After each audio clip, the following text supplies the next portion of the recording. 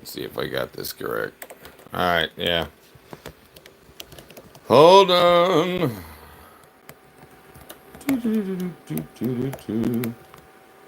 Stay put.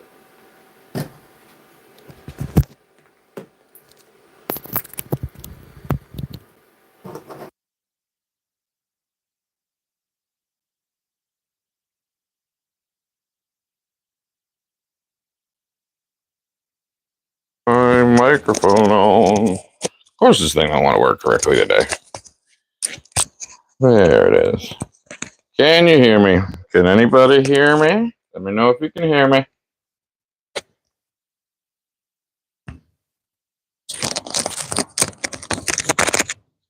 Dang it.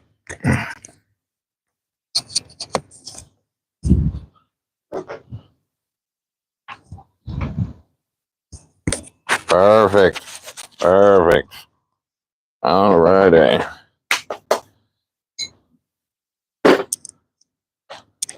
Where's my... All right, so we got our box. Hold on. Nothing wants to work correctly today. I don't know why. Come on, you. Nothing wants to work correctly. There we go. That way I can see the shit. All right, there we go. All right, so we have the plus. Let's Herschel. No, not already, buddy. You gotta get down. Come on, man. Get down for a sec.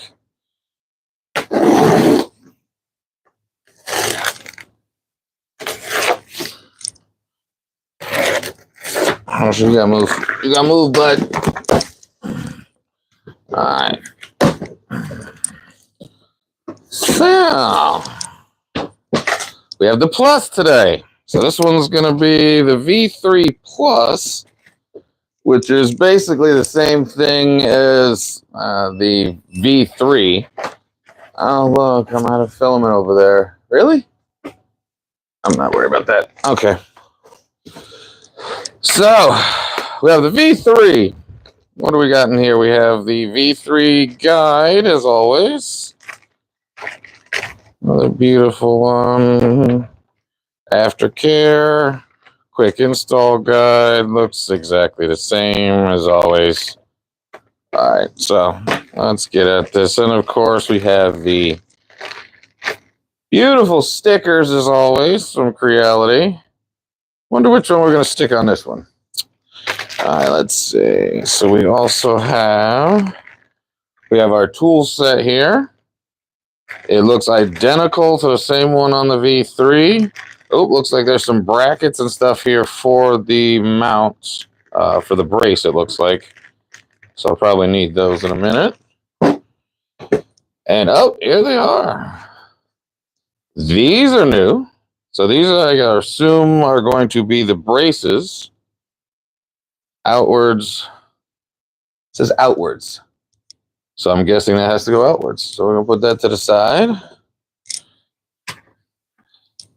Same thing, just a normal gantry support rod. Looks like you can turn them and tighten them based on whatever you need. And what do we got? Oh, I wonder what could possibly be in here. Would they be blue-handled pieces? Oh, I don't have any of these anywhere.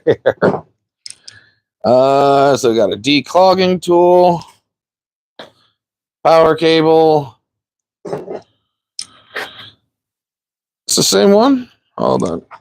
I think this is the same one. Oh, I've removed my old one. Okay.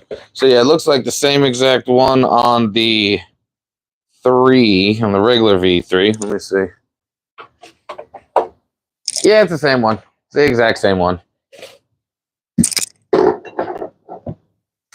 Clog tool is the same also. Yeah, it's the same exact one as always. The plain metal one. Yee.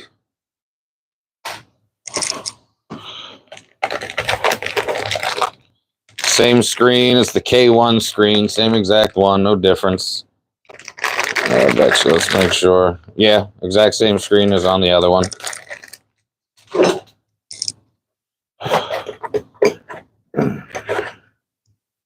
spool holder, same as the other one. Let's see here. Oh, they changed this. So the last one was 3D printed. This one is injection molded. Yeah, it's 100% injection molded. Hold on. Let me see. I have the old one in here somewhere. No. Oh, there it is. There's the old one. So the old one came injection molded, and they are slightly different. So this is the one that I printed, but it's the identical one that was already 3D printed. It came with it. But it looks like the Plus is now injection molded, as you can see from the line through the middle. No layer lines. A little bit more sturdier than the old one. A little lighter, too. That's weird. Okay. Well, they did upgrade something. And, oh, of course, the head's going to be popped in there. So nothing else on that first layer. Nope. Let's see what we got here.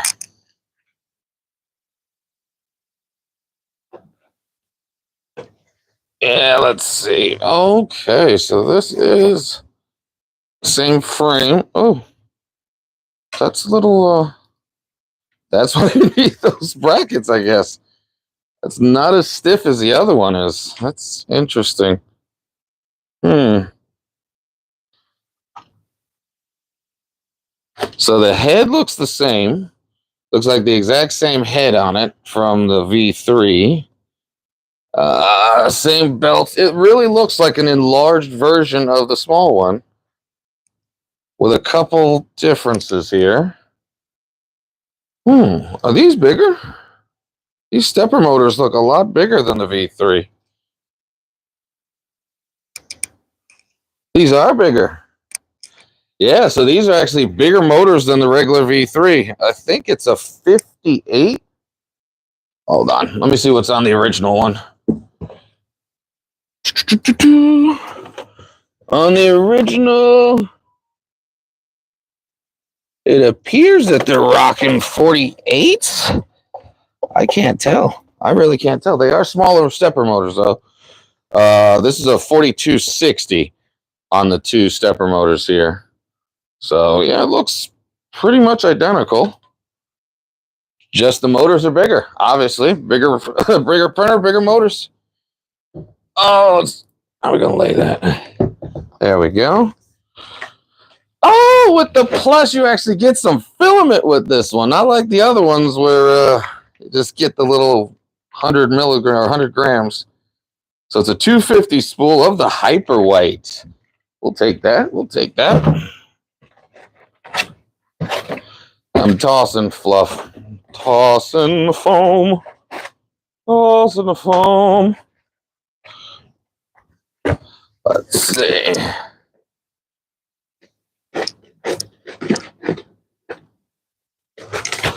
Oh, come on, big boy. Oh, this is just as heavy as, obviously a little bit heavier. Nope, nothing else. Come off the table. Oh no, we get the black sheet. No. So you don't get the gold one, you get the black one. I really wanted the black. I wanted the PEI gold one. It's okay, because this means I'll just switch it with the Maxes for right now. I love the gold sheets better, just so I can look at it and pretend that it's gold. So yeah, it fits the same exact sheet as the Max does, as the K1 Max. I've still got fluff on it. Yeah. That's a big...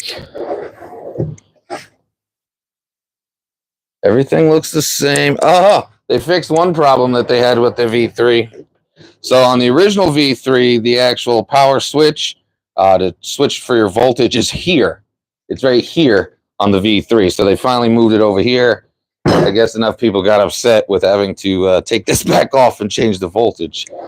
So let's do that first before we do anything else. What are we at? We're 230.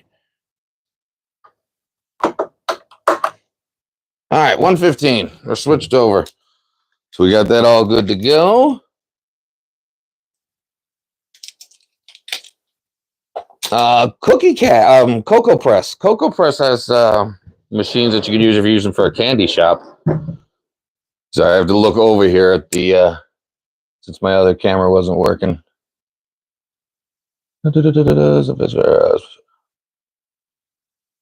Oh yeah. For making pegs and bins, yeah, definitely for 3D printing, it's going to save you a little bit of money, and you can customize them, put the whatever wording you want on it. Oh, what is this? This is interesting.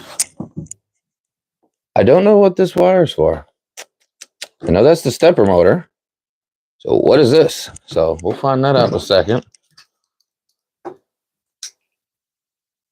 These are different. Yeah, these are definitely different. The connector is slightly different on the top of the head for this one versus the V3.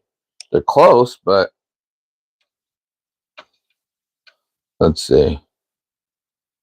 Yeah, they're pretty similar. I think the clip is a little different on this one than the other one. Yeah, that's all it is.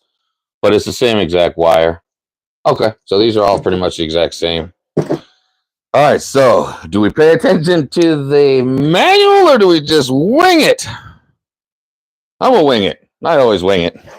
All right, now actually let's skim through the manual first before I do something dumb. See if there's anything different. No, link your printer to your. I don't link the cloud. Sorry, never. Yeah, we have all this. Yeah, make sure we do this. Yep. It's all looks identical.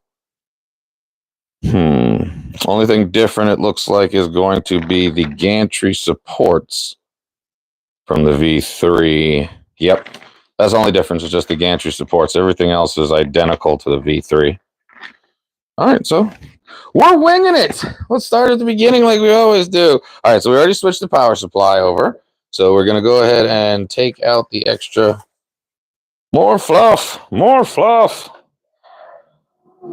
Oh, it's nice and greased up, too. I like that. Plenty of lube on there.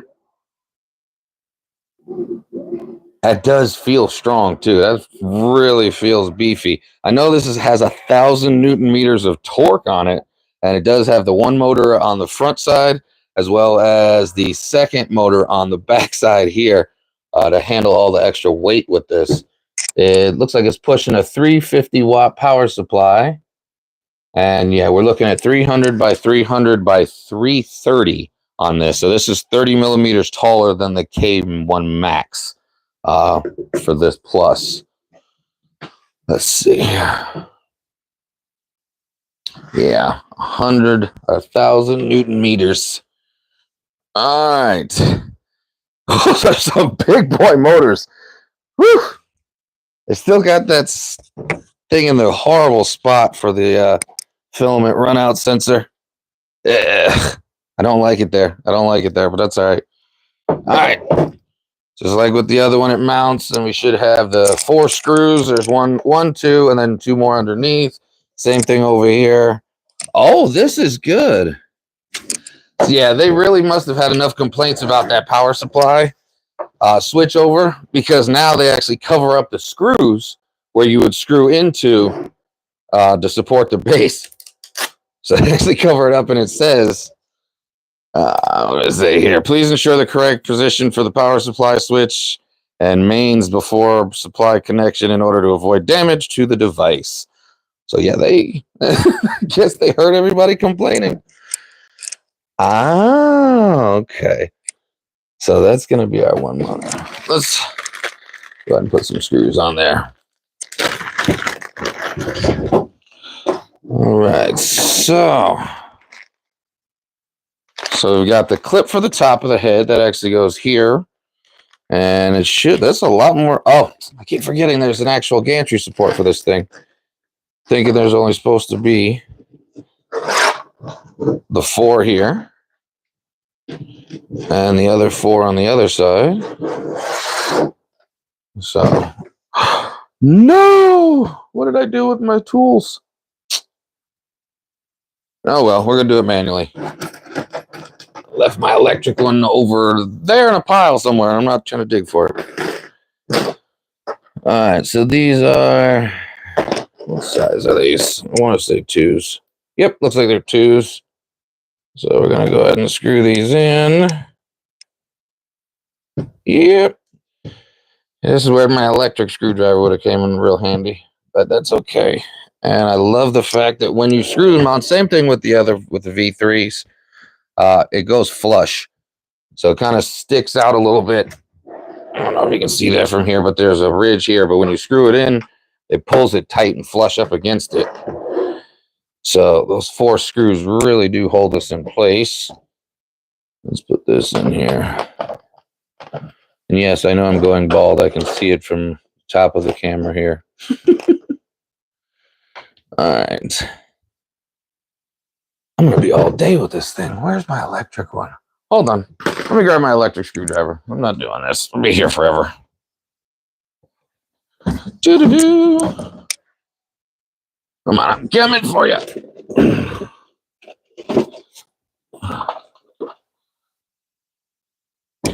There we go. Doo-doo-doo-doo-doo.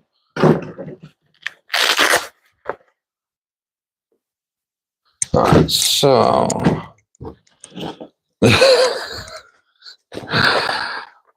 what are the odds?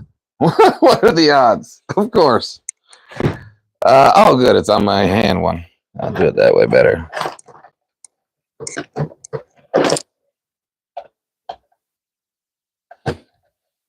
Are you not going in?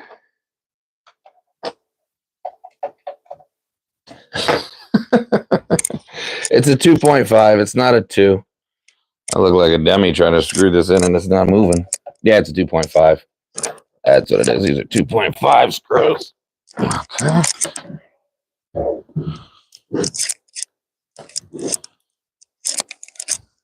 Come here.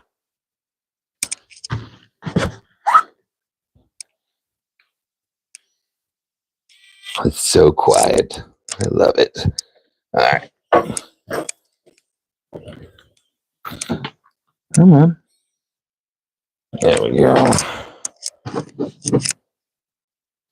And there's mix. All right. So now we got to turn it on its side and do the other ones on the bottom.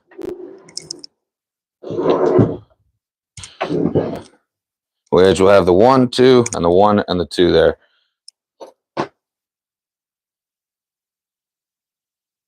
Let's see.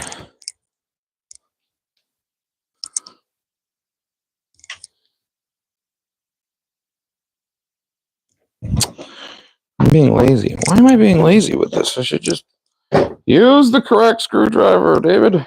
There we go.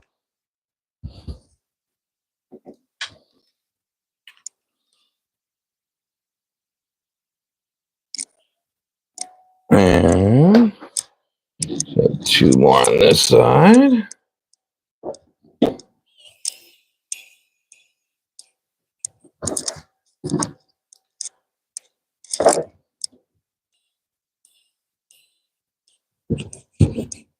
Yeah, and then I like to snug them up anyway by hand, just because I know I'm stronger than the machine.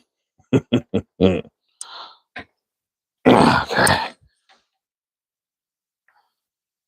All right, there's that.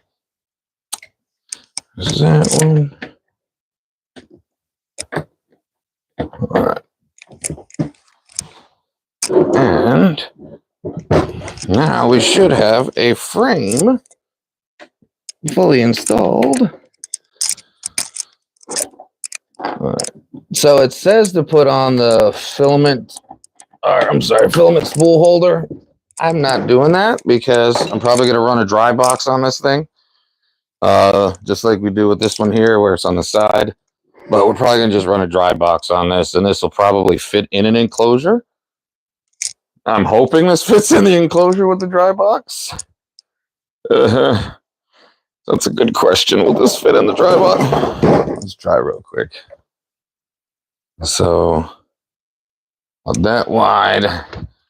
Oh yeah, that barely fits in the enclosure. Like literally barely fits. So if I'm going off the bottom,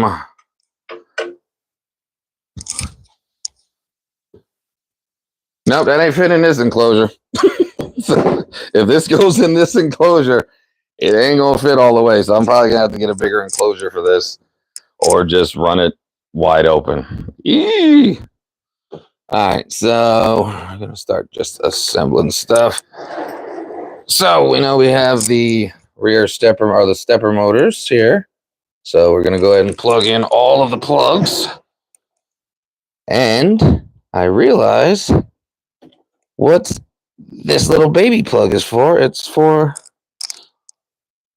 the actual end stop on the top here. And get in there. Why do these little things, why did they have to make them so small? There it goes. Now it's in. Really, really tight, but that's in. All right, let me see.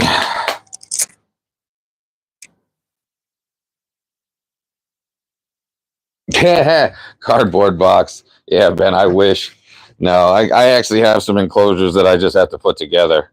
I just haven't done it. Herschel, get out of the box. He's eating the styrofoam, of course. Hey, stop. No, don't eat the styrofoam. I told you about that. You get sick. Don't do that. All right. Sorry.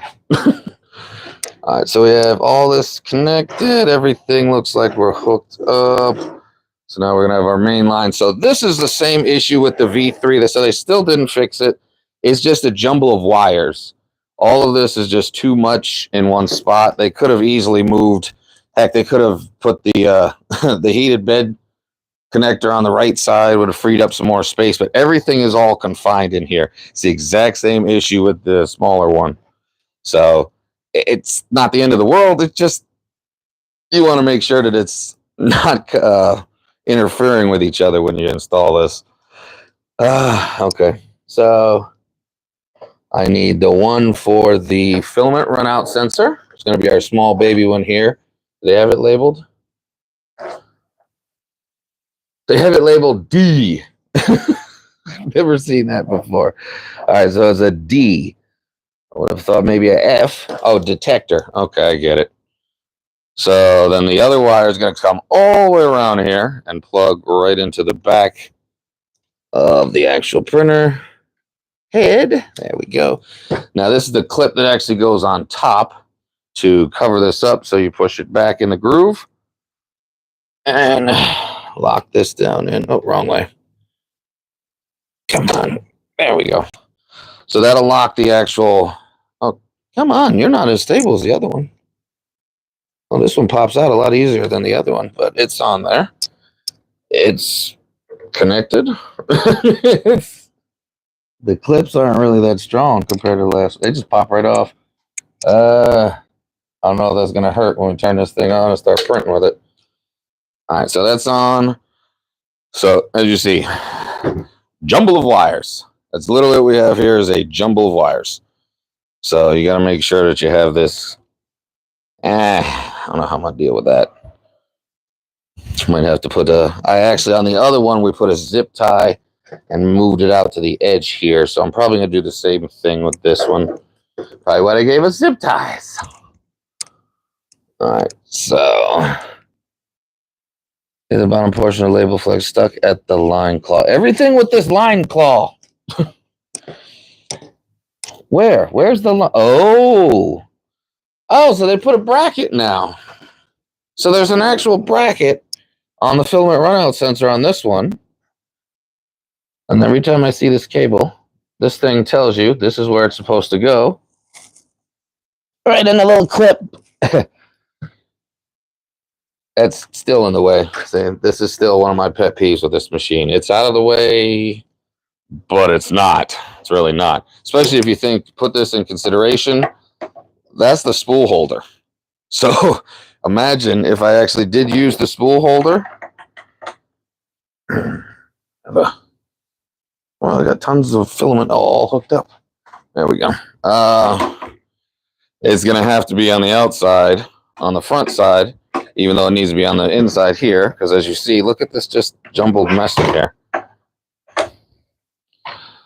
So see, it hits the cables. Yeah, I don't understand this one. And I'm assuming the other clips. You must first insert the wire into the cable clamp and filament detection. We just did that. And get the end of the line. Black position of the label, fixed flat cable stuck at the line claw. Is that not what I have? I am so confused right now. Is this supposed to be further down?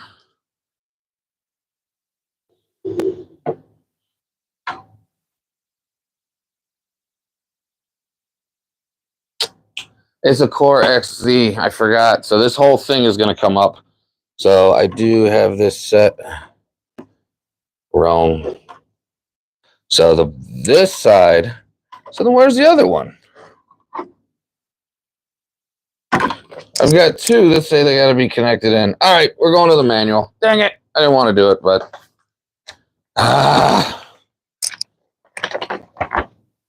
let's see here.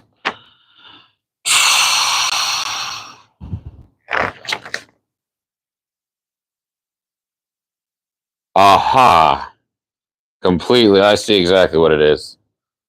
The gantry supports, it actually goes on the gantry support itself.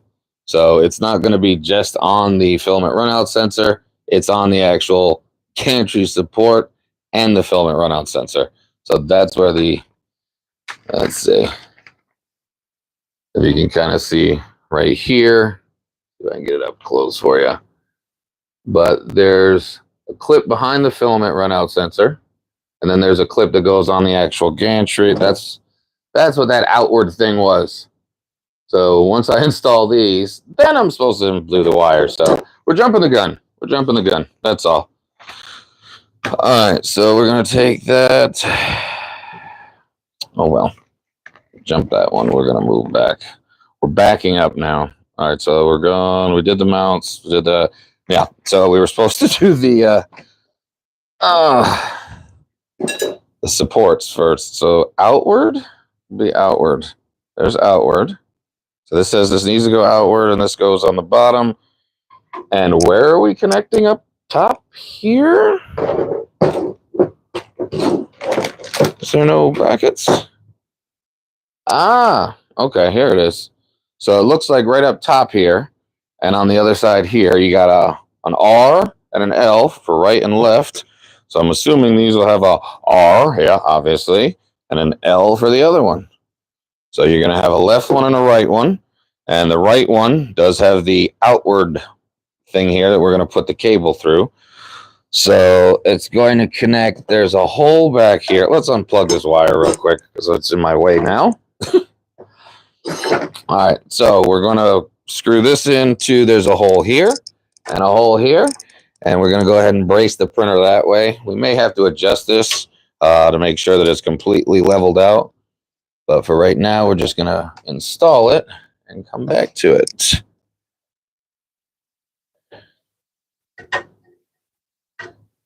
All right, that's one in.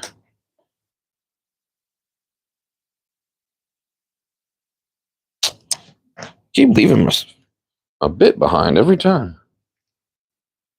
All right, and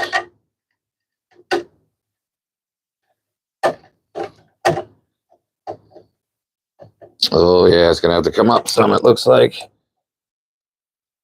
Oh no, we're gonna make it work. We're gonna give it full strength. Get in there. There it goes. All right, so I know that's tight. And flex it just a smidge to get in there. All right, so that side's secure. we'll come back to the, gosh, this thing keeps popping off. It's a cheap electric screwdriver set. Somebody gave it to me for Christmas. All right, we're going to take this off. Like I said, I'm not using this thing. I do not like it. I didn't like it on the V3. I'm not using it on this one either. All right, so we got to do the other brace on the other side. So same thing. L to L. There it is. L to L. And there's our hole.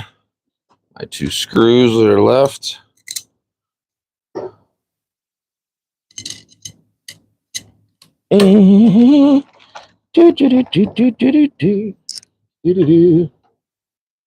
All right, and it is the inside.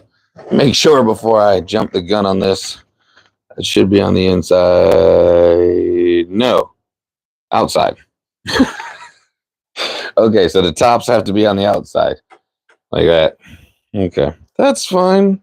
We can unscrew. It's only one screw we messed up on the other side. So yes, it's supposed to be on the outside that you screw inward, not the other way around like I did on the other, on this right side. So, gonna fix that real quick. No harm, no foul. It's in.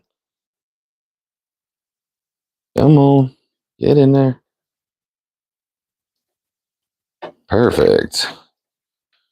All right, so I have, no, that's weird.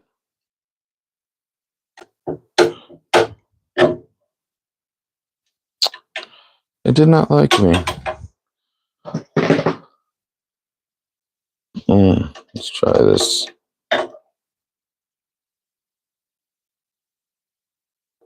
Yeah, maybe if I followed my own instructions and actually put it on the outside, that might have worked better. Instead of just moving the screw to the outside. The actual gantry support has to be supported on the outside and then screwed inward to the where the plate is. There we go. All right. So now we should have all of the supports in. I am completely out of screws at this point, so we should be good with putting the wire together. Yep, should be good with putting the wires hooked up now. So maybe they did fix the issue with this drama with the cables. So this one goes here. As you see, it's got the little black cable wire here that tells you to put this right in there. How is that supposed to work? How does that work? That's not going to work. How is that?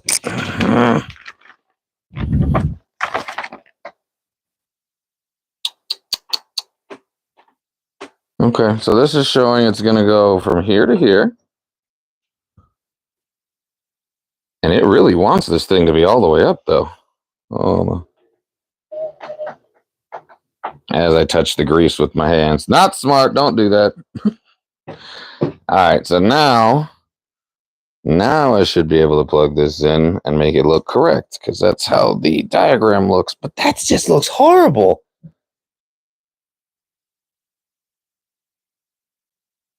Oh. Yeah, I jumped the gun again. So the cable itself goes underneath the actual. All right, good thing this comes off. And we'll unscrew that. Unclip that. Yeah, maybe I should have read the directions, because this is not exactly like the V3. Because with these extra components on it, it makes it a little different. So it's supposed to go behind the actual support beam. Okay, that's fine. I got it behind it now. There we go. And we are now clipped in. Ew. Ew.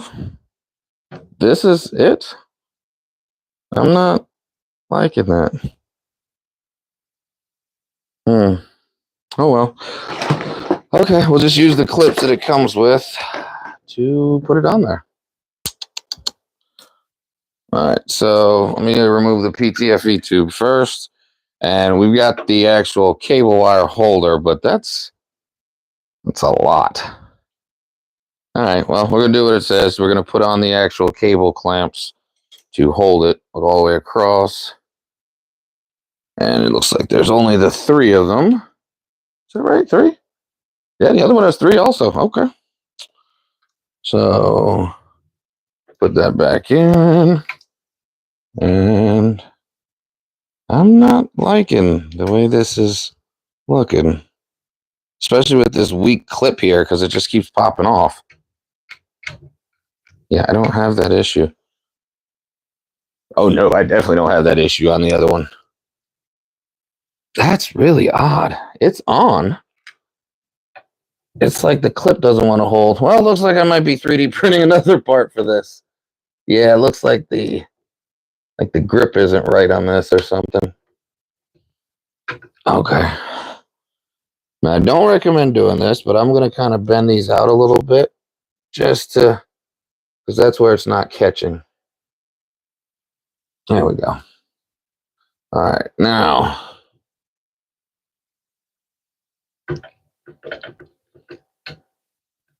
There we go. That's better. Okay, now it's not coming off. All right, good, good, good. Good, good, good.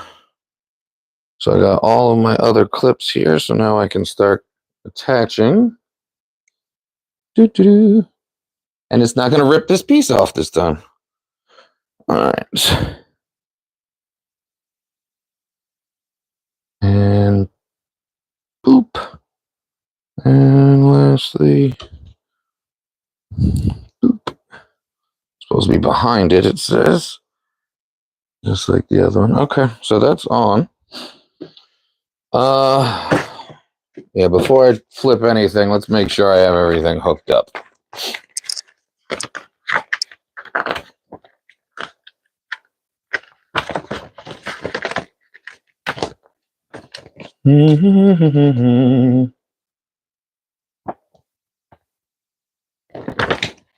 All right, there we go. Yeah, everything looks correct. My motors are connected. Switched over. That's connected. Secure. So this one's requiring, I see why. So this is a little different than the other one. The other one just clips on. It's telling me I need to put an actual zip tie through this one. Okay. And there's a zip tie. Oh, okay. So there's a clip here where I can put a zip tie. Few changes on this. So I put a zip tie through the little holes on the back of the print head here to hold the cable down, which will prevent it from pulling back up against that little clip. Then there's no tension on the clip at all because it'll be held down with. There we go. I'm going to clip off the rest. And now there should be no tension on this. Yep, no tension. All right, good. So now that fits in with no issues. We're good. And I think that should be it. And we can actually plug this puppy in. Yeah, looks like everything that's lined up. Please make sure filament guide. Okay, yeah, nope. This is not. So I do have to come back with it a little more. Yeah, that's me being too cocky, thinking I know more than Creality does because I have one. All right, let's get this over here. All right, there we go. That's awful tight, though. I don't like this. I guess they're trying to simplify all these cables, but everything's kind of jumbled in a weird way. All right, let's try it. Like that. Show that on the outside. Well, I mean, it's cleaner than what the other one looks like, so I'm not mad about it, but hey, it's all together. Everything's hooked up. I think we got everything. Last check before we plug this puppy in. And this is how to load filament. Screen, duh, right in front of me. Got to install the screen. Now, I've always hated installing these K1 screens because they give you like no real room to play with on these things. It's like you have to get it right on. Let's see. Here we go.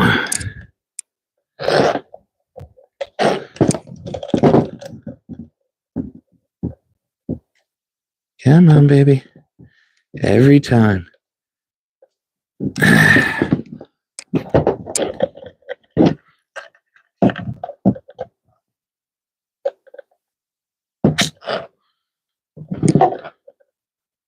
If you love me, printer, you'll just slide into this groove and clip.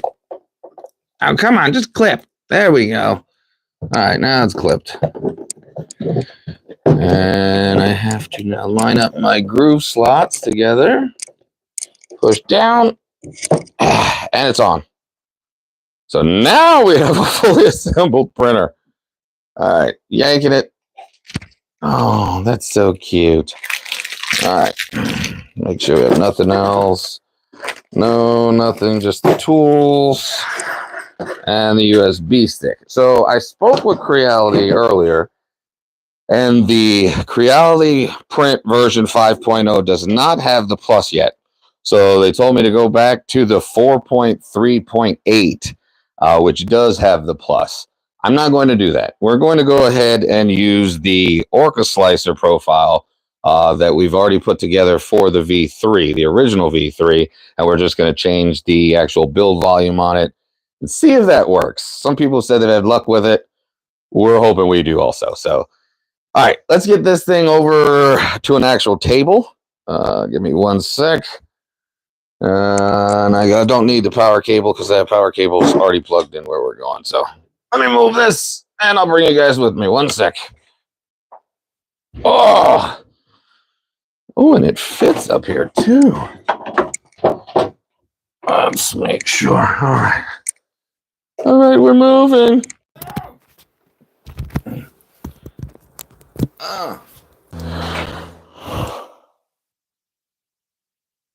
Uh-oh, I think I broke my microphone. Can anyone hear me still? Can you still hear me? Because I just dropped this thing on itself. I think I broke my microphone. No.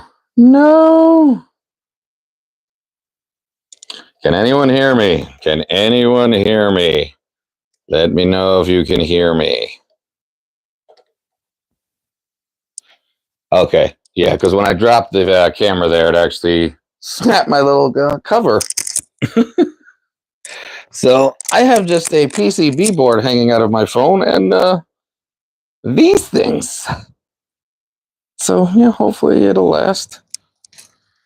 If not, we may just be going handheld. All right, so we've got it. Let's move this thing over a little bit closer so you guys can see a little bit better and not look at my back the entire time. Where are we putting you guys? Let's move it over here.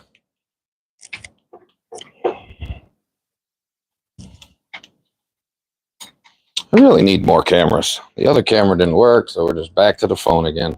I need a workable camera. All right, there we go.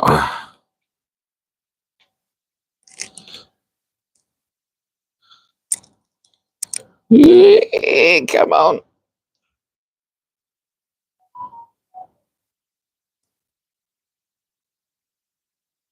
Oh, shoot. Do I still have this Q1 on? Oh, crap. Been running this Q1's heater for a minute. Let me shut this off. That's going to be a noise factor. So I was drying filament in the Q1 with its heated chamber. All right, so we're going to go ahead and let's do it the right way. I'm not going to cheat. You guys wouldn't have this board, so let's put the correct board on there. I'm being too prissy with I need my gold bed. So we're going to use this one that it came with just because I got to do it the right way. Let's see. We're plugging in.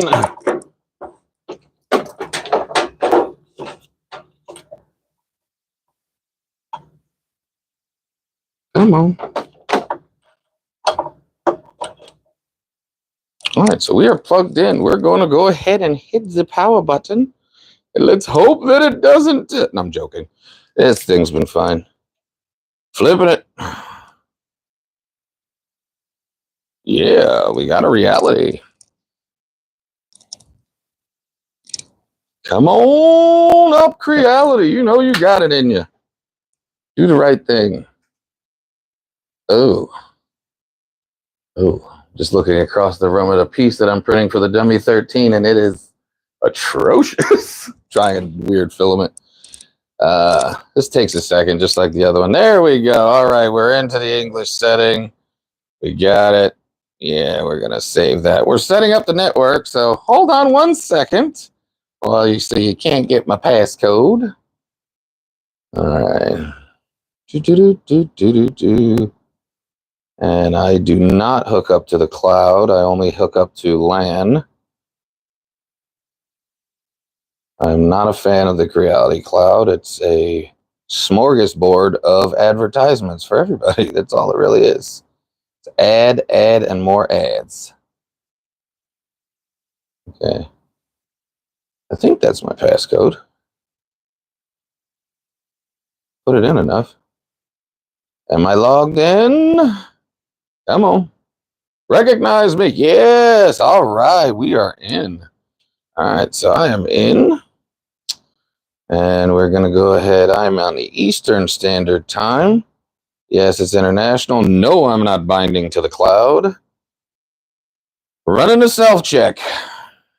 Same as the other ones. Got a nozzle heat, hotbed heating, heat break fan. Ooh, mainboard fan, input shaping. And oh, wow, this checks a lot more than the original V3. Yeah, check that out. Like that. That's pretty cool. So nozzle, hotbed, heat break fan, mainboard fan, input shaping, and auto leveling. That's what it's about to do. So we're going to let this puppy run. Going to let it do its thing. Let me read the comments. Sorry, guys, I've been trying to do that. Let me catch up on the comments. Scroll back up here. Like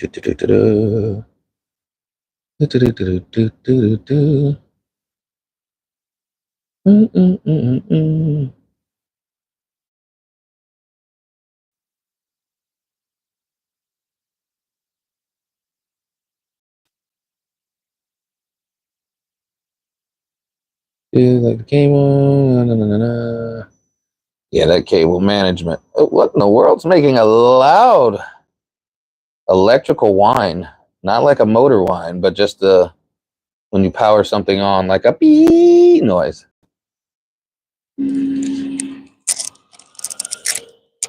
Oh, hold on. Let me see if you hear that.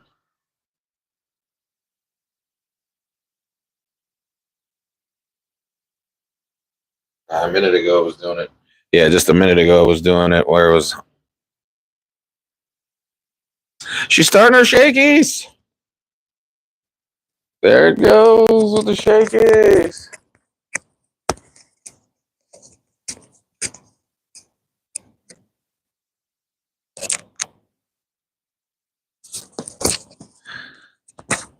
It's not as loud as the other ones. You better get louder. I want to hear my whole table rattle. That's the only way I know it's input shaping the right way.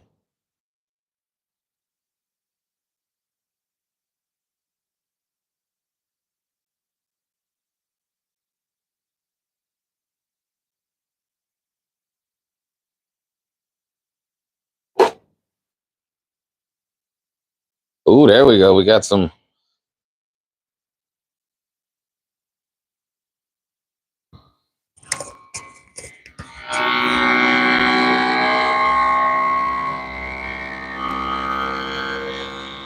Oh, yeah. Oh, you can smell the new plastic.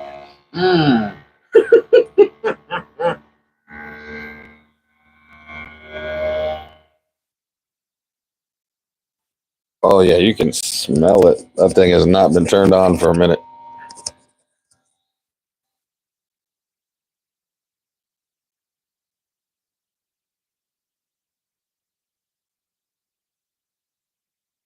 While that's doing that, I'm going to set up the Orca Slicer profile.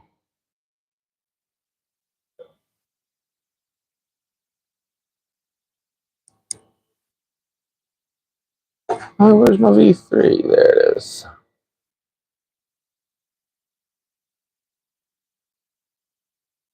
Oh,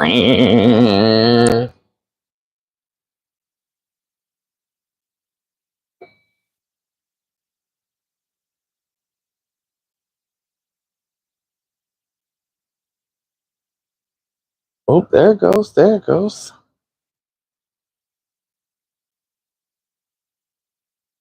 Input shaping still going.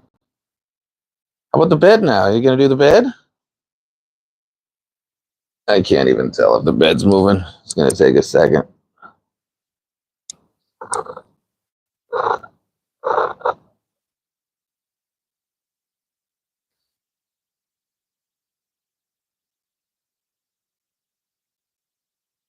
It is wiggling the bed.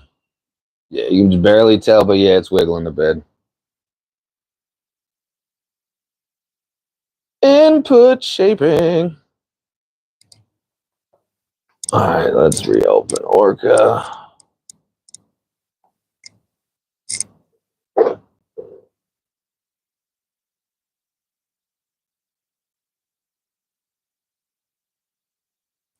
What in the heck?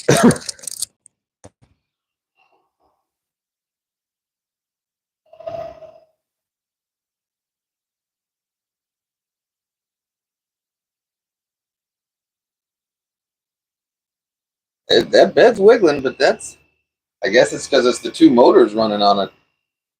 I don't know. I haven't heard that before.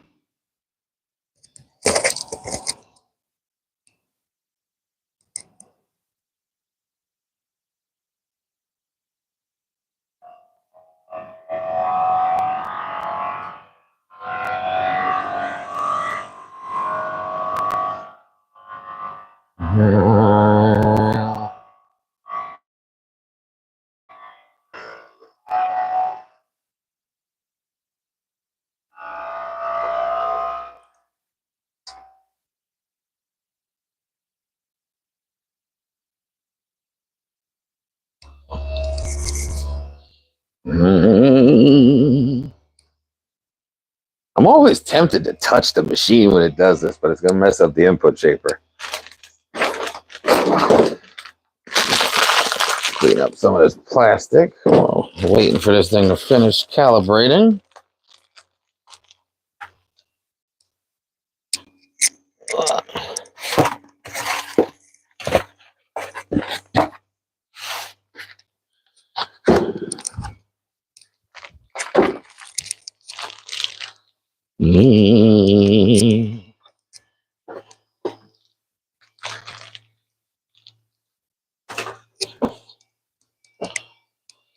Is there anything else I need to read in this? No, of course not.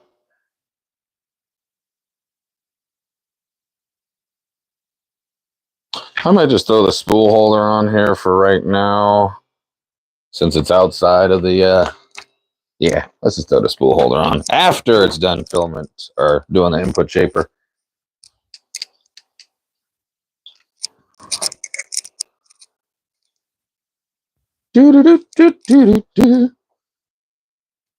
Bed leveling, come on, you're done with that. It's time to bed level. Level the bed.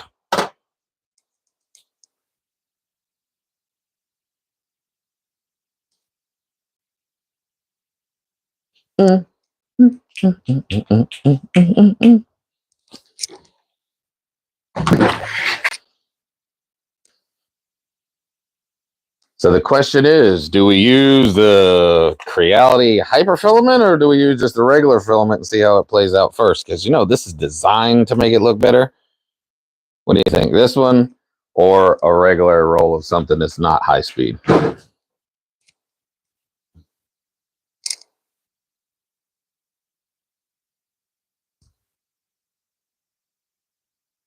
Regular. Bogdan says regular. Ben, what do you think? Regular or hyper?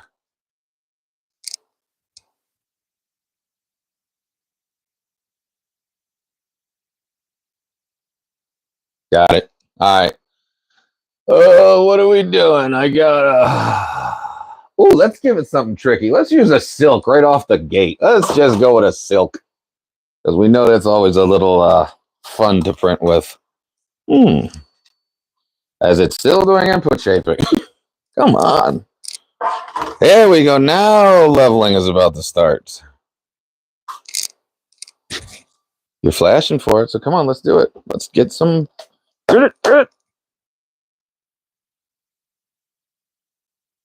Yeah, I agree, but everybody does the hyper. Here we go. It's moving.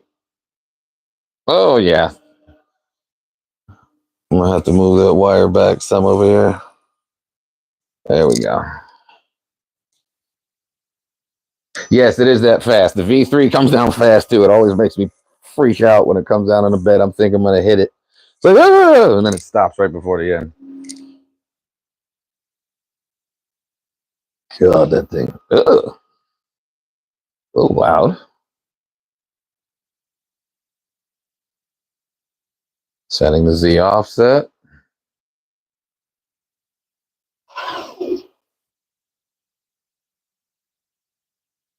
No. No, no, no, no, no. These the rods on the V3, these rods are kind of noisy. I might want to lube these up a little more. Let me see. Yeah, I might want to lube these up a little more. That's why they give you extra lube for. I'll wait till it's done. But no, I believe it's a 10 and an 8 on the rods on this one, and then they're 10s on the bottom. Actually, no, I think these are bigger. Yeah, these are bigger. Yeah, those are bigger. This one, I couldn't tell you what these are here on the rails here, or on the rods. But it's yikes.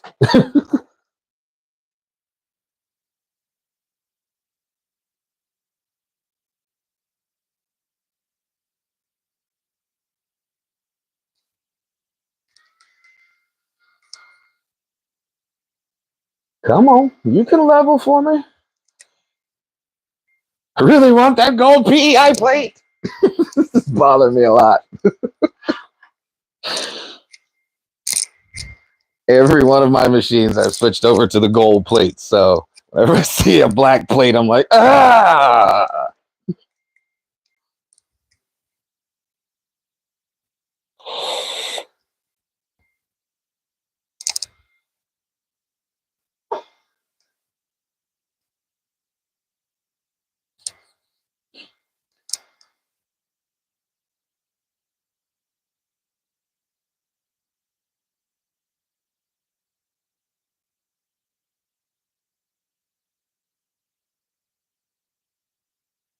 The gold sticks better, in my opinion. The gold does stick better.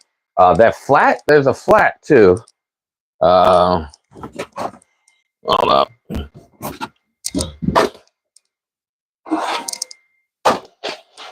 So you got the three different types. You got the black, the flat, as I call it, or the A plate, and then the don't disregard that. That's I didn't do that. But yeah, you got the gold, the flat, and then technically these are the same thing, but for some reason the gold sticks better for me. I don't know why. The gold just sticks better.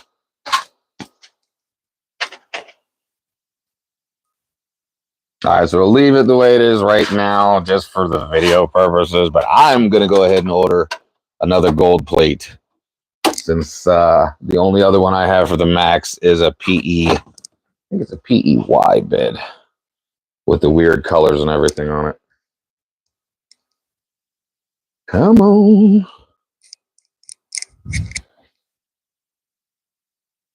What's the hold up? This should be faster than this. Probably the first one. There it goes. Wee.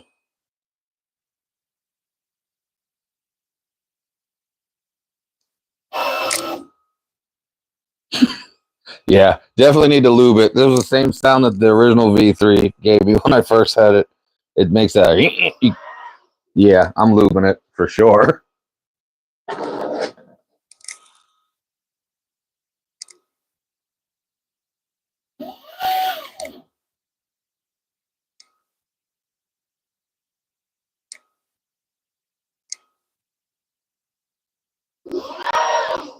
Good night.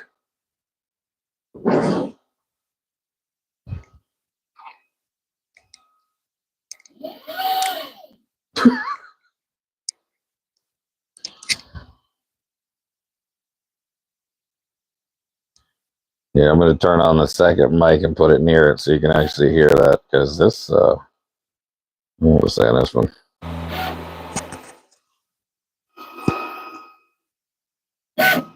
Whew.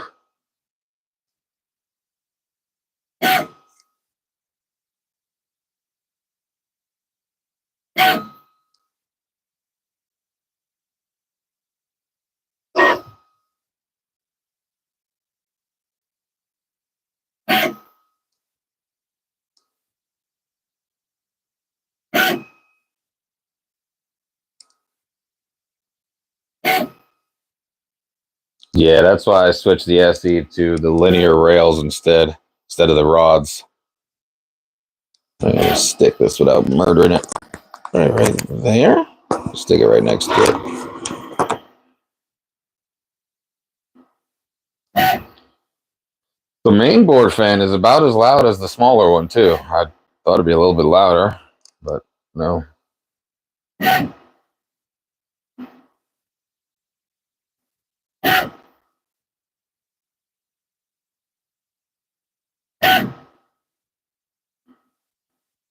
So let's see. This is how many points? 1. I think this is 49. I think it's a 7x7, but I'm not sure because it's a bigger plate. So it's probably something different.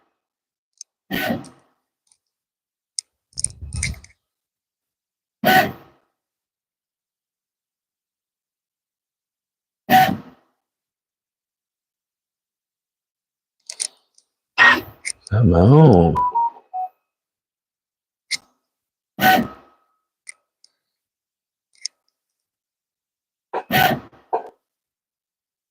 Let's see. All right, so I'm changing a profile right now while that's doing it. We're going to make this machine is printable height is 330. 330, 320, 330, I think.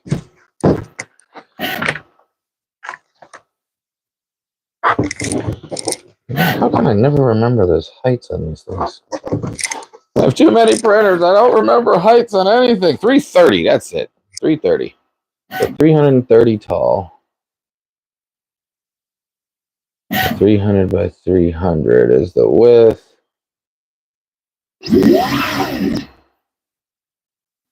Printable area. 300 by 300 by 330. Oh, are you done? Are you done? No way.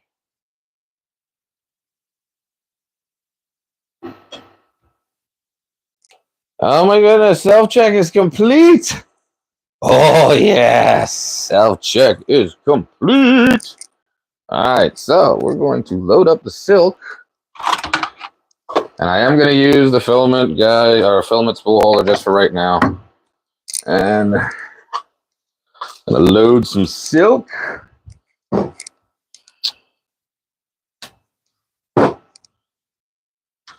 And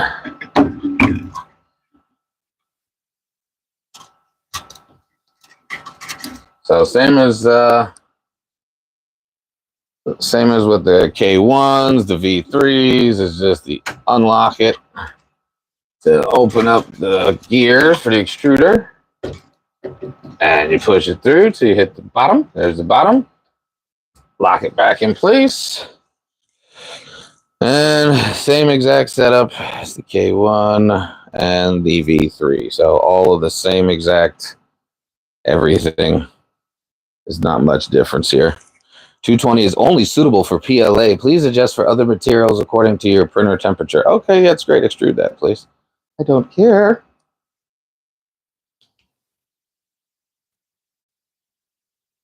Let's see.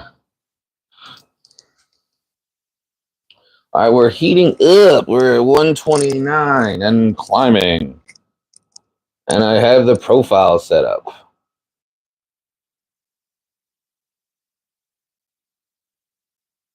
Six by 6. Yeah, 36. Okay, that'll work.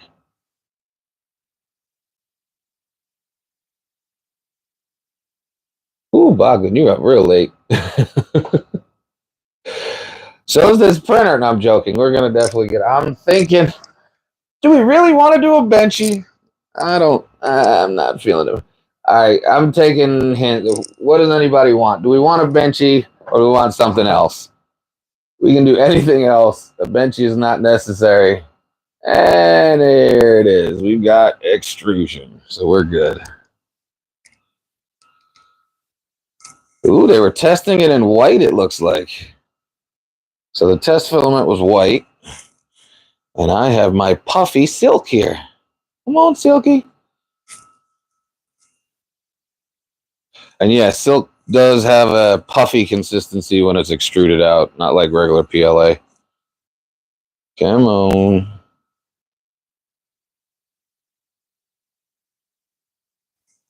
All right, what's my temps for this? This is, oh, that's probably why. Because the temps for this is only 205.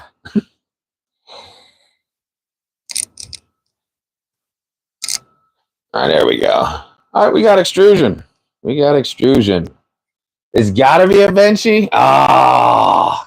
Well, if it's got to be a benchy, then we're going to run the one off of the USB. That's the only way we got to do it, because otherwise I'm going to be slicing it and try to do something stupid and make it really fast for no reason. All right, so this has the same slot as the other one. All right, so we put in a USB stick. Flash drive has been inserted. Yes, it has been. We're going to go ahead to the files.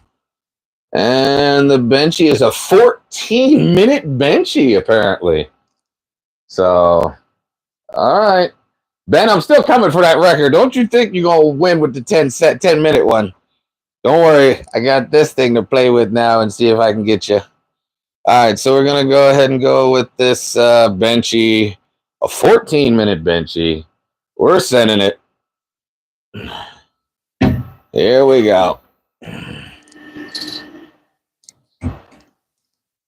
Where's the spool thingy that usually comes? Oh, yeah, the reason why you need this, you always need this with that spool holder, is it coils back around itself.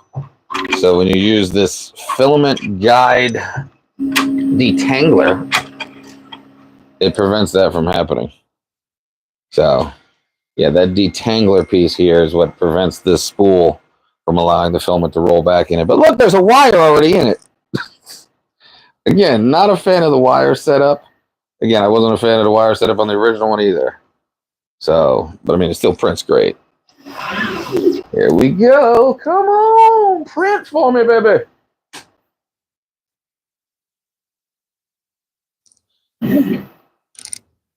If you love me, printer, you will print.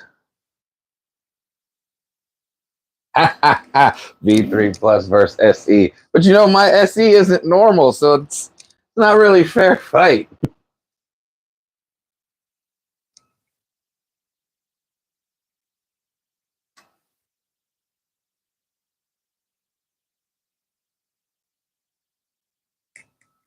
He's got to, Bogdan. He's got to flex on that 10-minute benchy. I would too. I mean, I ain't even gonna lie. I thought he was joking until I saw the video. So,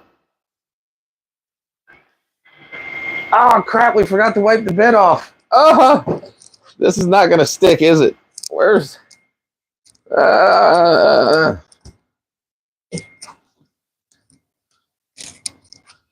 did I do with my Windex wipes?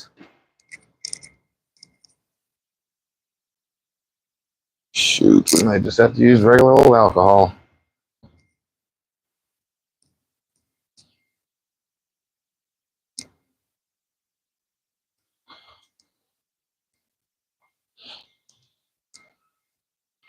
We heating?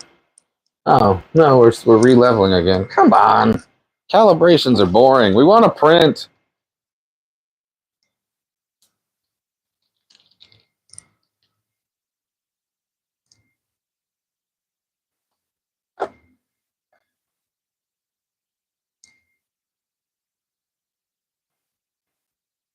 Oh, this one only goes down to 130 when it's interesting. So when it's actually doing the bed level, I'm gonna have to root this thing immediately. It's just me. I'm gonna have to root it and put Guppy screen on it. This nozzle is not gonna be on there very long either. I already want to put the Flowtech on it. See, it does this same thing with the V3s. Why do you have to keep going up and up and up? See, there's that one of those issues that I've always had with this machine. That's why I like to run it out of a dry box on the side, because that filament will come back over there. It's just a design flaw that they have, especially with all these wires.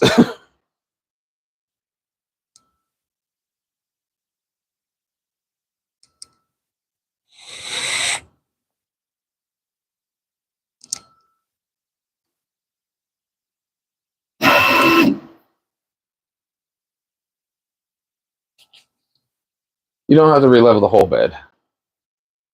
Please don't relevel the whole bed. Yeah, this is why I want to root it, so I can put camp on this thing. That way it's only going to level where it needs to level, because we're not printing on the corners of the bed. We're only printing in the middle. And camp would take that right and make it right there. Just level that.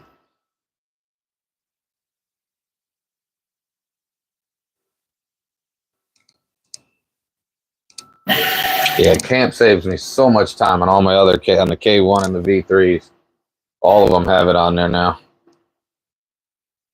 Believe it or not, the Cheaty Tech came with it installed already. The Q1.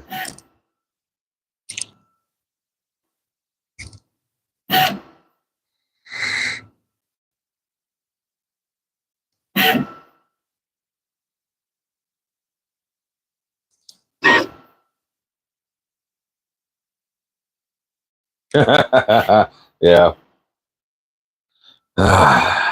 Come on, I don't need all of this. I just needed the one section.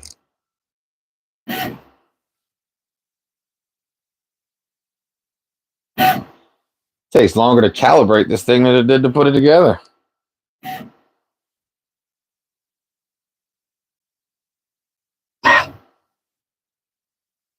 Yeah, the SVOA comes with it. I know that. I saw that too.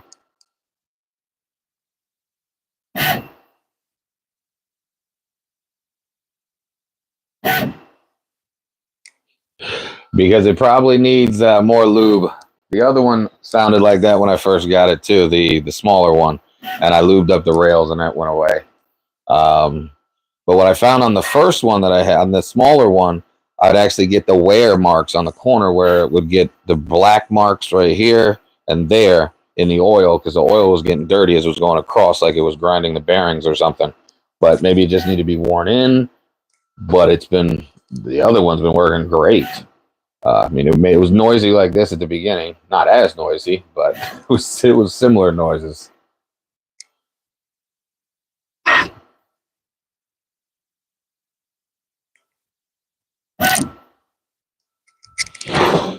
Yeah, I did say I was going to do that, and I didn't. I should have lubed it first. Oh well, we're going to run it without the lube. I'm not stopping it yet. We'll lube it up when it's done. I'm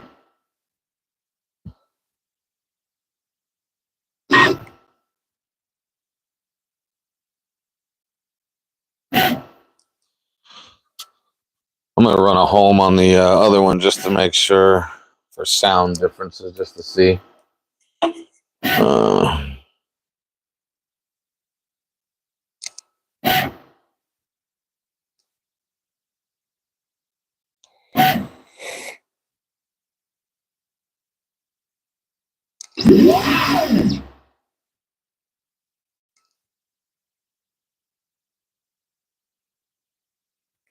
Yeah, the benchy will be faster than this. Oh yeah, definitely need something on them bearings. I'm so tempted.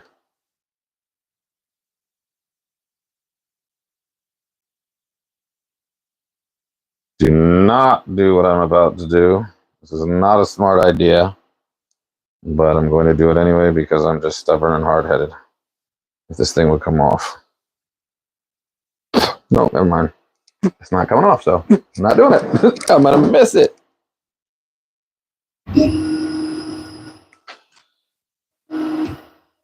Oh, we got a line. We got a first layer. Here we go. Oh, Jesus. Sounds horrible.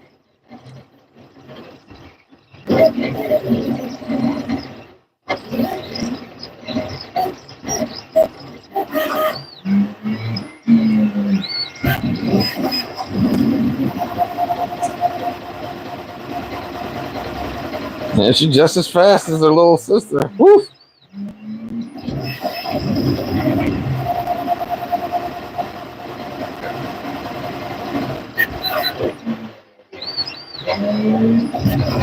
Welcome, Rich.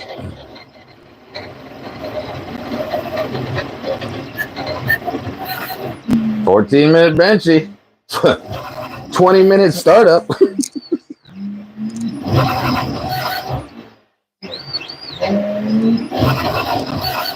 It's looking good. Got good layer adhesion on the first layer. It could come down just a smidge, it looks like. Just a smidge. No, it's not usually this loud. The other one does not sound this loud at all. I'm definitely lubing these things up. Yeah, it's going to need it. I can see it already. I'm getting the black.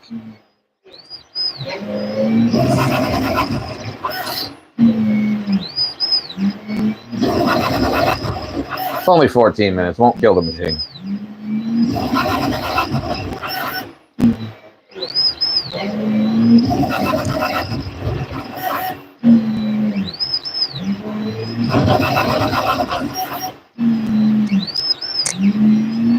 Ooh, it looks good though. That is so loud.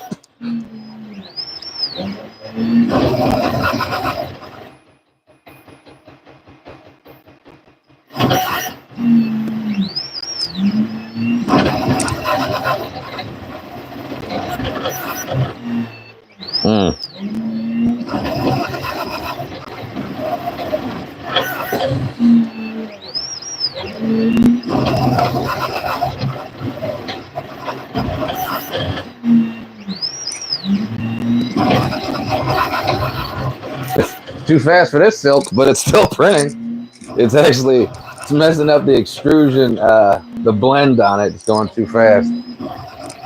It's a tri-extrusion. Yeah, it's a silk tri-extrusion.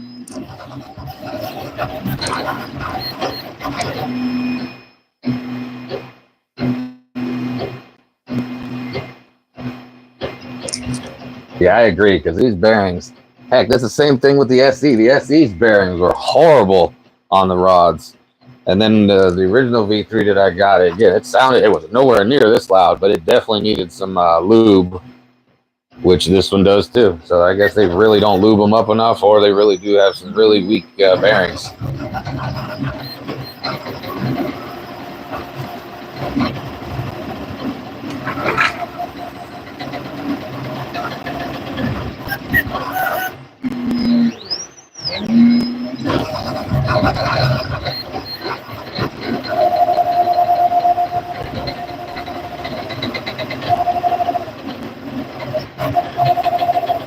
Nah, Rich, you should be good with silk. Silk should be fine. That Neptune 4, in case you guys don't know, I loaned the Neptune 4 to Richard so that he could learn some 3D printing.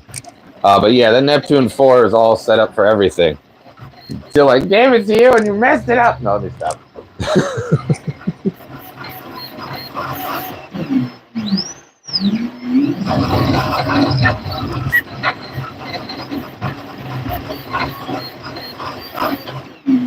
Yeah, Ben, my screw actually came out, the one that was holding the rail, when I first got it. And it came out, the bed was bent, or bed was warped, and it was clipping that screw so much that it actually took, it was a heat insert that holds that screw in. The heat insert actually popped out.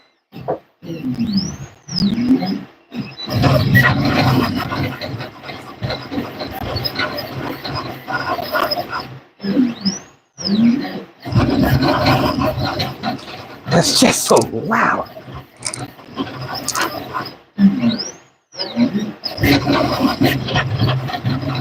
Oh, you know what I forgot to do? I forgot to check for firmware updates before we did anything.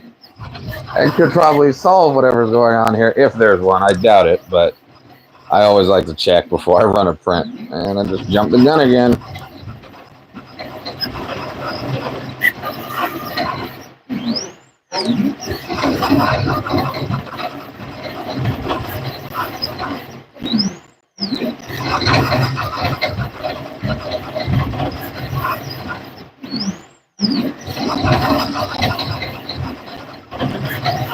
And that's the printer making it. All that.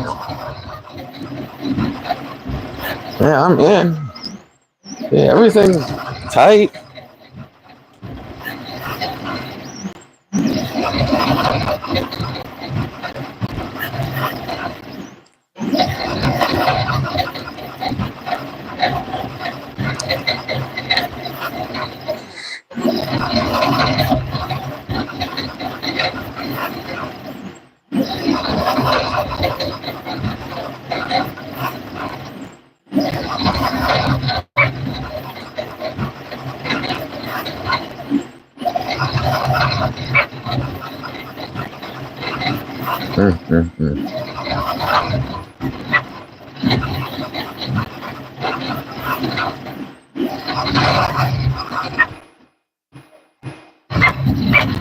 Hi, Hillary.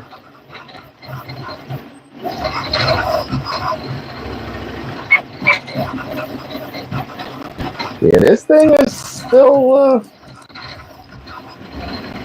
I think they just took the V3, added an extra motor, bigger motors on. Oh, hey.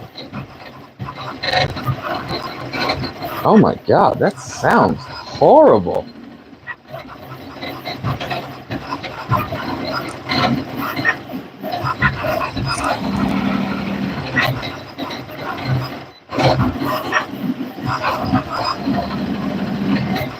I feel like I'm in some kind of a fight or something with this machine.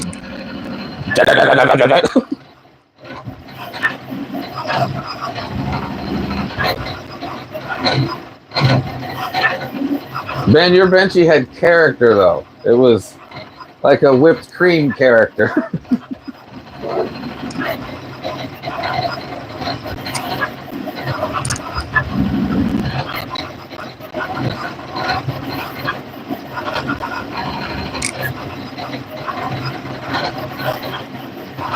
This is not staying on this table. This is where the Core XYs normally sit. Oh my God. It's so loud. So loud.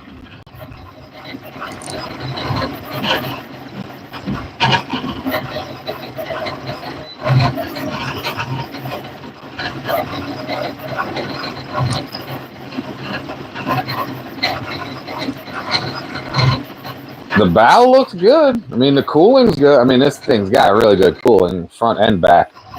It's got a big blower fan in the back and then one on the front for part cooling as well.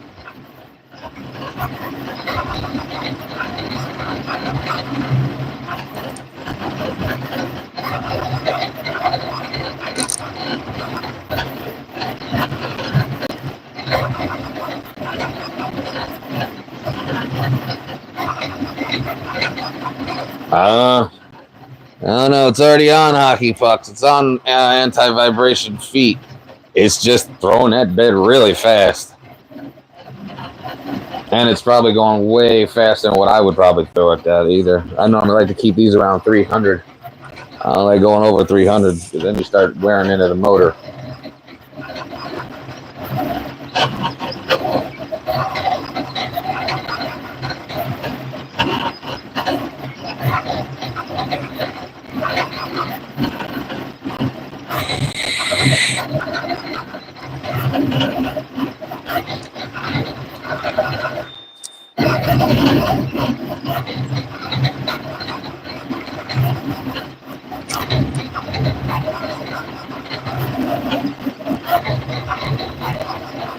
Gotta love Kangaroo. They ain't got to slow down for silk on a Kangaroo.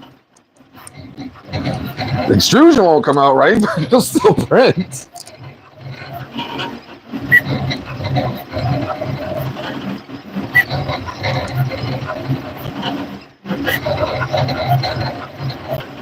I feel like turning on the Neptune 4 fan just to drown out this noise.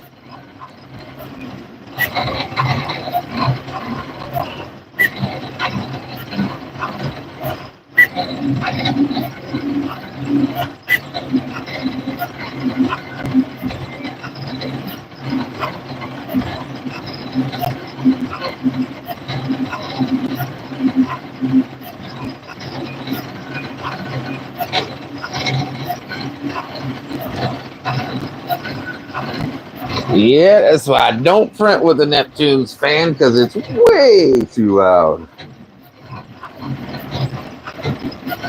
And it's overkill.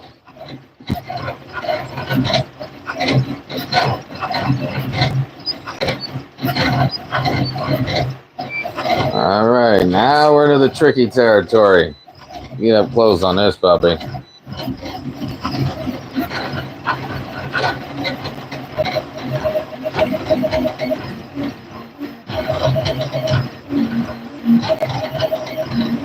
Come on, you zoom in.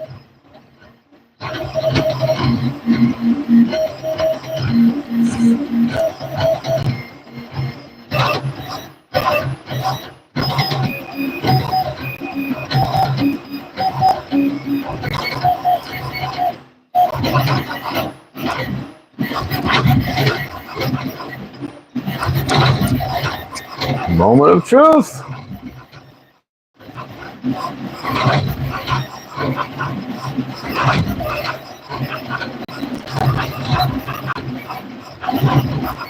It's a tri-extrusion. It's technically supposed to be green. Is it green, blue, and gold? But the printer's going too fast for it to actually blend the right way.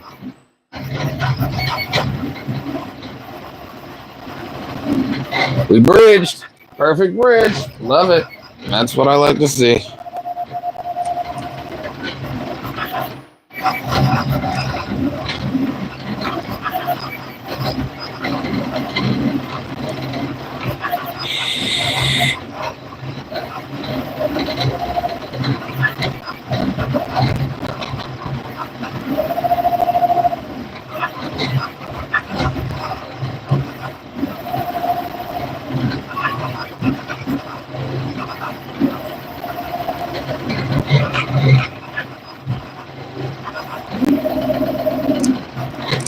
Good Lord.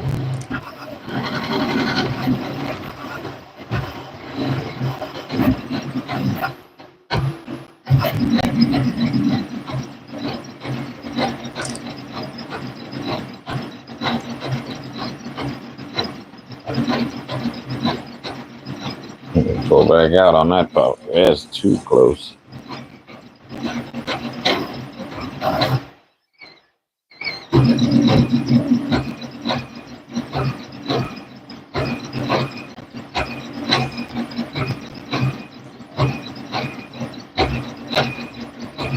We're at 13 minutes.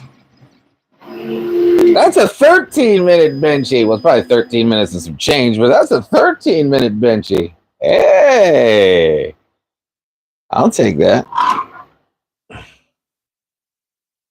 I got some cooling, but again, we were running really fast on a silk, so.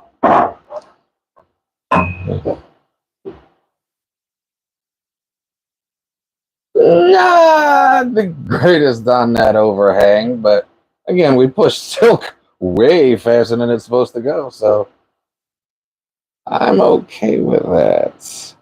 Oh, is this the pink gold? Is this the pink gold green? No. Oh, this is a pink green blue. That's what it is. I have way too many silks. Yeah.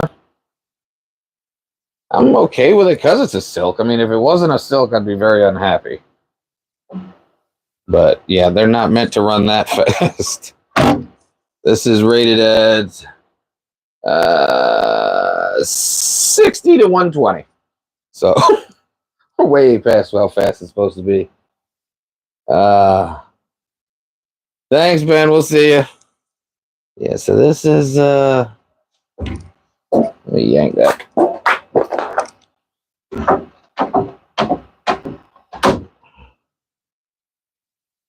So this thing we're going to lube up for sure. But that's our benchy.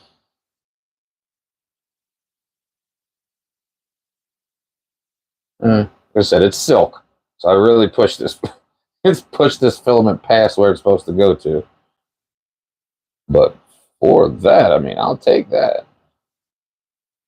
If I slowed this way down, get better color. But yeah, I'm good with that for right now. Yeah, we're definitely lubing these. I'm lubing these rails. I'm lubing these rails immediately. Immediately! Before I do anything else. Oh, I don't want to use the one that's got glue on it, though. There we go. Okay. So, lubing the rods back to you. Like it needs some toothpaste. That's all. It just needs some toothpaste.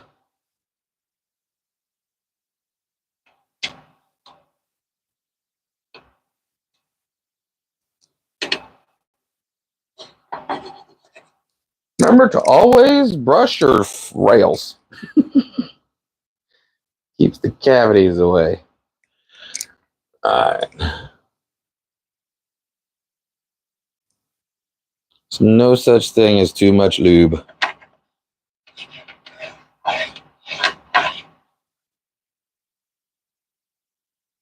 Alright, so got the front side done.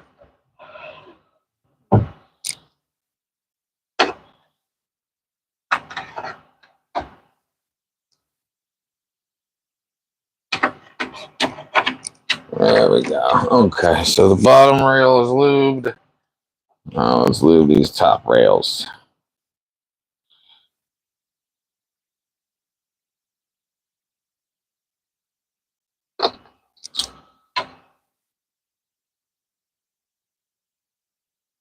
Oh yeah, I'm already getting that brown from the bearing.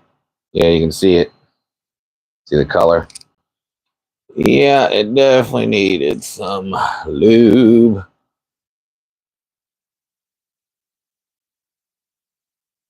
Don't get on the belts though. No, well, it's the top, so it's not lube on the back of this toothbrush. There we go.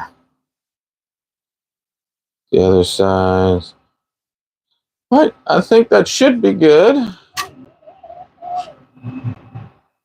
think I've got enough lube on there. Ugh, I've got a lot.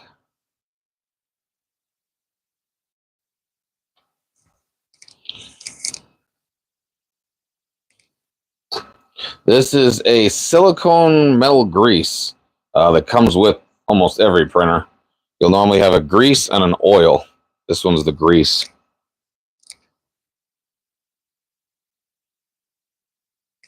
This printer just released, like literally just released. Pre-orders started on the 20th, I believe it was, or 21st. So I pre-ordered and I just got it. I was told it'd be here the 28th and it showed up today. So I'm happy that it showed up today. All right, that sounds a little bit better. Yeah, I'm doing it slow so I don't blow the motors. Backstepping them. All right, I think we're good there. I'm going to take out this silk specifically because I want to see what this thing will do on a high speed. Because the silk, we see, didn't work too well. Super lube works real well. I don't have any super lube on hand right now, and I wasn't expecting to have to re-lube this thing right out of the box. So, oh shoot, I didn't hit it yet. So yeah, we're gonna take out this silk and actually go with a hyper now. I'm gonna go with a hyper. I'm thinking we're going to go with a hyper, but we're going to use a full bed. I want to see how well this this thing levels. So we're going to do a full bed. Full bed first layer. All right, come on. You can extrude. And yeah, these are really easy to extrude. It'll retract. Come on. There it goes. So now it's retracted. There it goes.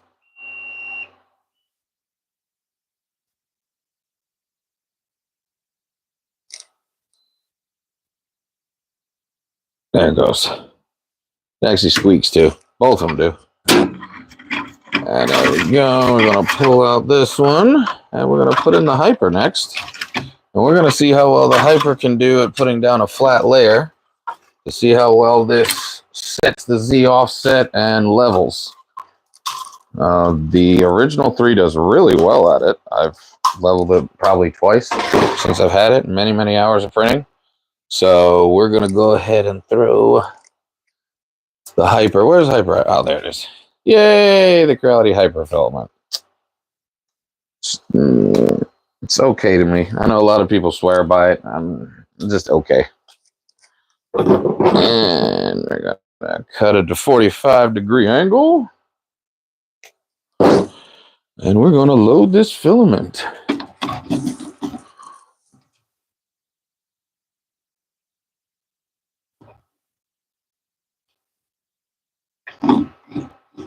There we go. It's in. Just, oh, it doesn't like. There it goes. Yep. Okay. Now we're going to extrude. Come on, baby. Extrude for daddy. There we go.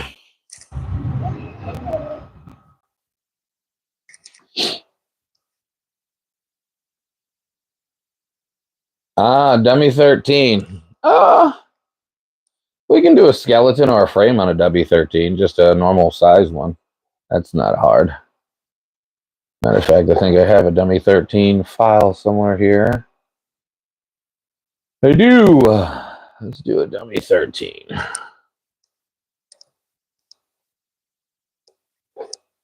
Dummy 13, where are you, my friend?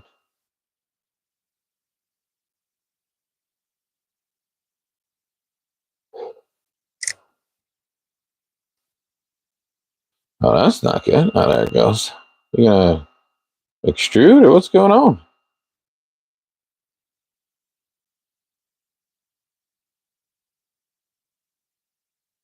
There it goes. Okay.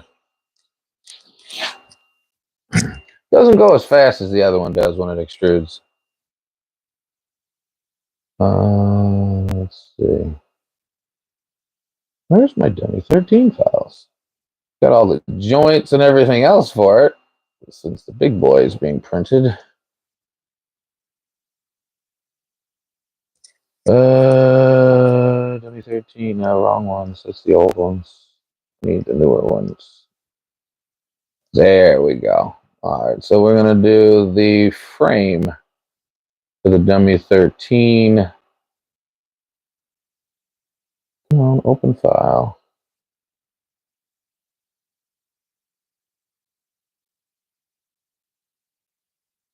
Come on, open location. There we are. Individual parts. Show all.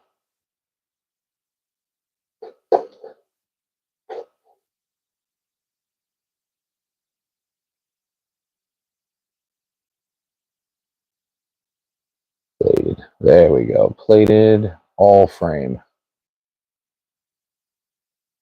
All right, so we got that in. Disregard that. And we are going to go ahead and make sure that's all set. Okay, so this is all good to go. And we are saving this as the Ender 3 Plus file. All right. Oh, might help for me to set the network here. Hold on one sec. Got to put in the IP address so I can link this to Orca.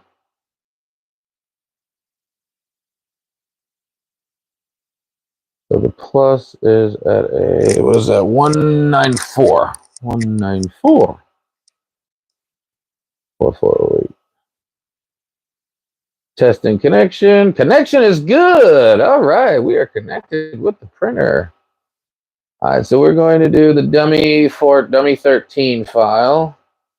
I don't like how small this is, so we're going to make it 200%. Because this machine is fast enough to do it. And we're going to just use regular standard settings. I'm going to do 3, 4, and 3 with a 1.6.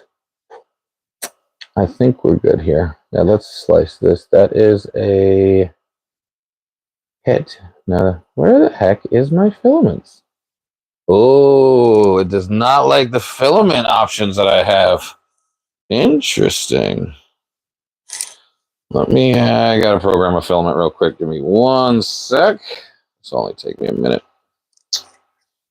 Yes, I want that one. Yes, yes. Generic, yes. Exactly what I wanted. Confirm. All right, there we go. Okay, so we are slicing, and we are looking at, come on.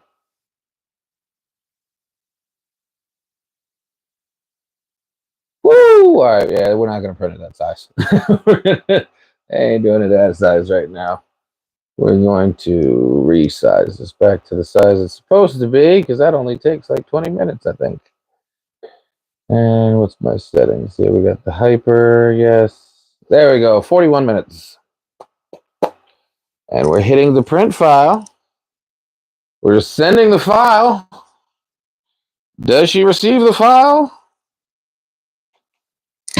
She received the file. No! No! What was that? Mainboard exception. And I'm pretty sure it's because I'm using the other profile. But we'll see. We'll see if it just, because it went and it went away. But I did get that M502 failure. But we'll see here in a minute. Maybe it'll print, maybe it won't.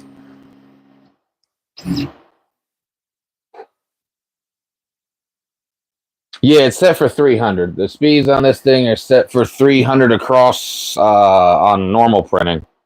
And then I think it's 500 for travel. And then the Excel was set to 10,000. Actually, hold on. Let me find out real quick. Let me go back in here.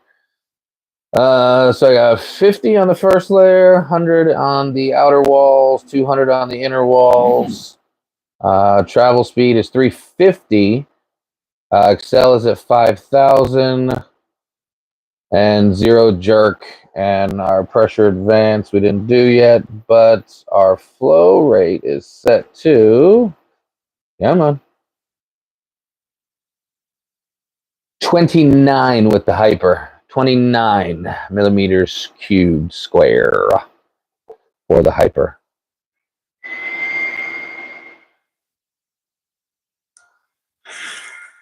Oh, she's heating up. Yeah, I'm definitely going to root this thing later on tonight so I can get camp on here.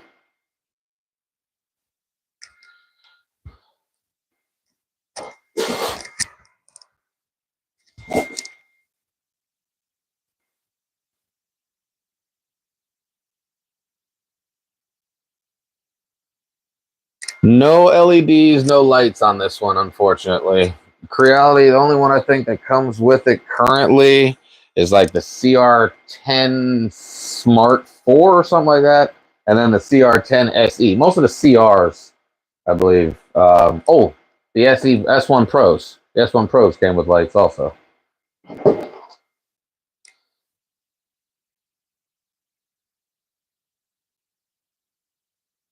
Why did I buy an Ender?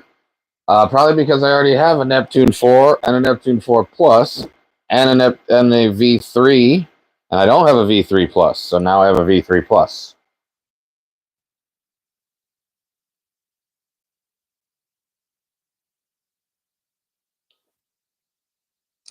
So Morpheus, we're printing it's only the frame for the Dummy 13. If you want, we can actually, while we're doing that, I can print matter of fact, I will. I'm going to print hey, you two, stop fighting. Oh, God, I've got 2 cats arguing with each other. Guys, I don't care if it's a love tap, love fight, whatever, both of you quit it. Jeez.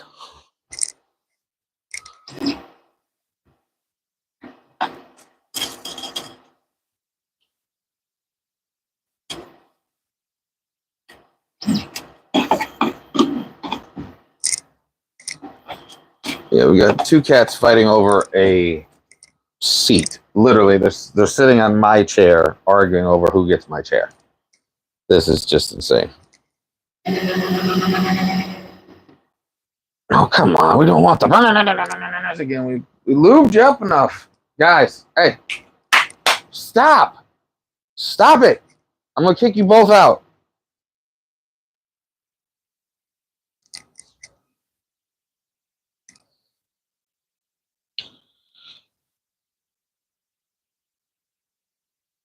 So yeah, all the frame parts for the dummy 13, we're going to go ahead and print on this. And while this is printing that, I'll go ahead and print the exoskeleton on the regular 3.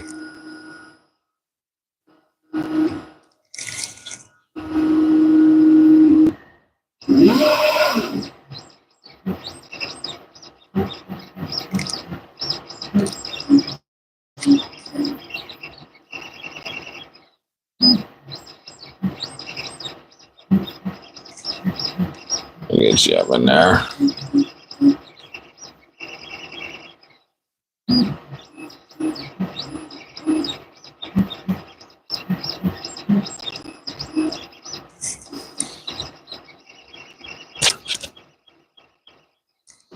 Reap it.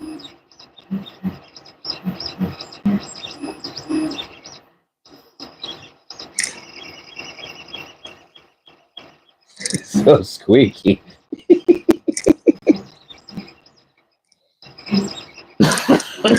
So squeaky. Why?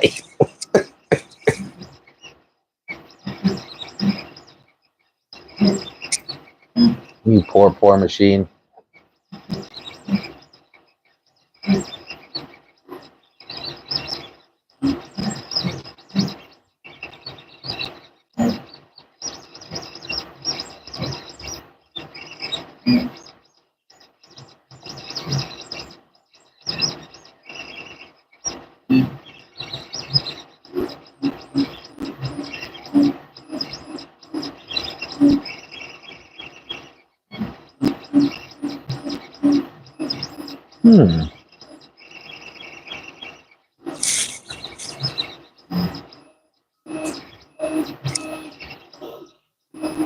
First layer is awful tight to the bed there. Sounds like somebody's squeaking a magic marker.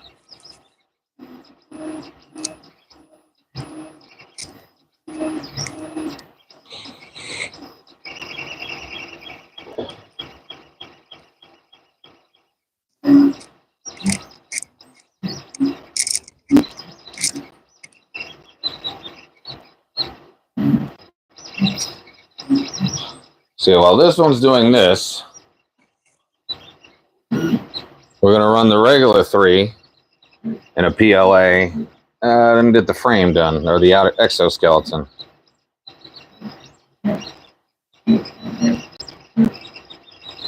Come here, forward a little bit. You're a little bit too close back there. There you go.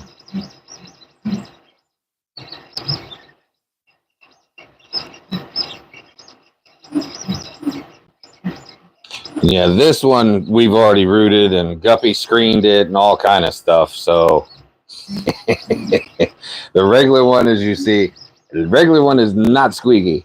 I lubed this one a while ago, long time ago. As you see, the rails are a little bit dirtier, but this thing's got almost, what, 400 hours on it now?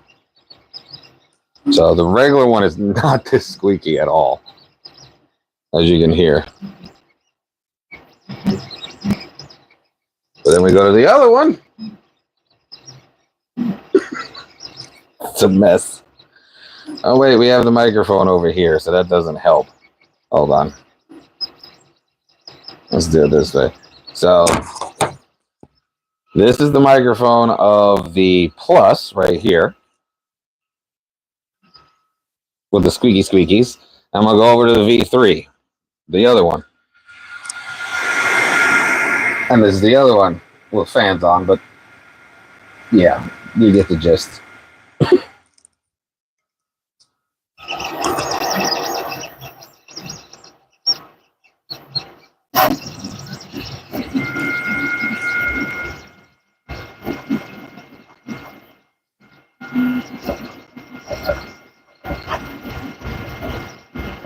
Yeah, it does have a lot of that 2018 before they had silent stepper drivers.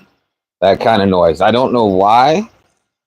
Oh, I didn't do it again. See? Oh, I got sidetracked. I should have checked for the firmware again. Because again, sometimes that was the issue with the Neptune 4 Plus that I had. The firmware fixed all the squeaks and squonks and everything. So I should have checked that first.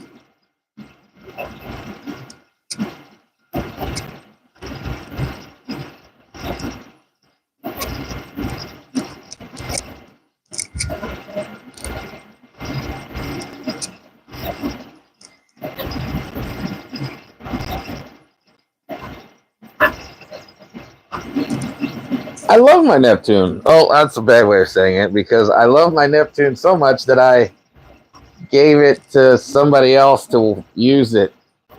And I probably won't get it back. I'll probably just leave it with him permanently. He already knows because he's listening in.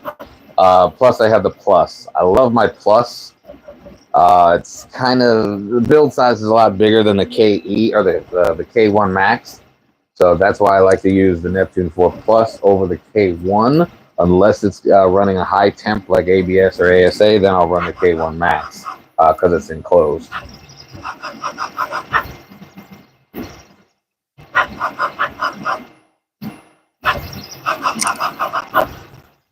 Now, these belts are about the normal tension as the other one, so.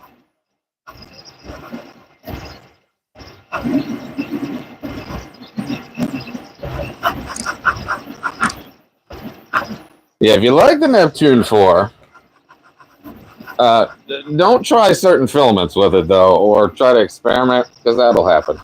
It's a still usable part, but this is the new piece for the interior of the Dummy 13 for the big size ones. But yeah, it started getting wonky on me. That's not normal for this printer.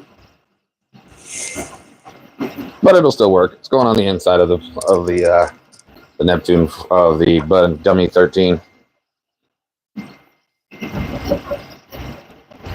Come on, stay in the vise. There we go.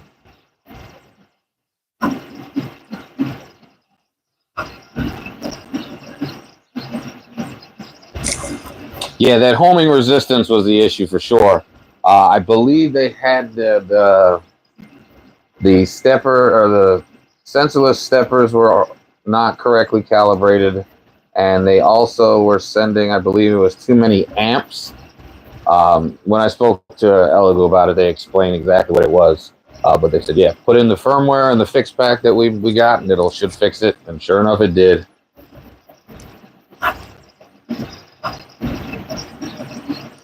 Yeah, if you're organizing things in your truck, you want to try to use like a PET G. Don't, obviously, PLA.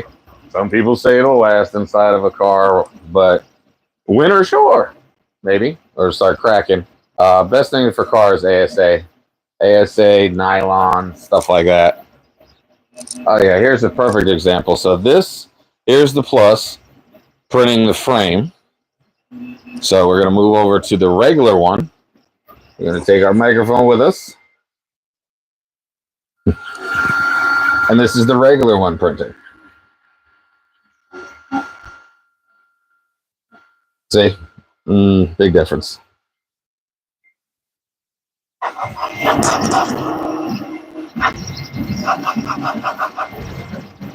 Yeah, and definitely if you're printing nylon, definitely have to have an enclosure. Nylon, ABS, ASA, polycarbonate. All I know is it's beautiful. Beautiful having an enclosure. It's very nice having an enclosure. I love that Q1 Pro. I'm sorry, I really do.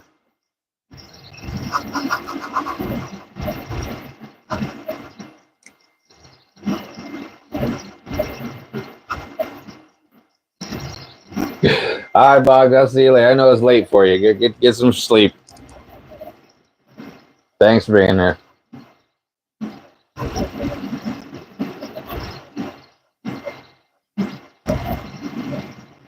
Neon Dreams, you don't have to vent it. You can breathe it in. You might not be alive later, but you can always breathe in the ABS and the ASA fumes. If you have a death wish.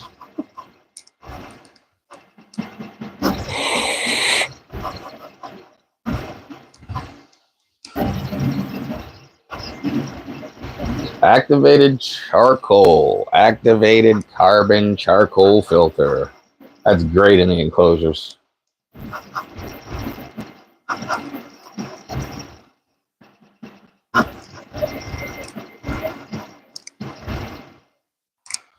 I think this is going to be a pretty dummy 13 because it's going to be the dragon fruit. I forget what it was, dragon fruit slushy from Proto Pasta with a white hyper PLA interior. Yeah, I think this is going to look kind of cute. A little girly, but hey, I like pink.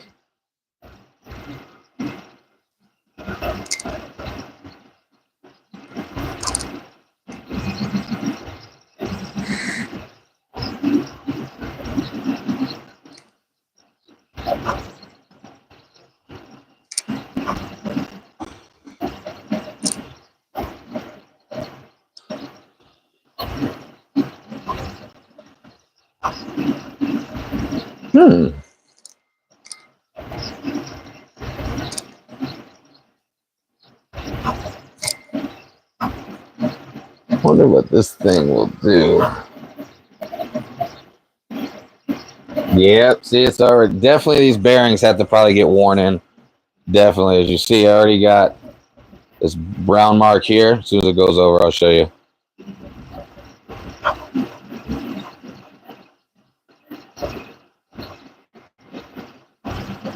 Come on, go the other side.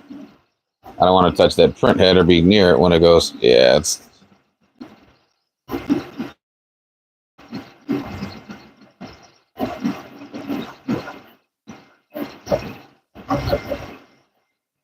Come on, go to the other side. You printed enough on that side already. Come on, you're supposed to be a fast machine.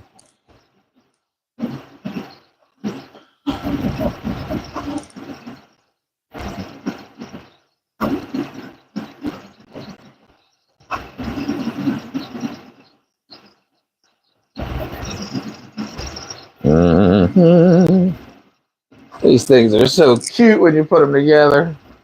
I think it's like my 9th dummy 13. They're always different sizes. I got a 300, 1,000, and then a couple hundreds that we printed for people.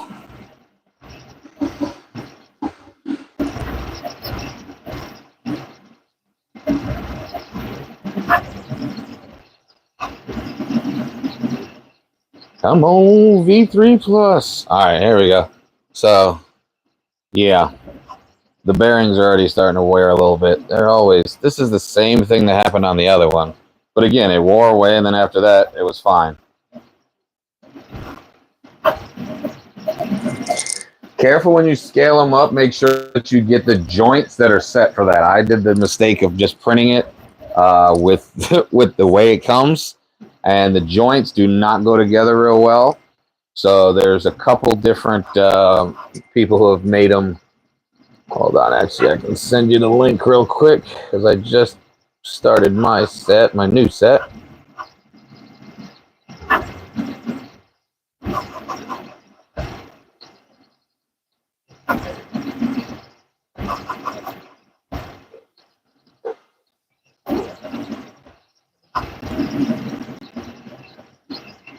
Yeah, that's a link for the over 600%.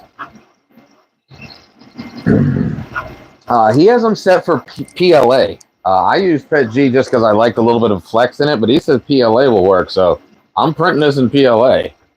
So, well, no, that's a PETG. Oh, I did print in PETG, didn't I? That could be why that thing failed so horribly. Yeah, I'm an idiot. I put in the wrong roll. Oh, that could be why that PETG didn't print very well.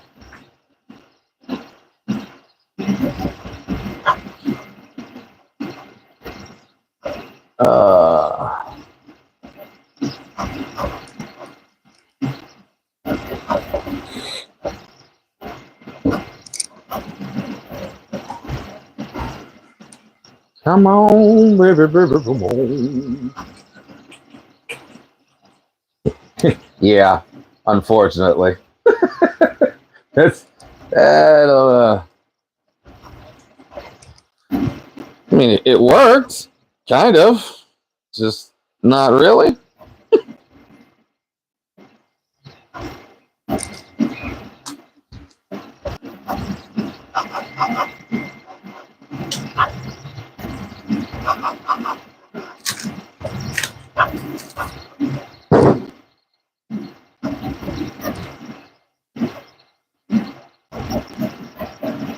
Oh, wow, they're neck and neck. So they're 20% on the plus. We started the other V3, and it's at 17% now for the Demi 13s. A little bit of strings. Very minor string in there. Not much, just a little bit. What's my temps? My temps at 220. I think we're running at what, 230 on this? 190 to 230 on the hyper, so we're still within range.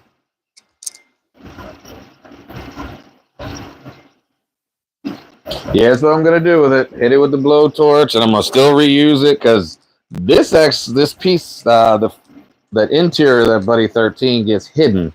So I'm not really worried about what it looks like. It just needs to be functional. And it technically, I know the layer adhesion probably is not going to be all that great, obviously, because of the temperature, but it'll work. I'll make it work. I'm not going to lose, 330 grams of filament for nothing.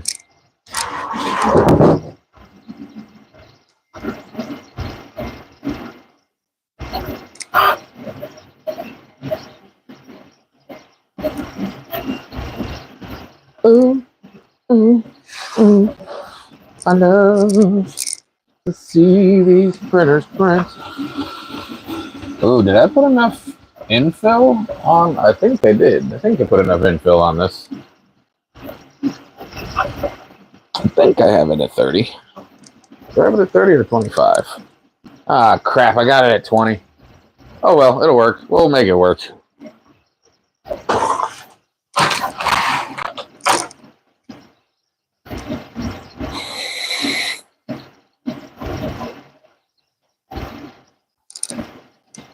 It never rains in Southern California. It's so cute. It's a little small little Dummy 13.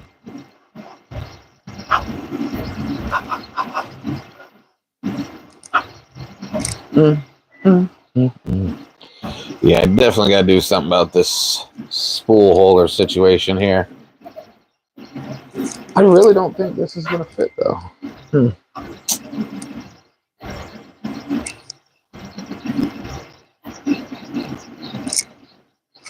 How long is too long?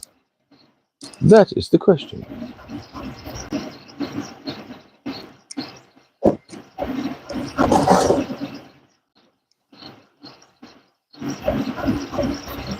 Trying to find my measuring tape here so I can make 100% sure this thing won't fit in the enclosure.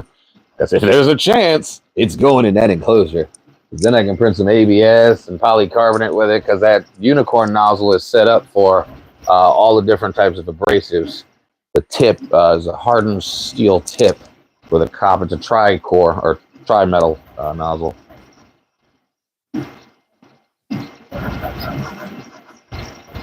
I don't think it's gonna fit.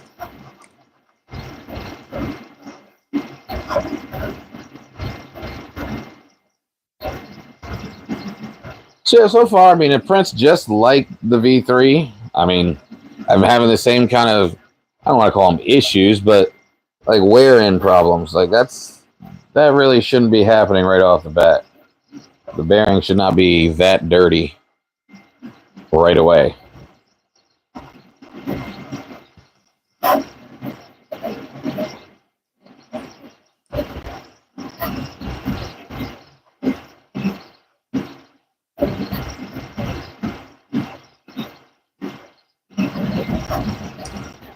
I love my 5M. I had to move the 5M over so that I could put this up here. Just for right now, I want to put the 5M back here. Yeah, that 5M, that's a sleeper printer. Everybody's sleeping on it, and everybody who has one is all like, man, you got to get this printer. Because it really is a good printer. I enclosed mine because I wanted it to be enclosed. I highly recommend enclosing a 5M. Unless you're just going to print PLA or PETG, and it does great at all of them. Again, no issues with that printer so far. Yeah, it's always on sale, and when I see them on sale, it bothers me because the wife wants another 5M, and I told her we don't need another 5M. We need a different printer. We don't want to keep getting the same ones over and over again. We like getting different ones so we can try out different printers.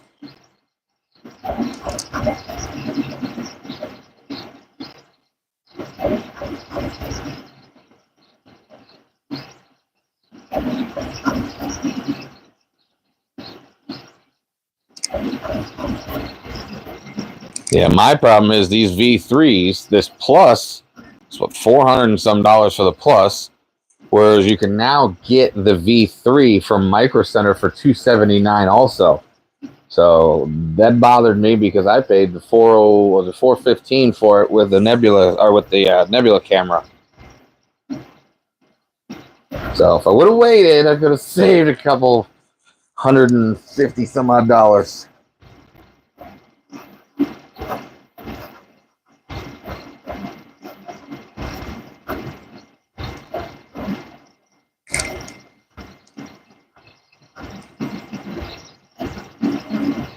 Yeah, but I already know this thing's going to get changed out real quick. Like I said, I don't like these black PEI beds. That's going to get changed over to the gold one. Plus, I'll get the gold one with the PEY, the PEY or PEO board on the other side that has the textured build faces on it. Like that one.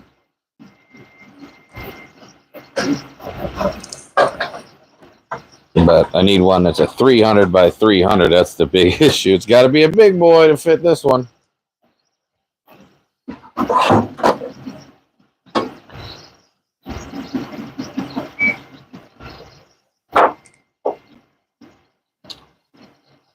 Yay.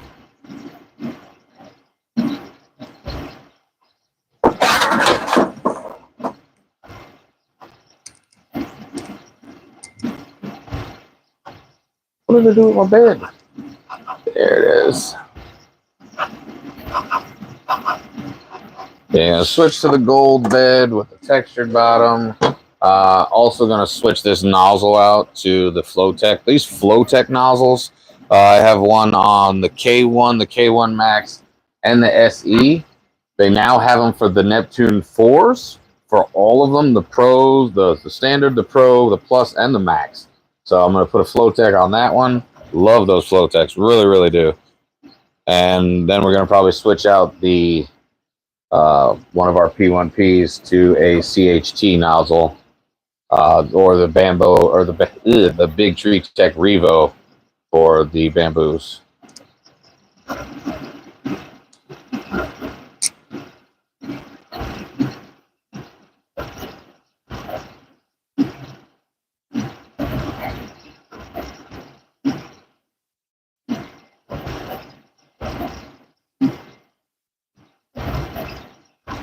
See, the only reason why I was able to save money was I repurposed the plastic for my enclosure. So it was a spit guard from back during COVID days that was being tossed out.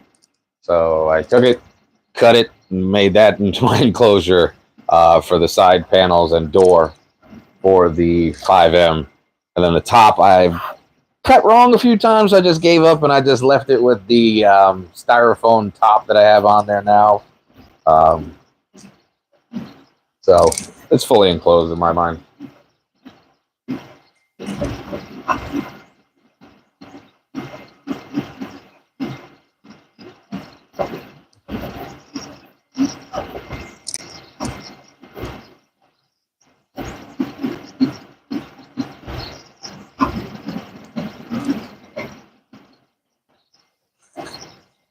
Squeaks seem to get it less squeaky.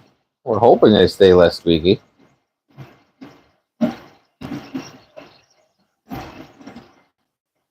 Yeah, 20 minutes left on that one. 27 minutes left on the frame, or on the armor itself. So let's see if these are going to be complete failures or are they actually going to work well. That's the question.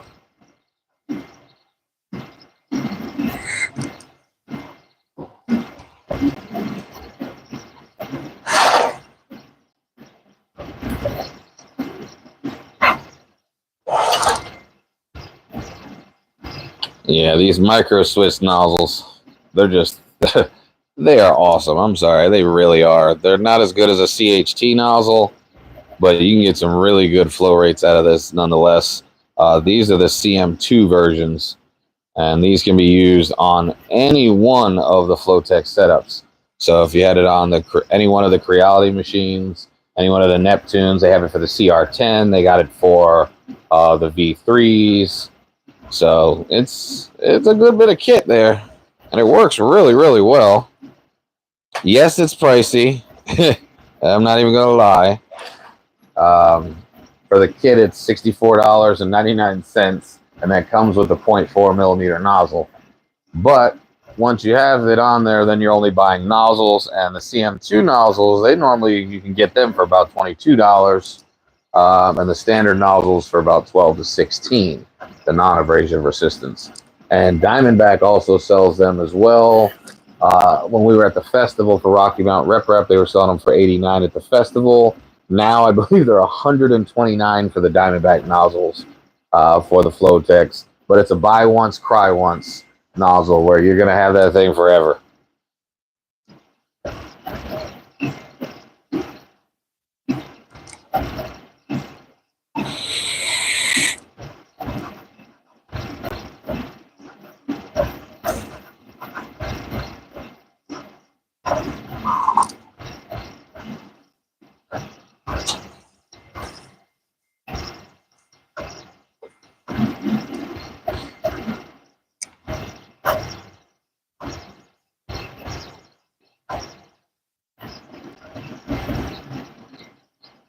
Come on, print for me.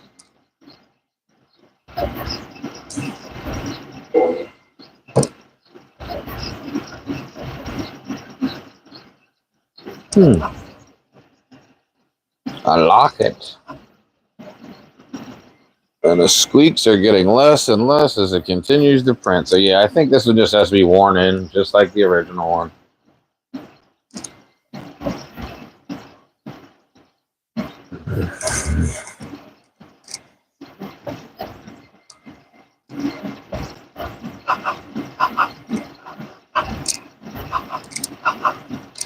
I still think I can get this thing in an enclosure. I really do think so.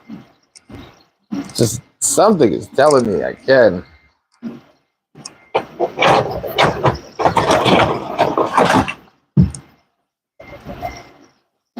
Let's see.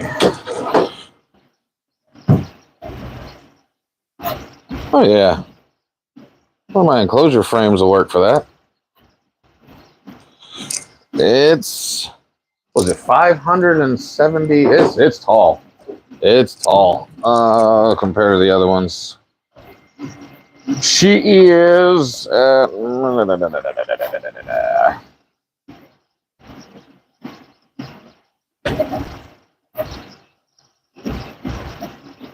so the print height is 330 on the print heights. The actual height is, oh, is that right? It can't be right. Let me double check that. It says 573.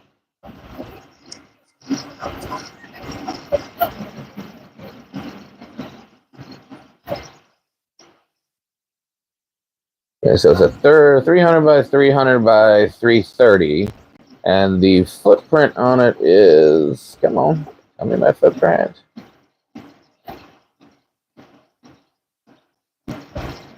577 tall. So the footprint is 410 by 446 by 577 tall. So that's a big, big boy. It ain't as big as the Neptune 4 Plus, but it's up there. It's a big printer.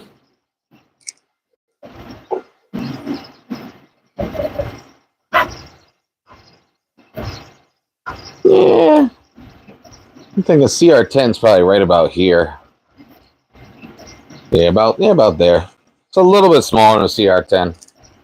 Look, who knows? We're pretty sure there's going to be an Ender 3 V3 Max. I bet you it's probably going to be like 400 or 350. I just had that. I'm guessing. Because, you know, you got the K2 Plus coming next. And we got to wait till June to pre-order that one. I wish I could order it now. But the K2 Plus is next up with the CFS system for the color change. Hopefully, we are going to probably get 3 color changers if they can retrofit them to the older models, which allegedly you're supposed to be able to do. So we should. And I think the delivery dates on those are set for August, either July or August. But you can pre-order in June. That's the one I'm really looking for. This one is just kind of an intermediate right in the middle of it. So my goal was to get every single Ender 3 V3 that was ever made. So far, I have them all. I have the SE, I have the KE, I have the V3, the V3 Plus, the K1, K1 Max. I do not have a K1C. Don't plan on getting a K1C, but I'm happy with them now.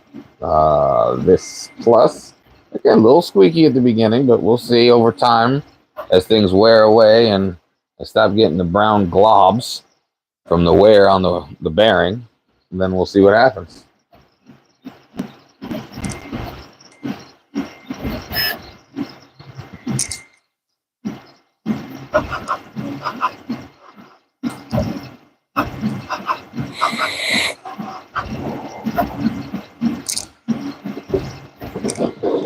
Yes, I think my enclosure prints. Yeah, they'll fit in the enclosure prints. Yeah, I'll get it in one of these. It'll be a handmade enclosure. I have quite a few brackets to make enclosures with.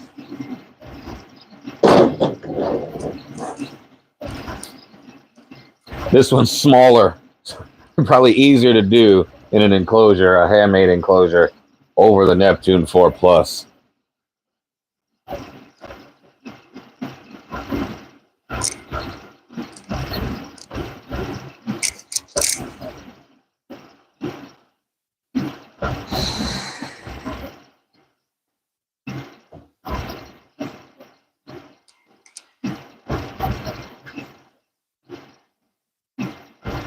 Getting there, halfway done. I was say halfway done with only 15 minutes left to go, with 30 minutes already surpassed. It's a little wonky.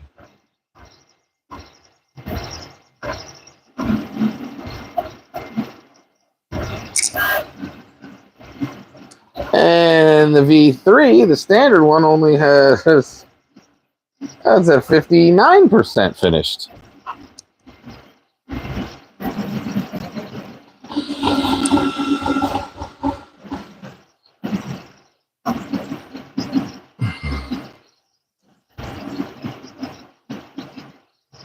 Size of the bed is a 300 by 300 by 330 tall.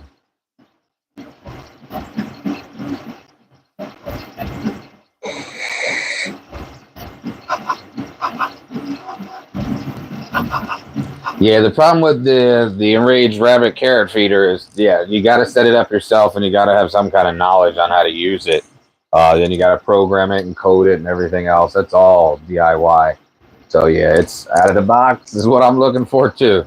I could do an Enraged Rabbit carrot feeder, but I don't want to put all that effort in.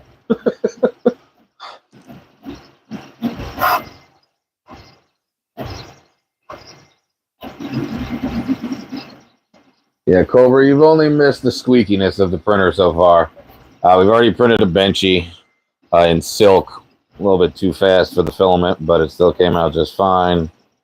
We're printing a dummy 13 on the Plus is doing the frame, and then we're doing the standard V3 is printing the actual armor of the outside. According to this, we got 13 minutes left on the print for the frame, and my Guppy screen has not been able to calculate exactly how much longer on this, but we're now at 62% over on the V3, the standard one.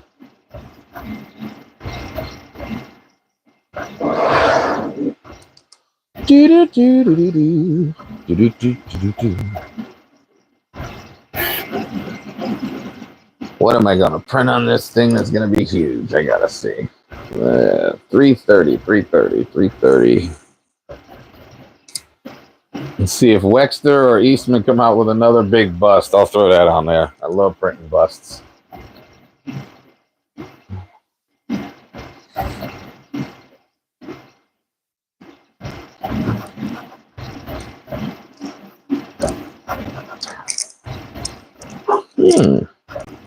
That might be a challenge there. Will this fit on this? Yeah, this will fit there. Yeah. I might need to challenge this against the Plus. This is a print off of the Neptune 4 Plus. So if the V3 Plus can do this, I'd be very happy. Very, very happy.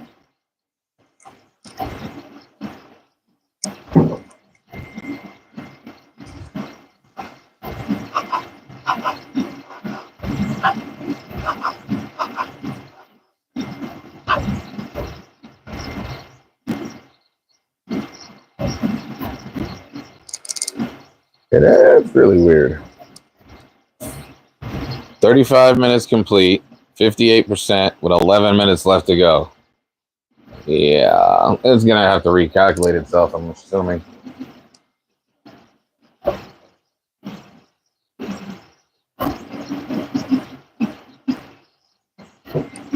Yeah, I love my Neptune 4 Plus. That's why I really wanted this this V3 Plus, just to see, because I am still. I mean, I started with Creality, so I don't want to say I love Creality, but they started me in this whole thing. But yeah, the Plus does really good. Yeah, the 4 Plus does really good. So I said if the 3 can do like the Plus can do, then I'm happy. I'll be real happy.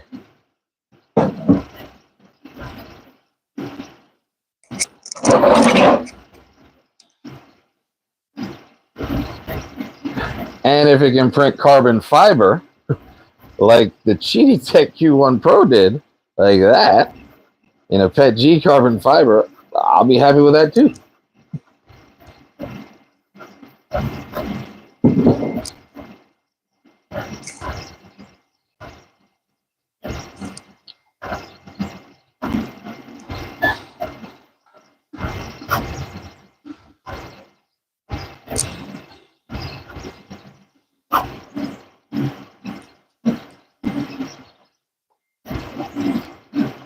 Almost there.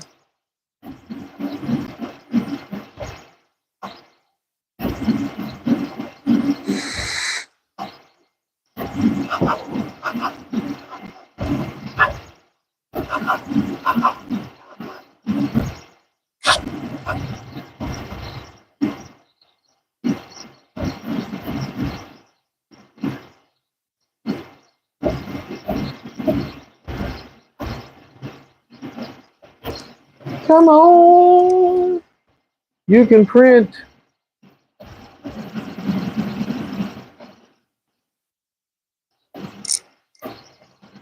I'm just double checking because I have not quite checked yet on this Creality print that claims that they have the Plus on here now. Not 5, not the 5.0, but the older version. Ender series. They do not. I don't know what they're talking about. There's still no Ender 3. Nope. There's no Ender 3 Plus on the lower. She lied. They lied to me. They lied to me and said that it would be on here. It is not. There is no Ender 3 Plus profile on the Creality on the older versions. So, yeah, there is none. There's no Plus on here.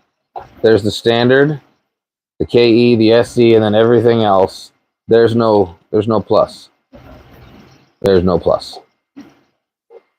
Nope. The heck is that? The GS, the 300mm GS01. I don't know what the heck that is. Yeah, I don't see a single Plus in here.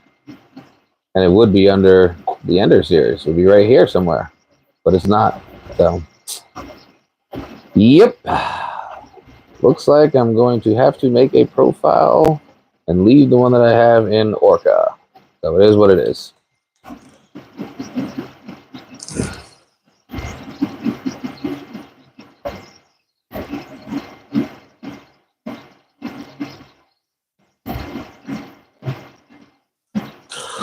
Almost there, yep. That's 7% or 7 minutes left on the frame. And the V3 with the guppy screen still can't tell me how much longer it is. We've done 34 minutes on the V3 standard one. Hold on.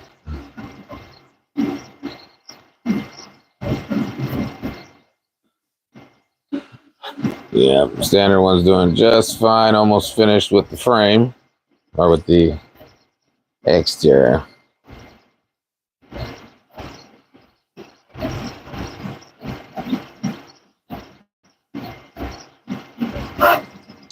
Oh no. Let's hope this works.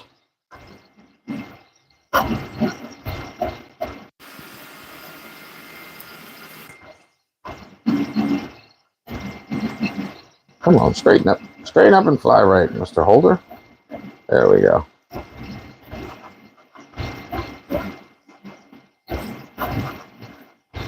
Yeah, it's a lot like one of the card models, but these go together real easy as long as this 20% infill holds up. It's a little weak on these things. They have a tendency to snap if you're too rough with them on the smaller ones. The bigger ones, they snap too, but it takes a lot more force.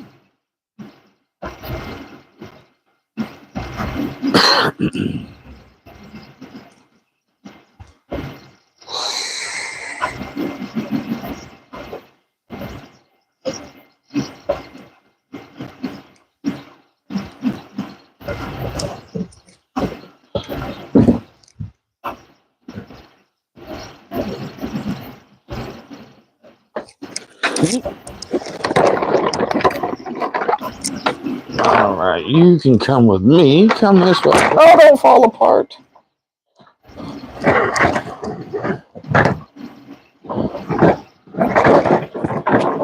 Since we're printing a dummy 13, I might as well bring the old one. Bring the big girl or the big boy in here.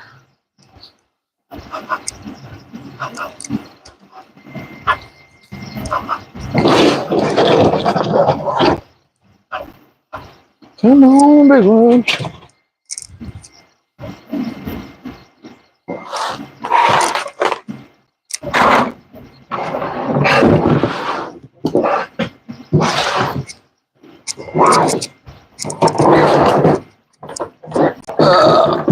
Come here, frame buddy.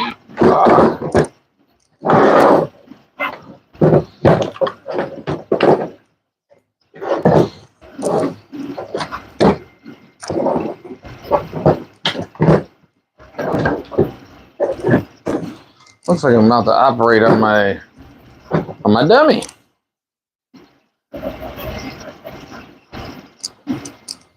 See, so we brought the dummy out, the big one, since we're going to go ahead and change out some parts on him. Like I said, I've started printing out the core. So, bad G at PLA. Yeah, that was stupid. But yeah, that's the big boy. And I'm going to have to change out the frame, the feet, and the actual knees in order to make him stand correctly. So he's going to be a project and a half. He should be done by the time Earth gets here. Sorry, Printopia. We don't call it Earth anymore.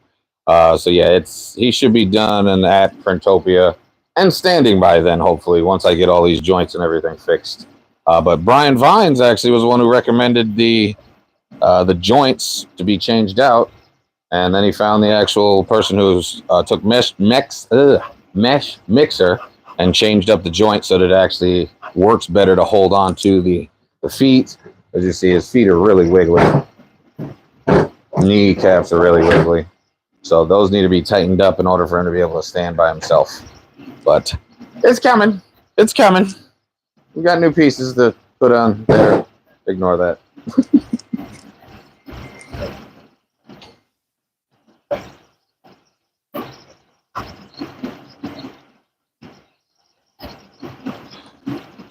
Come on, Mr. Plus, you can do it. You're almost there. It says 2 minutes, but it says 73%. Love it. And the V3 says 84%. The other one, the baby. The V3 and the V3 Plus. Oh, shoot.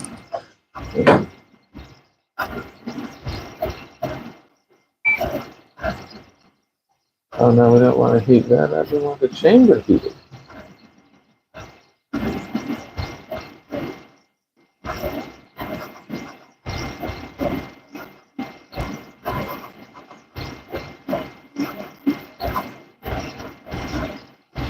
Almost there. 1 minute, my behind.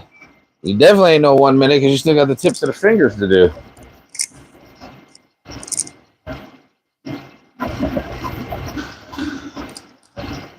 Love this passion fruit color.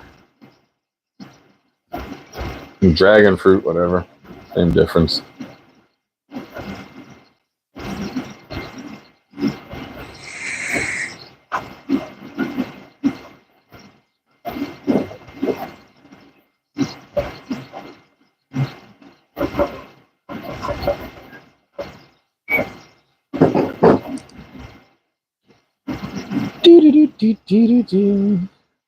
Oh, you went down 1 minute, but you still got 1 minute. I love it. We know you're a liar now.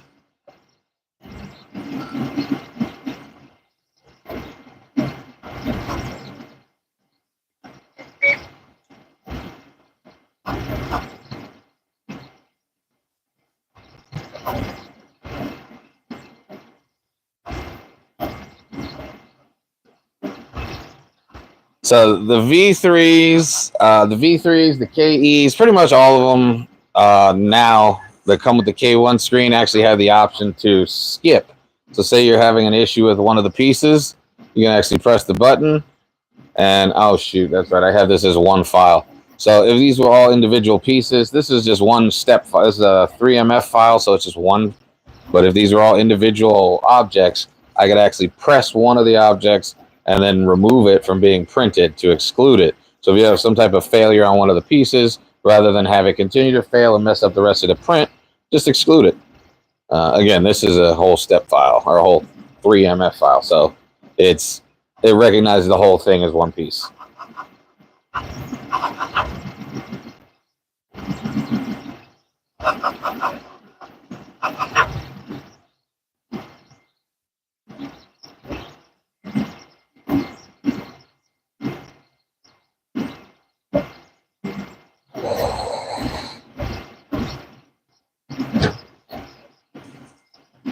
After sales service card. Has anyone ever filled out one of these warranty cards from Creality? I never have, but yet I still get parts on a regular basis from them. I've never filled out one of these forms, ever.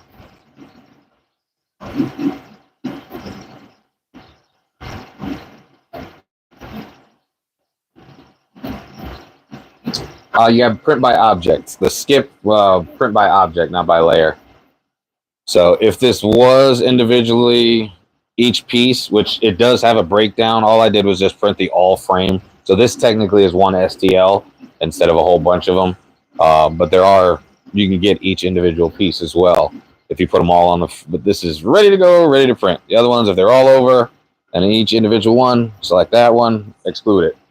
I just checked the V3 also has the same thing. I chose the 3MF so I don't have to play with anything.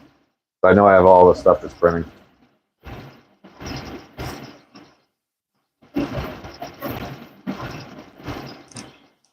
But I'm sorry, what you mean by, yeah, I'm sorry, I read that wrong. So yeah, when it's going layer by layer, you can still exclude it. And it doesn't have to be printing one object at a time. Like you can print one object and another object and another object. The exclude works basically if you're printing all of them. I don't know about the object to object one though. I've never actually tried that.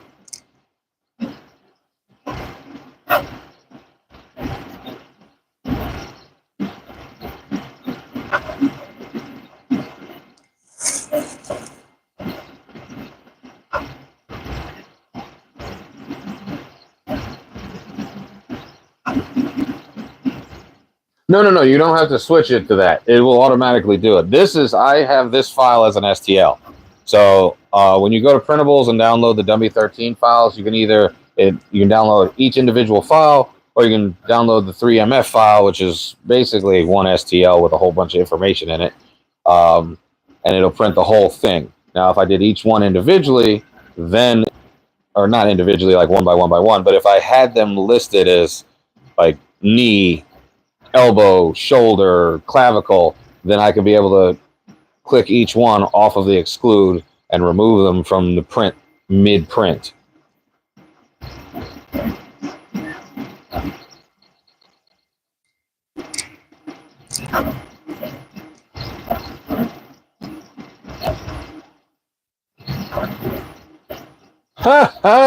It reset. All right, now it's accurate. That's more like it. It's 8 minutes. 8 minutes. Is that 8? Yeah, looks like 8 minutes. I can't see with the glare. But yeah, 8 minutes, and we're 93% on the V3. So yeah, we are almost done. It's all high pieces now on the regular V3. So it's just the chest plate and the legs that are printing on the V3 right now.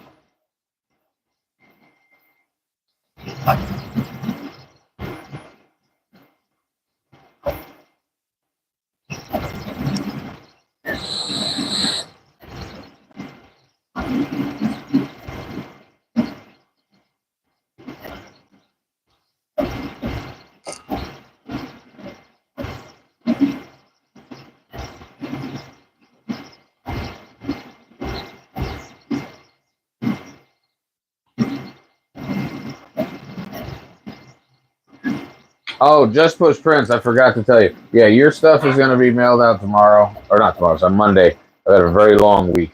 A very, very long week at work. So everybody's stuff goes out on Monday. I have everybody's stuff bagged up, boxed, ready to go. I just haven't got to this chance to get to ship it out yet. So I got Ben, Just Push Prince, Bogdan, oh shoot, I forget. Dezel, I forget.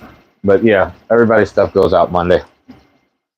I think Bennett's is the only one who Bennett's the only one who's been waiting the longest, and I forgot to send his. His went out on Monday because it was still in the car, ready to go. Our winner for that 3D printer still has not claimed his prize. So I'll give him 60 days. I'm going to be fair with it. I don't want to just throw it back out there. So I'll give him 60 days. I'll probably put something out on the channel as well to remind him that, hey, still trying to give you your printer.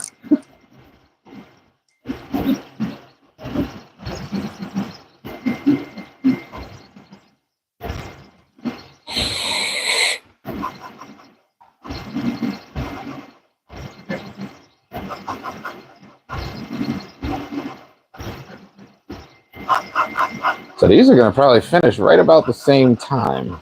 Or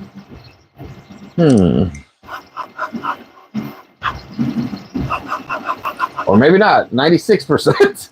96% on the standard V3.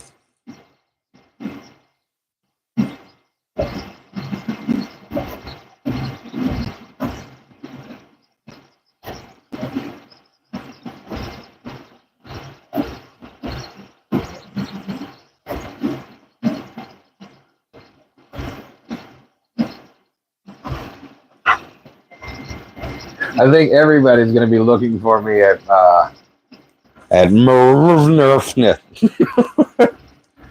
Printopia is kind of obvious because we'll just raffle right from our booth at Printopia. Be much easier. But we will not, unfortunately, make it to the one in Europe. We will not be making the Europe one for the Sanjay Mortimer Rip Rap Festival. But we do plan on making all three.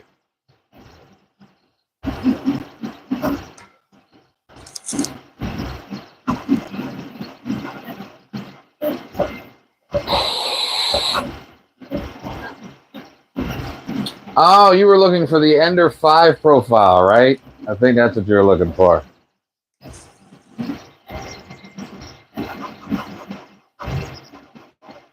I do have a machine going off camera. Sorry, yes, we do have two. We have the Plus going, and then we also have the V3, the standard V3 going. We're printing the dummy 13, so one's doing the frame, one's doing the armor. So they're almost done right now, so then we can put them together. And while we put them together, I'll do one last print for you guys. We're going to try TPU in this thing and see what happens. If it's as good as the V3 is, then it should be fine. I got you for the Ender 5 profile. Yeah, I have to pull it up. Like I said, I haven't used it in a very long time, so I'm going to have to make sure it's still accurate before I send it to you. And you go, this thing is a horrible profile. But yeah, I think mine's also tuned. I have two profiles, the original stock profile and then the one with a tune for the V3 Spider hot end.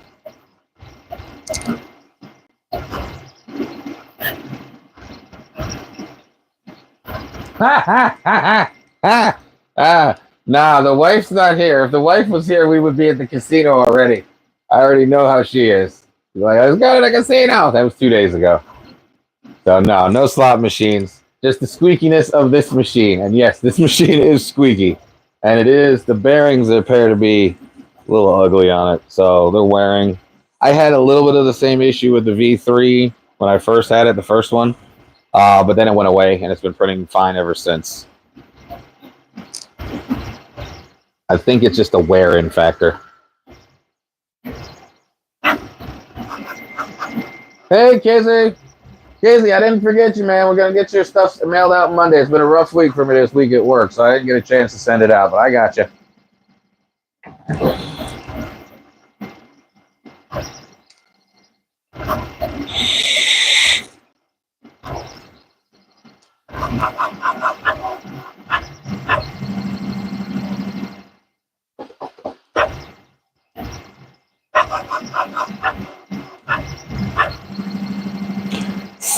Minutes left. Oh, that is a pretty white now. It's like a muted white, as always.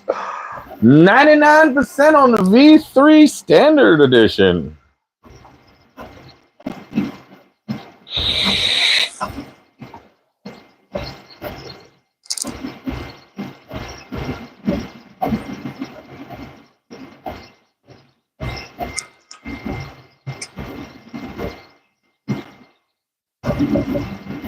Yeah, they're going to finish right around like 2 minutes apart from each other. I mean, they're different files, but still. That's good. That's very good.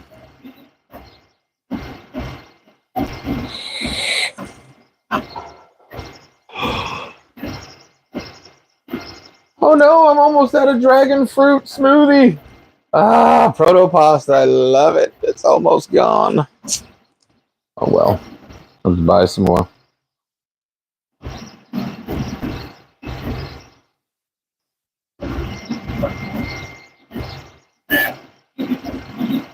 Thanks for stopping by, Just Push Prince. Don't worry, I won't forget you. I'll get you the profiles tonight before I go to bed, because I still got to root this thing, do some other stuff tonight, so I'll make sure I get that all taken care of for you.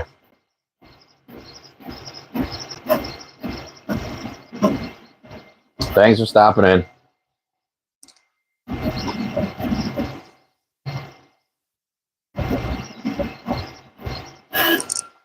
Standard V3 is done. The standard V3 has finished the prints. Yay, we have an armor. So we have all the armor.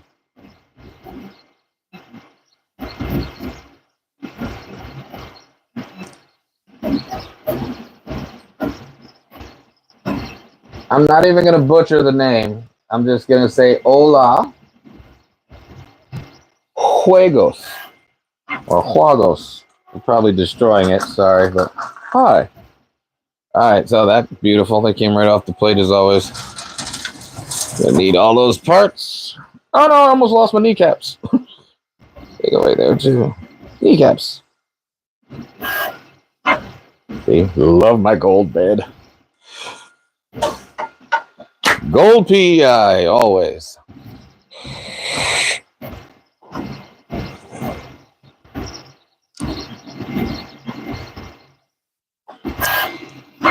1 minute left on this one.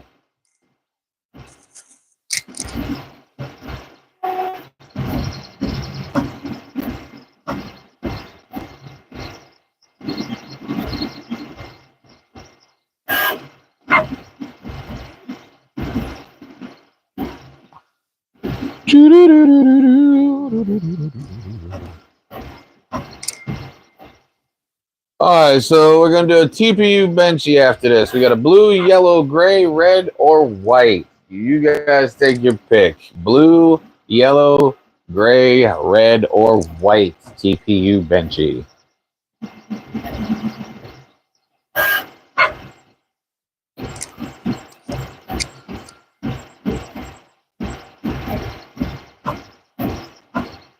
Squeaky. Steven is squeaky. Put it that way. Liking it, it's squeaky. It's just like the V3, the standard one we have, but it's just a lot more squeaky and a lot louder. We actually have one of the microphones sitting right here, so you can hear this thing squeak.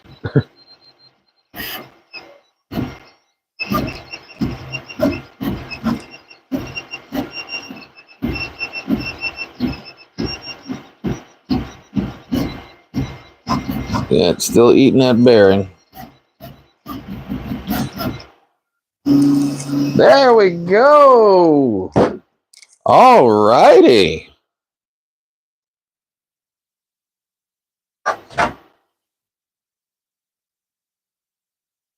Not bad. Not bad at all. Of course, we got extra parts because it's the 3MF file. All right, so I'm going to yank these off the plate real quick, and we're going to throw that. Oh, no. Oh, there we go. Yep, all came off the plate.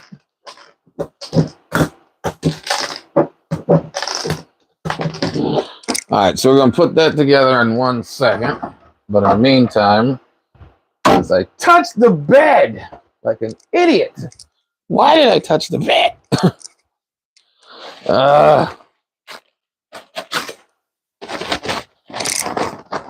All right, where'd my alcohol go?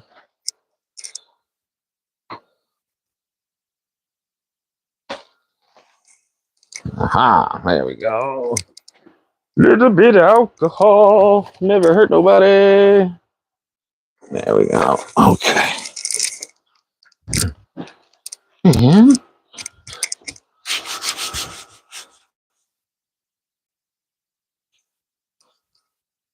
there we go. Never touch your bed. You put oils all over it. That's the move of mine.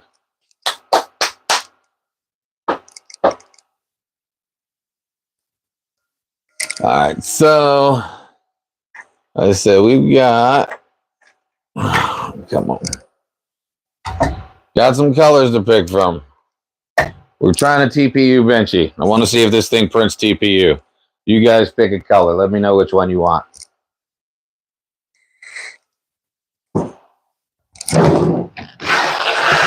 Start organizing these little pieces.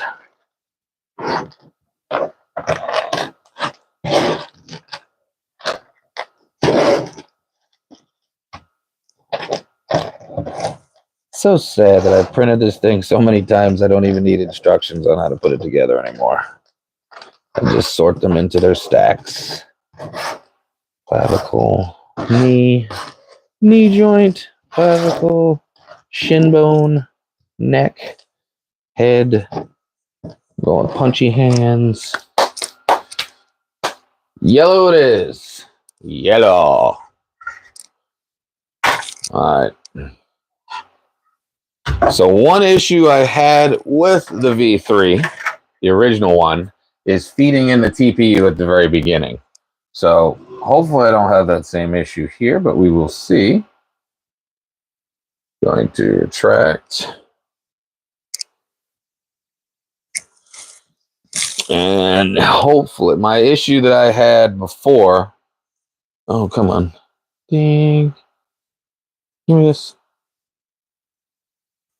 Was it didn't like to grab, and you have to actually manually kind of feed it in, force feed it in to get it to go. So we're going to see if that fixed it. If this they've done anything to change it up at all on the new model.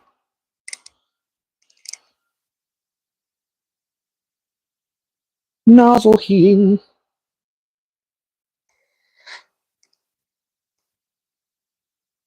The Ender 3 or the Ender 3 V3? That's not even a comparison, to be honest with it. That's, you're talking a 60 to 100 millimeter per second top speed printer versus a 600 millimeter per second top speed. Plus all the bells and whistles that come with the new V3s. Love that noise. When it does the little extrusion, it goes wee, wee, wee, wee. All right, so that's out. So we on this. Pull it out. Oh no, don't unravel. Don't unravel on me, please. No. All right. So we're going to try to feed in this yellow, and hopefully we don't have any issues installing this yellow or putting this filament in. Again, when it's in, it prints fine. It's feeding this thing. So I've on the older V3, the original V3, what I did was I used to just take out the PTFE tube and feed it manually through that way on the top layer right up here. So let's see. What do we call it? The wet noodle. Put the wet noodle through the hole. Come on. There goes the wet noodle. And it just wants to keep bending. Come on. There we go. Slow and steady. Did not win the race, but it got there. All right, there we go. We're technically in the print head, but not really. Nope. Oh, wait a minute. Oh, I'm in. I think I'm in. Oh, I think I'm in. I think I'm in. Ooh, I think it finally worked. Come on, extrude me some TPU. Do it for daddy. One time.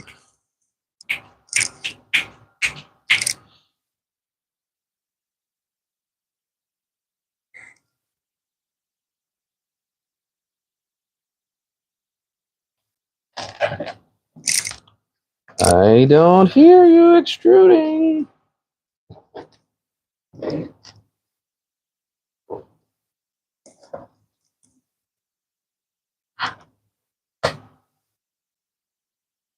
Into the clavicle. Oh, I hear it and see it pulling. I hear it and see it pulling. I see.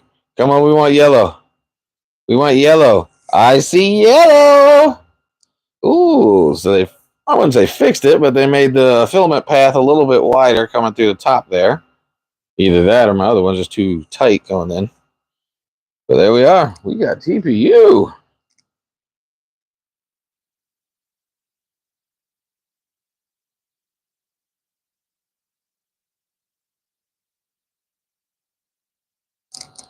Love it. All right, so let's go slice ourselves a.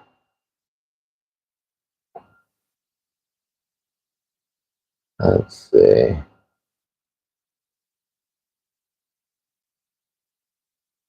There's our V3.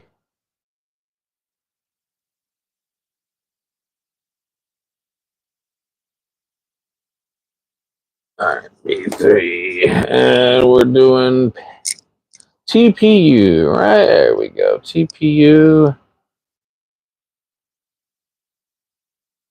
And machine. Special machine. Yes, this is not a normal machine. Yes.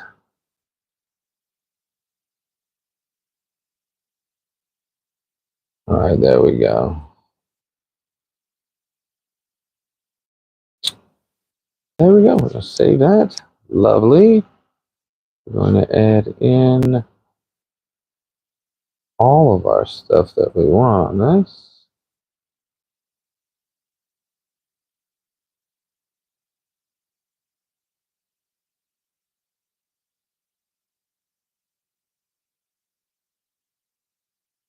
What the heck?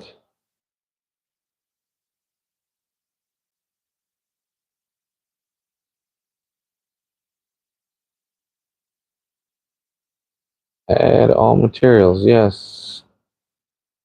It's not liking me adding this TPU to the profile. All right, let me try to just build one real quick.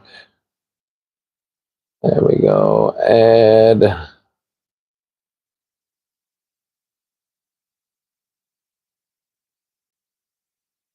Come on, Benchy.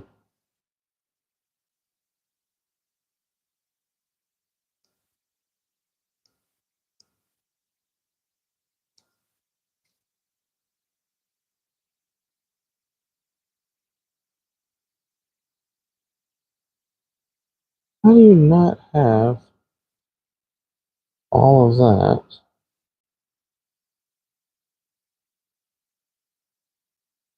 Oh, okay.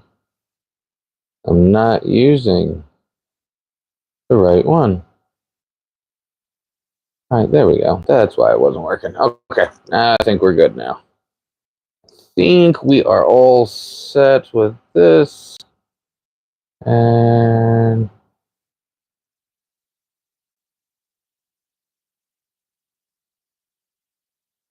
yes. Oh, yes, yes. Is it okay? All right, there we go.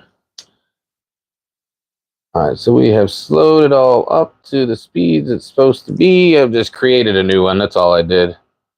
It wasn't letting me add TPU to the profile. So I just had to make my own. Sorry for that. There we go. All right, so that should work now.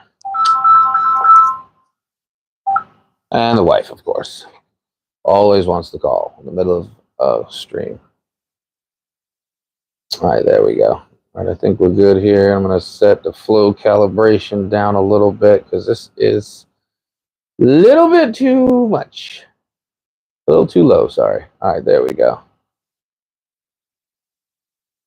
Now I've got too much flow. Lower it down.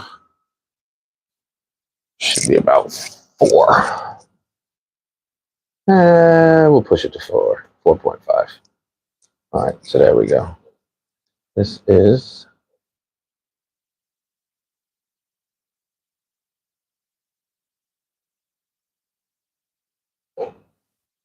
save as. All right, so now this should send. Here we go. We're going to have a bench in. Oh no, I don't need 3 walls on it. There we go. That should work. We are slicing the file. And we are sending the file. I just sent the file. What's going on?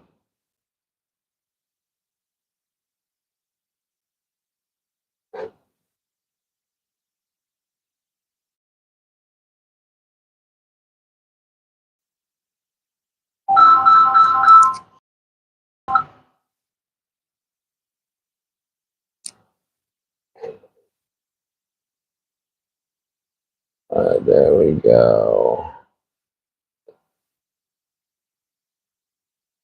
Ew. Benji and ABS. TPU I forgot. The TPU is a little bit slower. All right. In the meantime, we're going to put together this dummy 13 while that TPU starts running.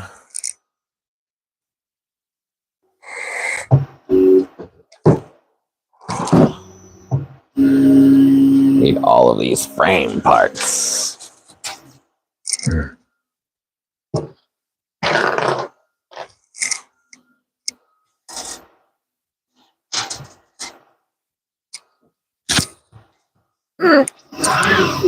Wow.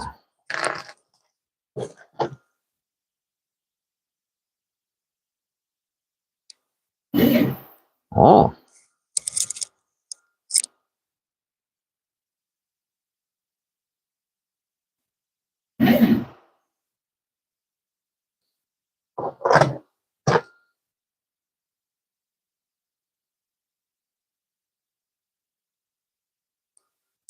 Good old dummy 13 legs. Okay.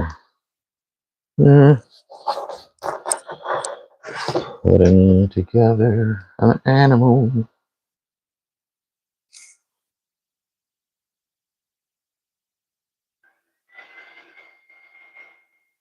Click, click, click.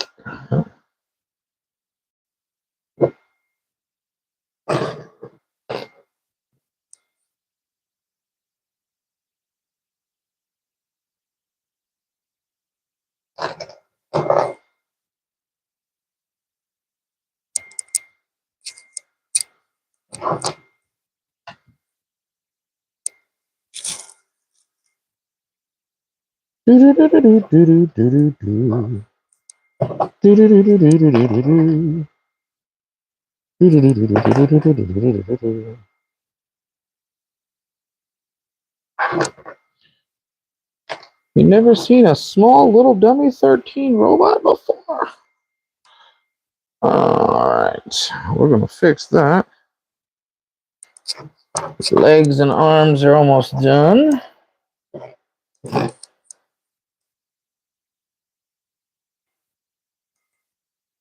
There we go. Let's see. And we're gonna go with an open hand.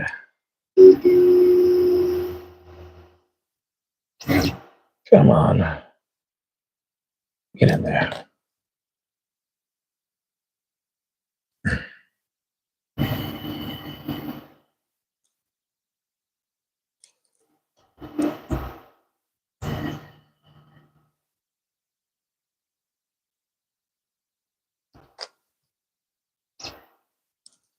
All right, we got a hand on. Got his hand on. Didn't want to go on at first, but it did. Finally. There we go. All right. I'm trying not to break any parts over here while this is being assembled, because it's very small. There goes that noise. Yeah, I'm really hoping that that just wears off like the other one did. Ooh.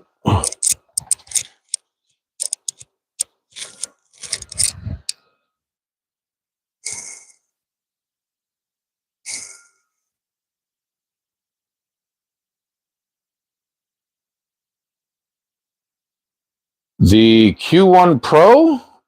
You mean that one right there? The Q1 Pro I love. I'll be honest with you. Even though it had a gigantic failure, I still love that Q1 Pro. I have never gotten so invested in printing. I mean, I've printed a lot. I've test prints. Normally, I do one of a couple different filaments and maybe 2 or 3 models. I have a giant box full of prints that I've already done with this Q1 Pro, testing it out. And every time it does a good job, I try to take it to the next level, and it did great. I took it all the way up to, what did we put on here? The last thing we put on the Q1 Pro was some PET CF from Soraya Tech. So that was the last stuff we printed on there. But we've also printed the PPS with it, ASA, ABS, nylon carbon fiber, you name it. That Q1 has been killing it, except for PLA. That's the worst thing of it. I put PLA in it and it destroyed the machine. But yeah, it was a issue with the PCB board on the back of the print head, that when the PLA failed, something must have hit the back of it on the back side, because it actually ripped the wire down from being in its fastener on the back of the print head. And the GD was instantaneously got me my part right away. So,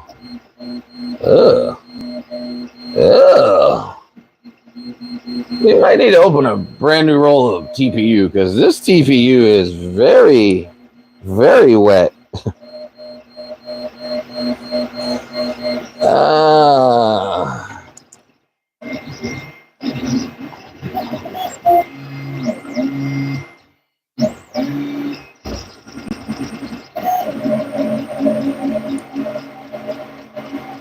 I'm not liking this. I don't think we're getting it. I don't think it's actually pulling, to be honest with you.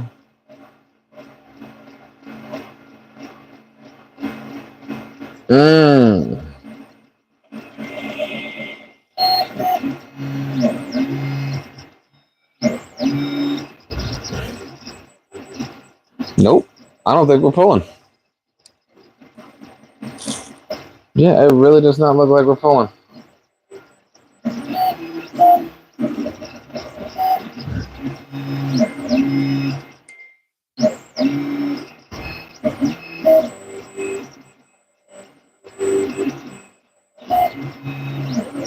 No, it's a giant mess.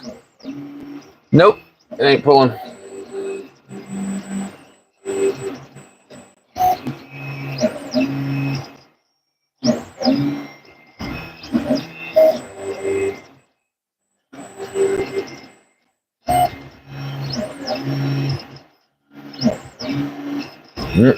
Nope, I'm stopping that one. Yeah, I'm definitely stopping this one. This is a no. What is going on?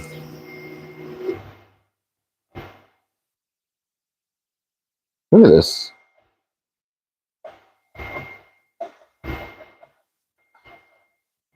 All right, I'm gonna be fair because this roll of TPU has been out for a while. Let's try to be fair. Since it's still, yeah, it wasn't even pulling. No. All right, I have a brand new roll of rainbow TPU. So I'm gonna throw that in there real quick. I love my rainbow. Love the rainbow TPU. Rainbow TPU, where are you? There you are. All right.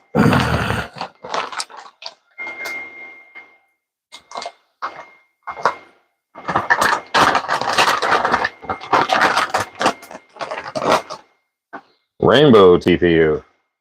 Now this stuff is only a couple days old, and it is still dry.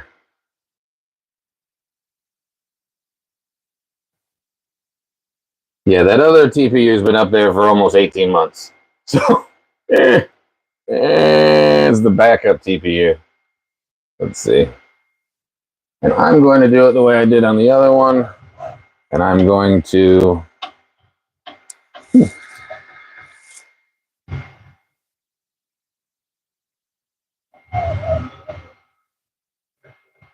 Wait a minute.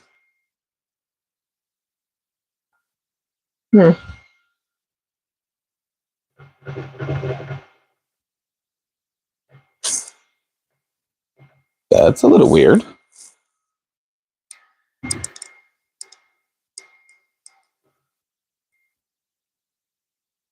There's a lot of play. A lot of play. I did not even notice that. Check this out.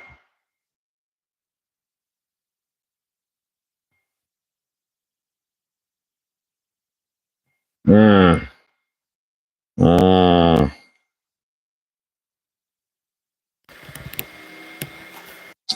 Yeah, rainbow TPU is very hard to come by.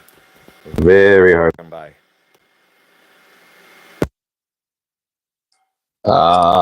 Yeah, I actually stole this. I wouldn't say stole it, but the guy hid it because it was $29 and he didn't want to buy it and pay the full price for it. So he had hid it, I guess, till he could get the money to have it or whatever. And when they walked away, I knew it was there after he pointed out where he hid it to his girlfriend. So if he sees me anywhere or knows anything, sorry, buddy. It's all part of the game. Let's extrude that. Dang it. Good old wet filament.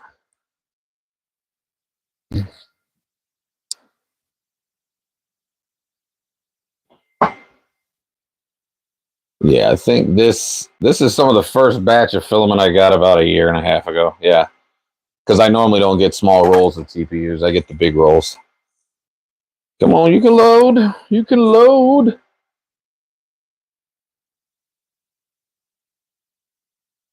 Yeah, the Infomech, I kind of missed my chance on the Infomech. because it still is $299 for the Infomac, but they now charge $100 shipping out of China. So you're back up to a $399 printer.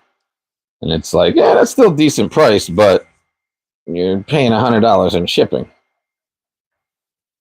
Use the fingernail, not the finger.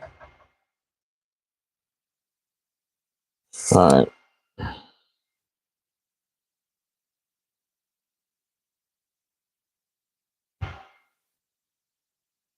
Not very. Oh, I can feel it not pulling well.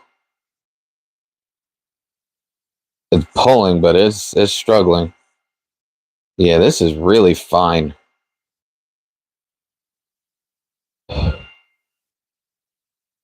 Nope, see? It's struggling with it. Really struggling with TPU. Let me see something. It may be the filament. It may be the actual PTFE tube on this one that we're going to have to... That's not good. Not good!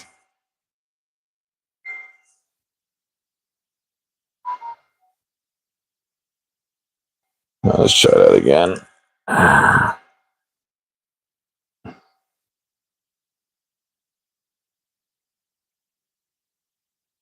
Come on, you can extrude.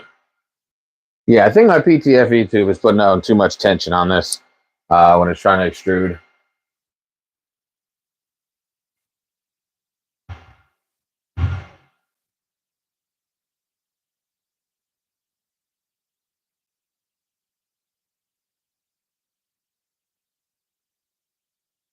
Yeah, it's not liking this TPU.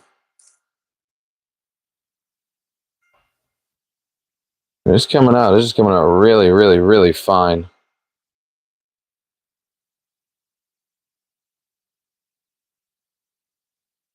Hmm.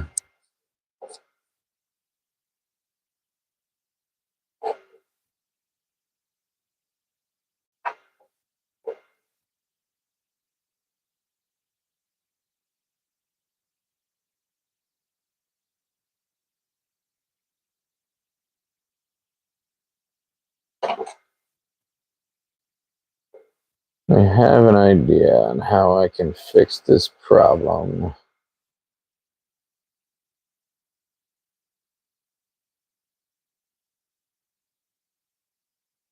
There we go. All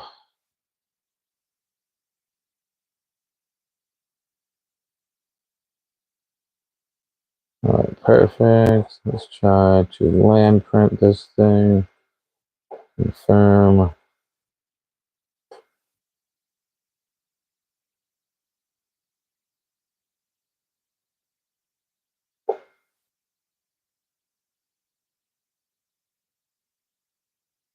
So it knows the printer as F002.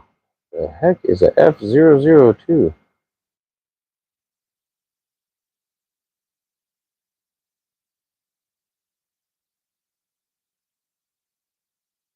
Wait a minute, that can't be right.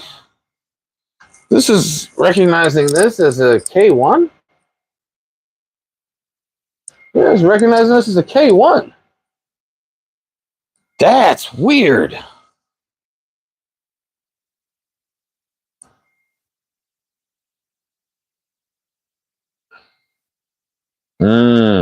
Well, they lower the shipping price, and I might get one, but honestly, I don't need an Infomac. It's a flying bear, to be honest, with the same thing. Why is this? All right, so let's do this. And we're going to hit the print. Sends the G code. Yes. I don't need you to print calibration. I just want you to send a G code.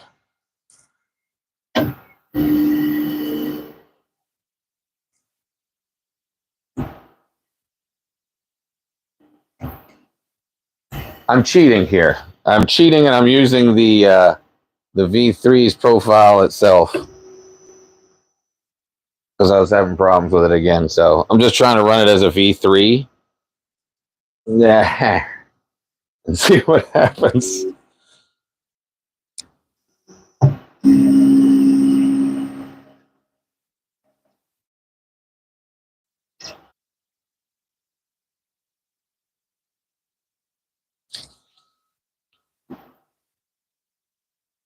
Come on, baby. You can do it.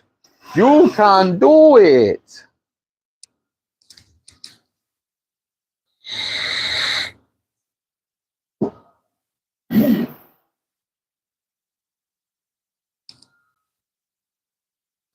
Heating up.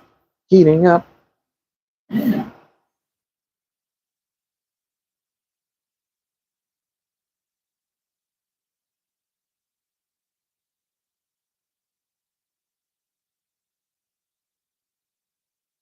Still getting out gunkies.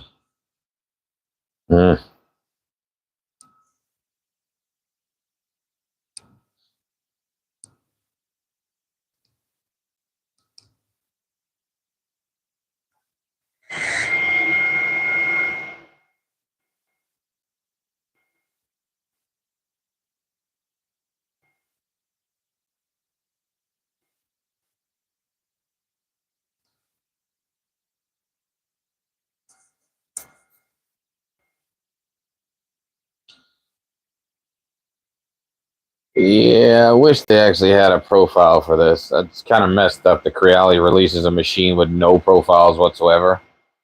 I find that very interesting. They didn't even do an update to any of their cloud servers or any of their files, any one of the versions of their slicers. None of them have the V3 Plus in here. That's really, really, really weird.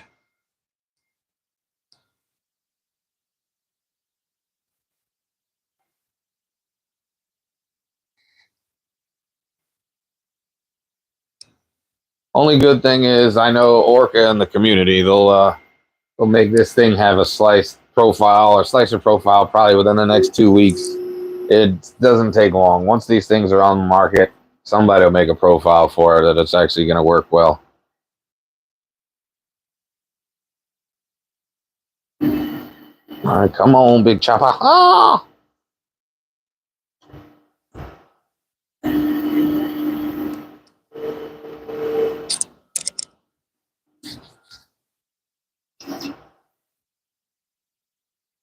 Yeah, we don't need calibration. We just need you to print. Just need you to print.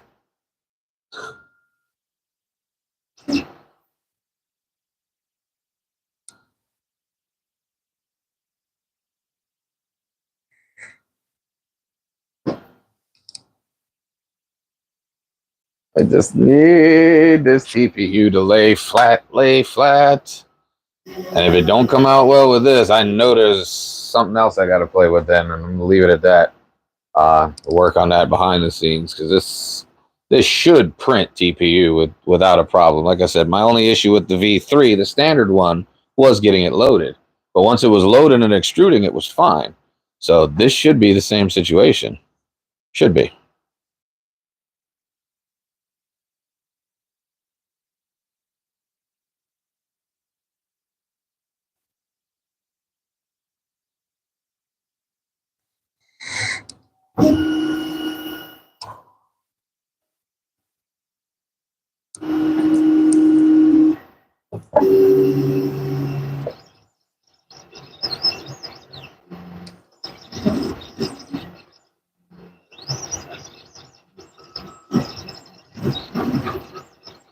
It's printing. It's still squeaking, but it's printing. Yeah, the other one was wet. That filament was wet as snot. This one's good. That's going down.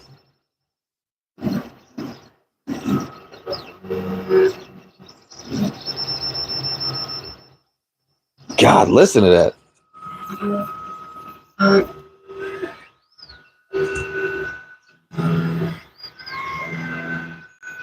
Yeah, I'm gonna have to agree. It feels like we're back in 2018 all over again.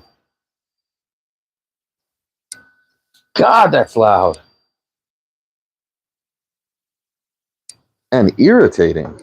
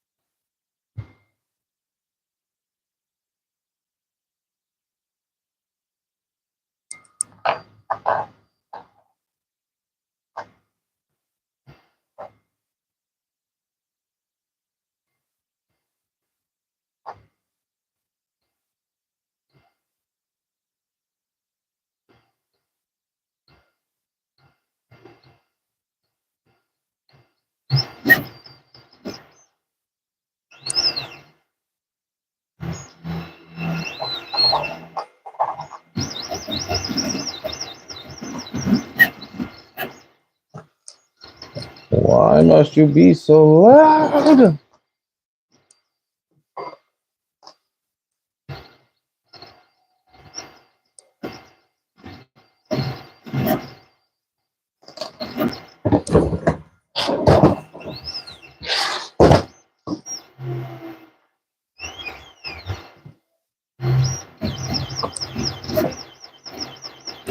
Oh no, I hear the wife. I hear my wife is home.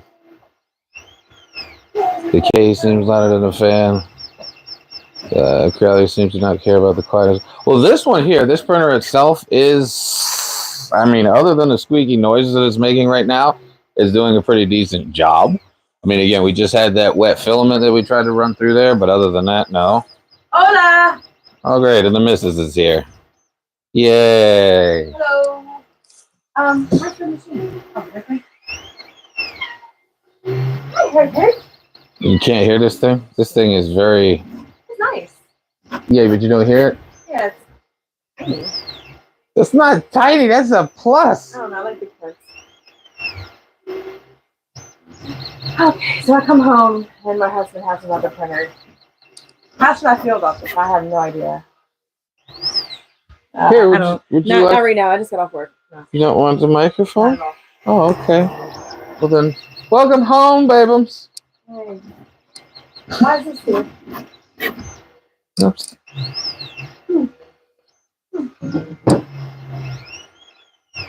Because it was charging. Alright, so the legs are going together. Legs. I need feet. Where's my feet? There's my feet. I found them.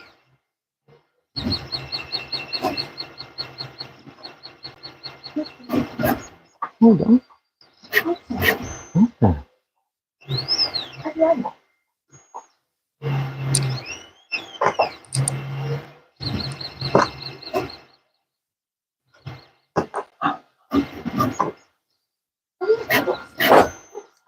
Alright, so we got all of this. Ah!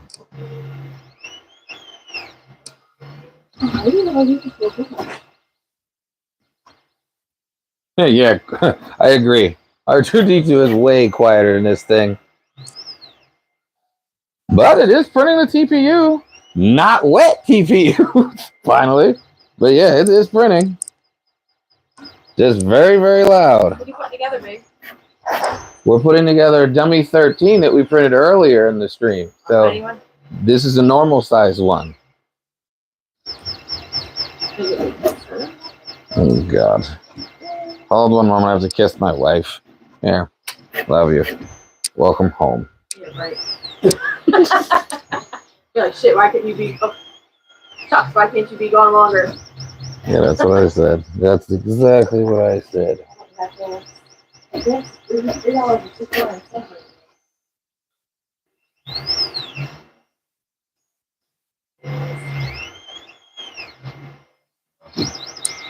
I do like it. I do like this TPU print here.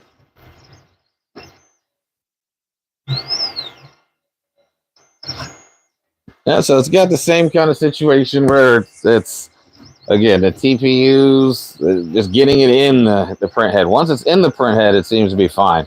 It's just getting it to feed correctly into that print head is always seems to be an issue with this machine and the base machine.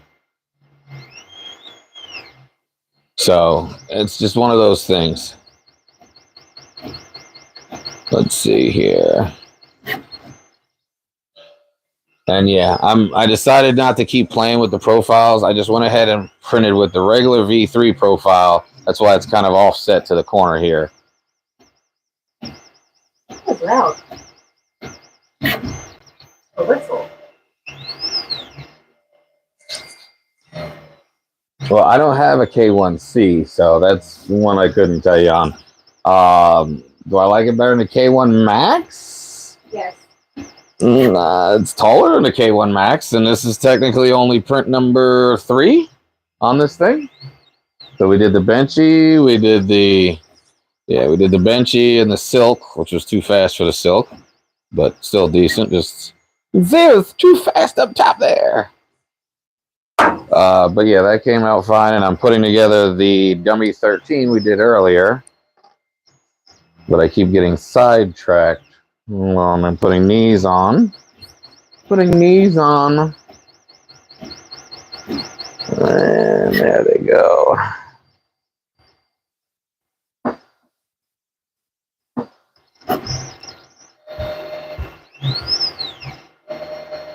Yeah, get in there. These little baby pieces are so small.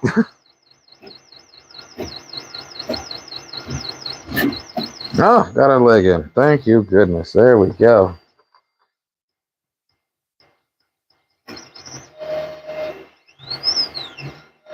I will definitely have this dummy 13 done in just one sec. We got 2 legs done on a dummy 13 so far. Just working on the abdomen now.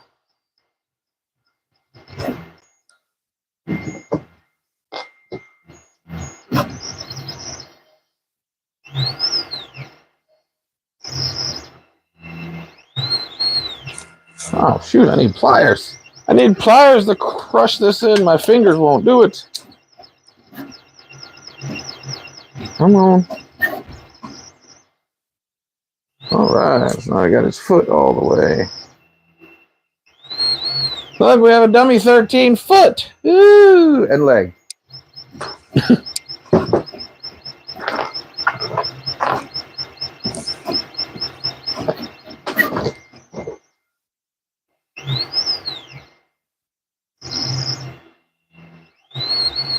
God, it really needs silent stepper drivers. That's what it needs. Oh God, I thought we did away with loud stepper drivers years ago.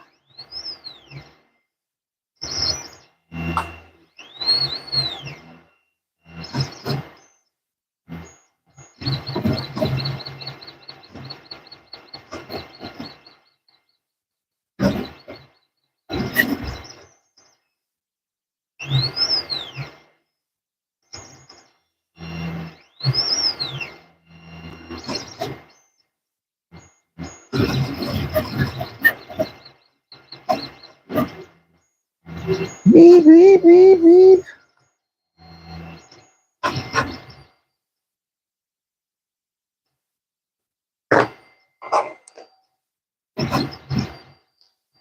I'm missing a toe. Oh, there's the toe.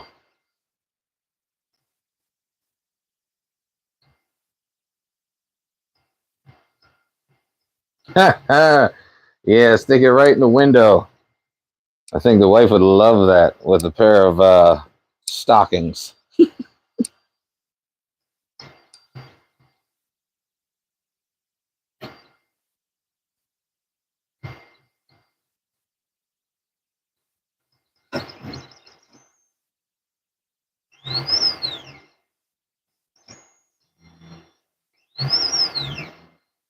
Meow. I will not be in this room when this thing is printing from now on. It's irritating.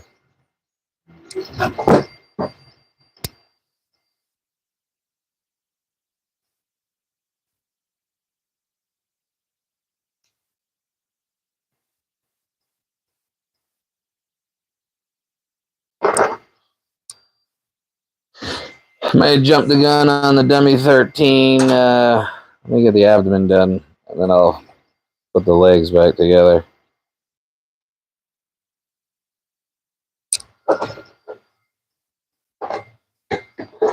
All right, where is my clip for him?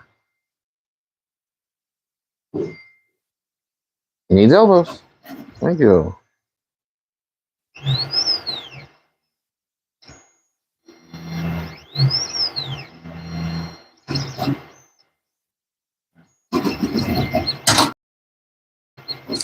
Oh, heaven forbid. My hands are fat for these little baby W13s.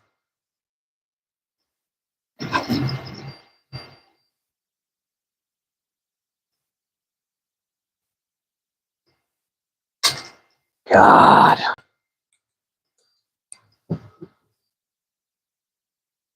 Now I remembered why I printed mine so big. Because I was struggling to do this. Struggling to put it together when it was small. Without breaking anything. That's the catch. If you break it, you gotta print a new piece. Alright, just go in there. Why is this so difficult? Just put the little elbow and a little arm, and there it goes. Just go in the socket. Be my friend. Dang it! I'm coming back for this arm.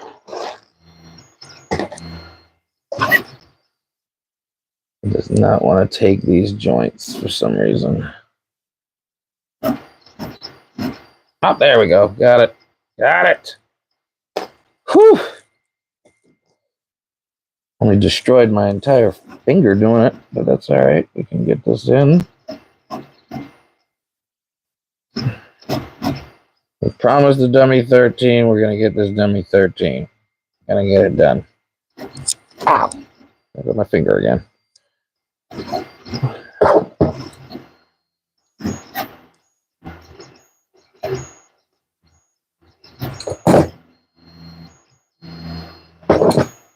Okay, got it. Yep. All right, I got the elbow. Pop back out. There you go. Now you're in there. Now you're in place. Thank you. All right, so I got 2 arms, 2 legs, 2 feet. And now the abdomen goes together. The bottom abdomen goes into the bottom socket, if I'm not mistaken. Yeah. So with a long neck hose.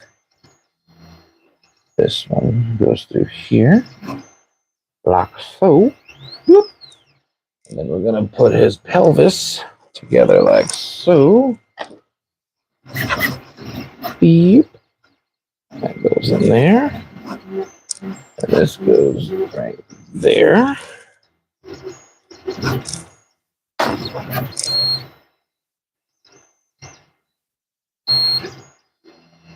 Perfect.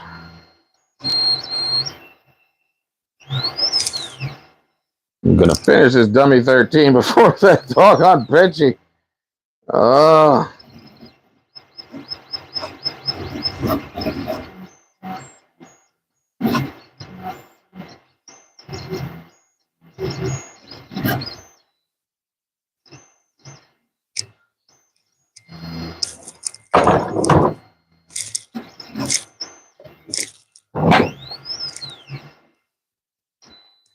Why does that not want to go in? You want to go in. You know you want to go in. Come on.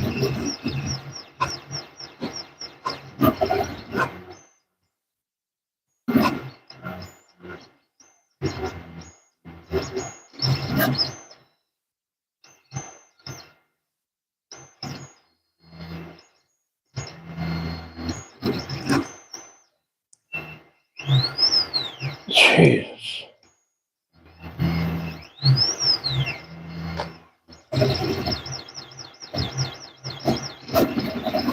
Okay, that's the way it goes in. That's the way it goes in. Okay, that's fine.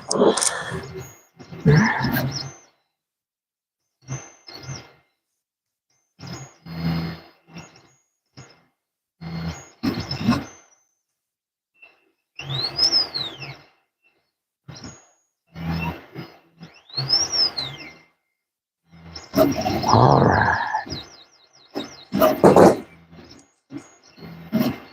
Now, where are them legs at?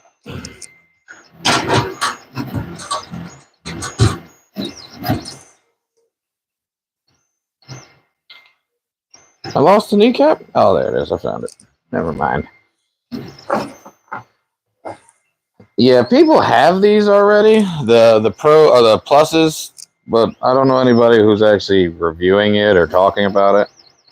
Other than the real Sam Prentice, but of course, you know, Creality is helping him with that. So, but he's unbiased. I'll give him that. He is honest about it. He, in his words, the plus is just like, oh, that's nice, and everybody's really looking for the K2 plus. I'm kind of in agreement with him on that. I'm on the same boat. I want the K2 Plus also. So I get what he's saying. All right, let's see. Come on, leggings.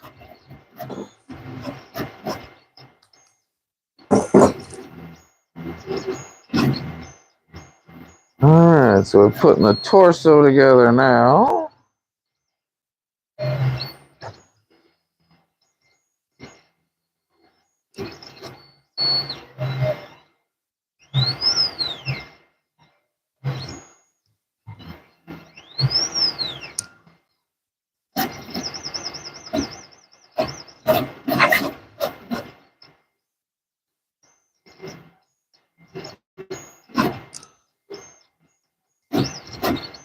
Squeak, squeak, squeak, squeak.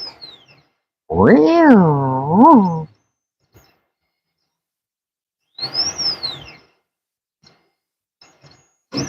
Oh, this printer is going to annoy the snot out of me in the middle of the night. Sitting there trying to print. I can hear it from the other side of the room. It is that squeaky.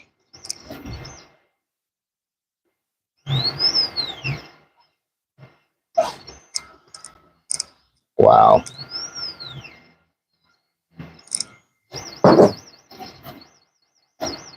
Are you guys hearing this squeak come through on your end, or is it just me who gets to hear this monstrosity noise?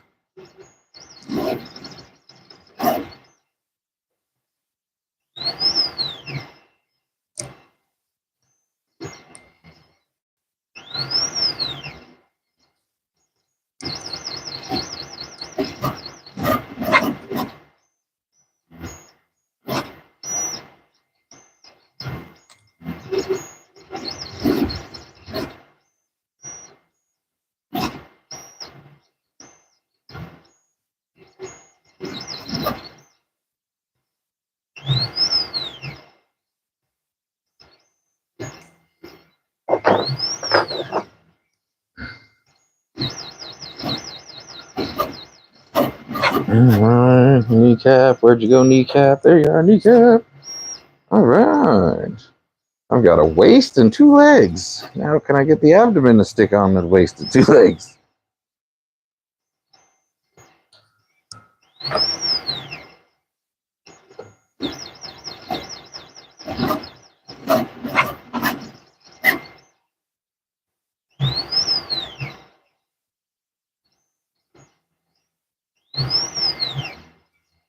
Come on.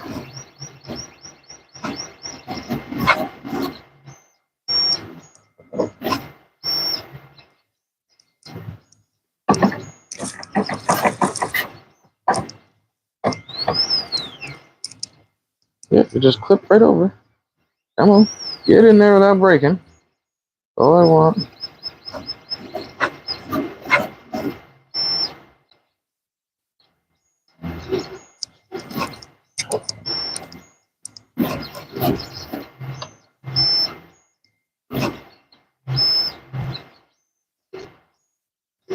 And that's gonna be 1 leg on.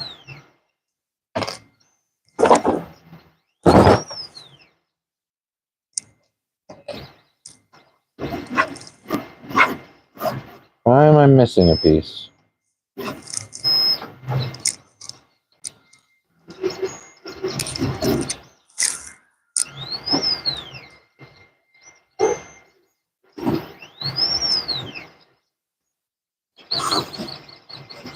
Ah! You might find it. I was missing that piece for the dummy 13.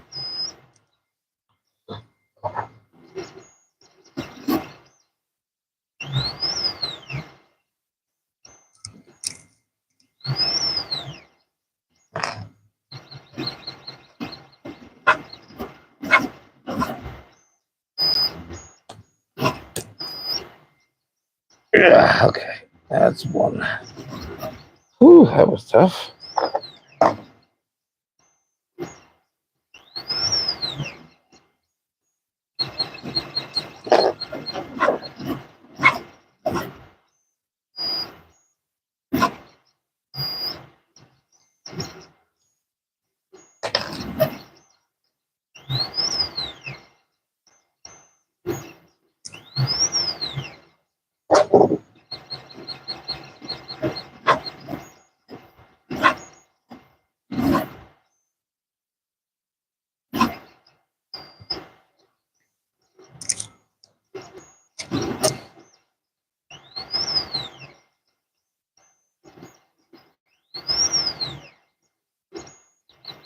Yeah, I don't know what's going on with this noise. It's something's not right. I mean, it's again. I keep forgetting to check for the firmware update. Dang it! All right, I'll remember. I'm gonna remember. I'm sorry, this buddy 13's or dummy 13's got me. My fingers hurting. Literally, my fingers are killing me. Little small thing. You little small little guy, you. Come on, I want to get these joints in. There we go. Got it. There's a joint. Finally. Ah, okay. And we're gonna put this leg on here.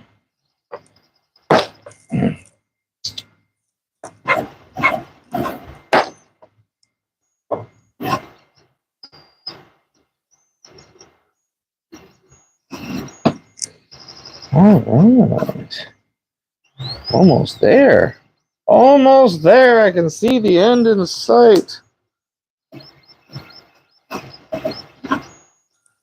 Ah, get in that. Oh, there we go. Okay, so kneecap goes here. Oh.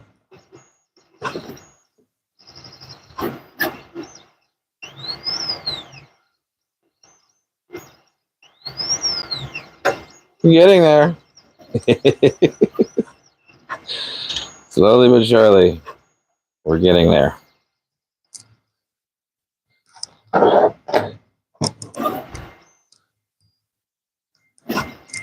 In this chest pocket, this chest cavity goes up in here. Up in here?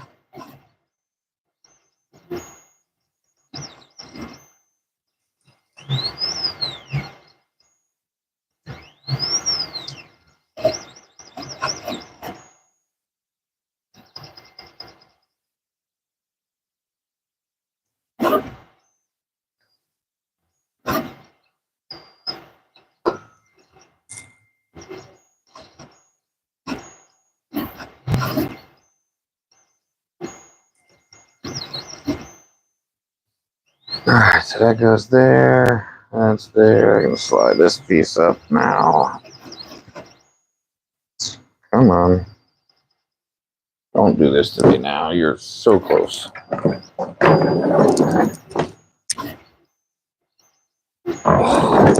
Really?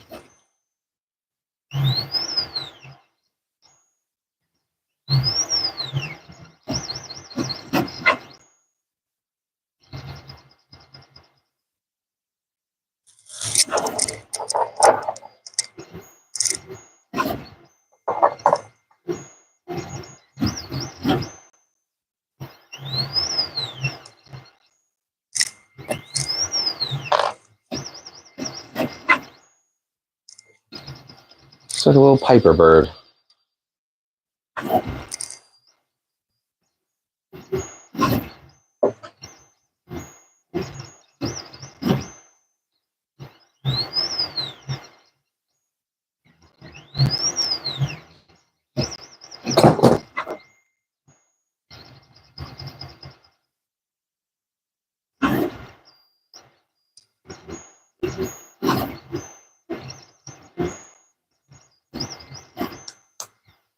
Yes, there we go. Took forever. Got the abdomen on. All right. Thank goodness. Now we're finishing up on the arm. Yes. Yes, and that piece, this piece.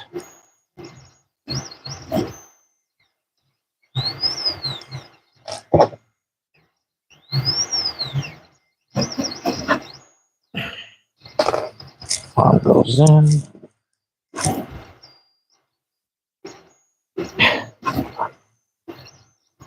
There we go.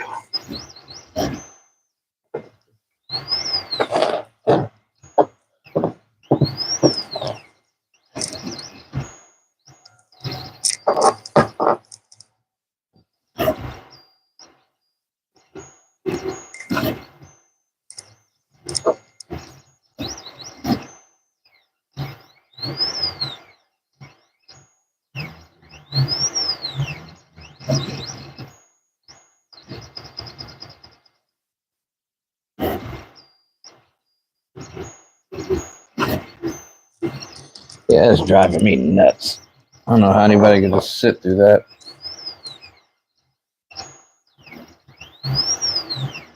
I mean, it's printing. That's the problem. It's actually printing. Making all that doggone noise. And it's coming out really nice. It's just really loud. And really annoying.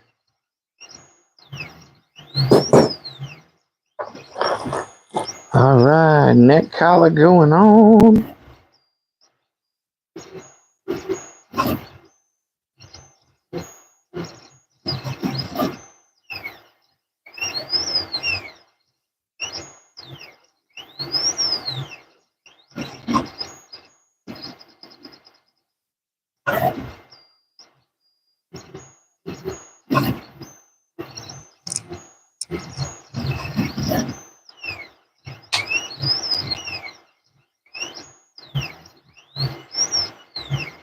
Head on, legs on, arms on. Everything's looking good. Oh, I have extra hands. It's like, why do I have extra parts? Oh, because I have hands. Duh.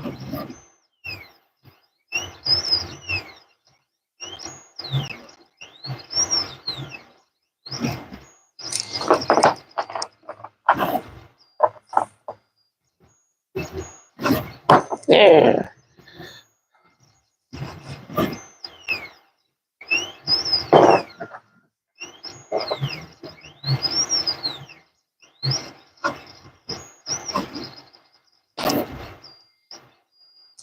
All right. Last piece is going on now. I think I am going to beat the Benchy.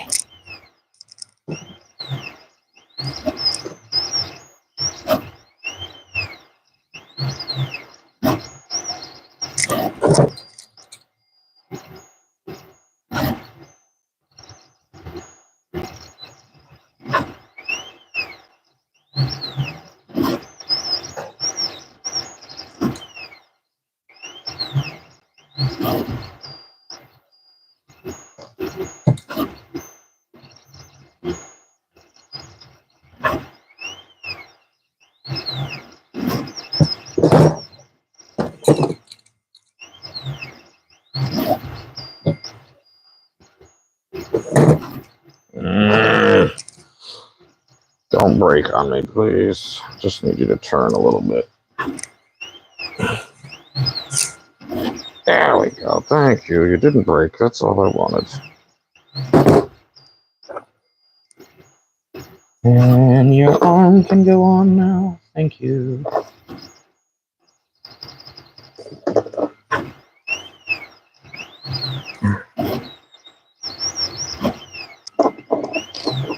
When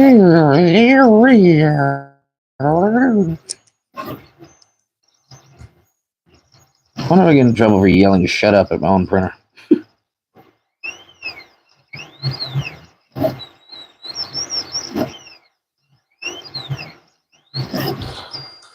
Oh, we got one more shoulder to attach, and then we'll have a dummy 13.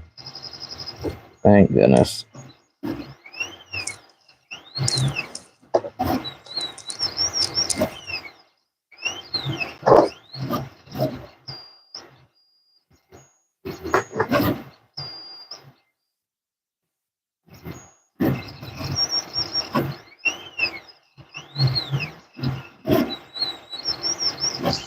Come on. Just snap in place.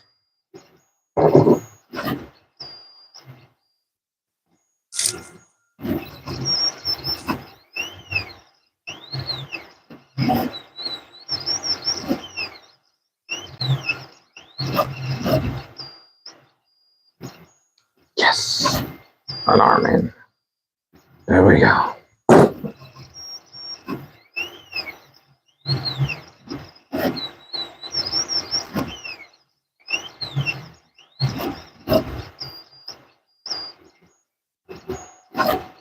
Oh no, we had a break. That's alright. Not noticeable. No one noticed that. Just me.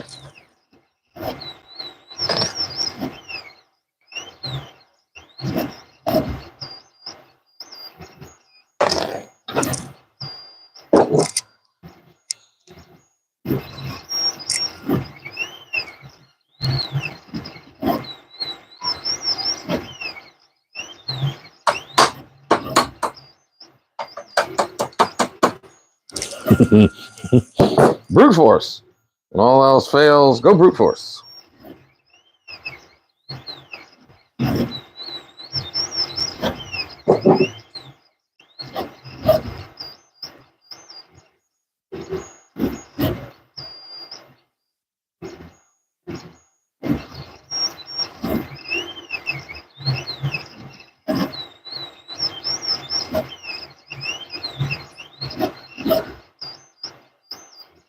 No.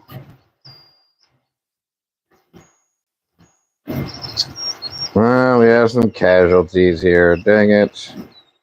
Oh well. One of the armor pieces just snapped on me. That's what I was afraid of. I didn't have enough infill on this, and that was my biggest fear. But if I can just get it to sit just right, you won't even be able to notice. Alright, so that's going to sit right there, and no one will notice. Then I'll put some gloop on it, and nobody will really notice at all.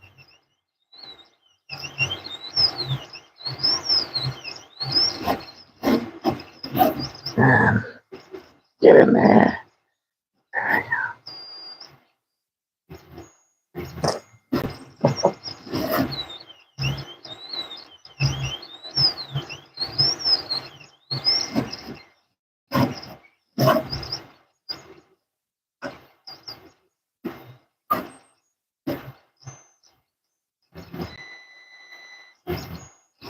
Okay, I think I got it. Yeah, we are done with the dummy 13 minus the one little broken part. Let's put it together. Where's the bottom? Oh, that's right, I left the bottom over there. Please don't break on me.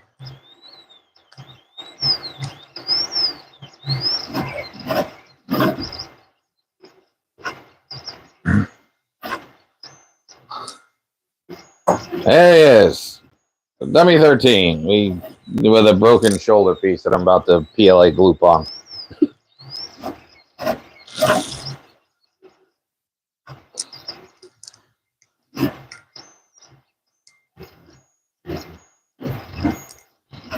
PLA gloop.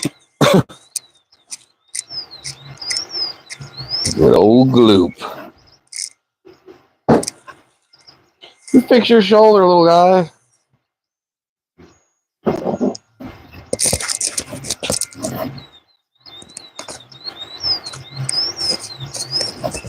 I mean, it's looking great. It really is. It's looking great and sounding horrible. I feel like I'm having a conversation with her. What the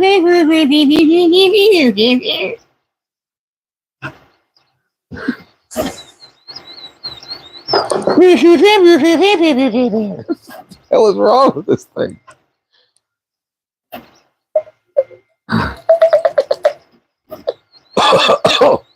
Anytime you use PLA gloop or any gloop, make sure you're wearing a respirator. It's very strong. Oh.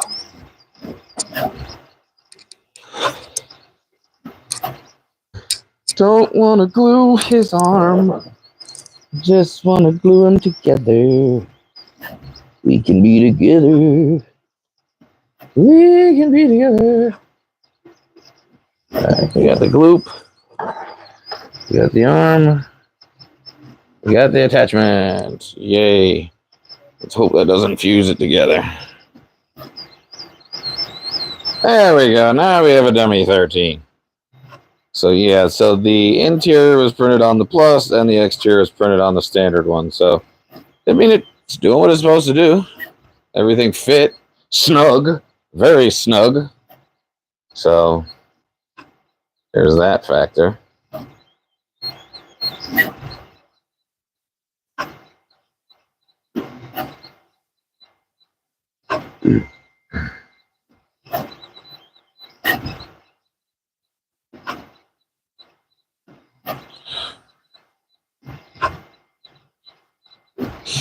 I always like these things. They're just so cute.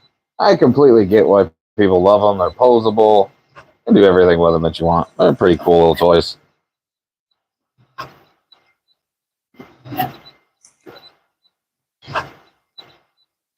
See if he gets knocked off at the end of the print.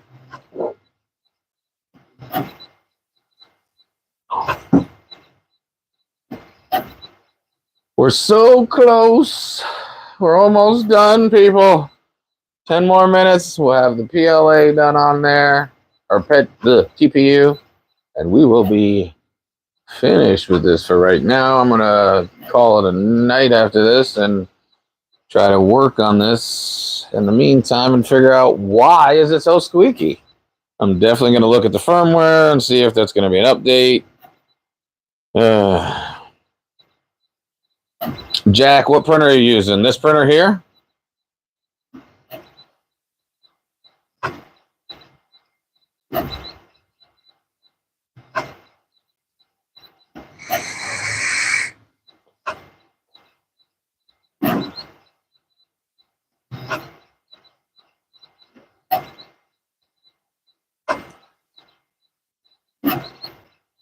Oh, the V2 Neo.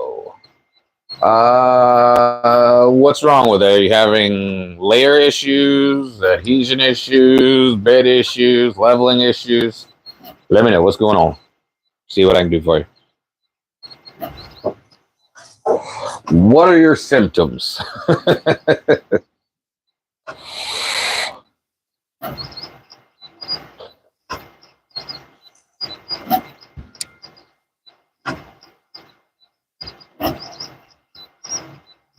Layer issues. So is it not, what's the better way of putting it? Are you having layer adhesion issues where the part seems to fall apart when you're done with the print? Or the layers aren't sticking correctly to each other? Shifting? Can you elaborate a little bit more?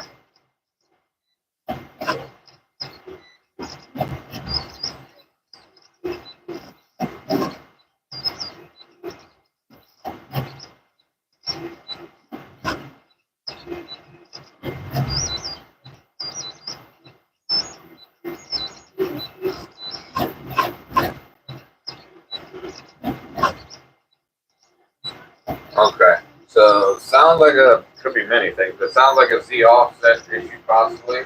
What is your Z offset? I'm assuming it's probably somewhere between a -1 and a -2.4 on the V2, if I'm not mistaken, somewhere in between there. Could be lower if you change some things.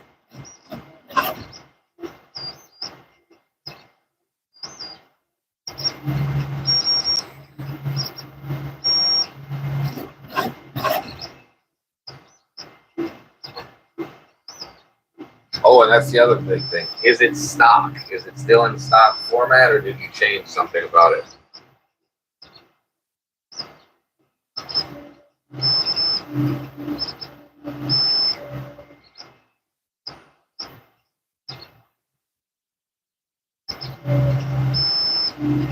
So every printer is different. So it could be anywhere between, heck, you could have a 0.001 all the way down to like a -5. I've seen it as low as -7, but that was a printer that issue. How are you tuning in your Z offset? Are you doing the paper trick?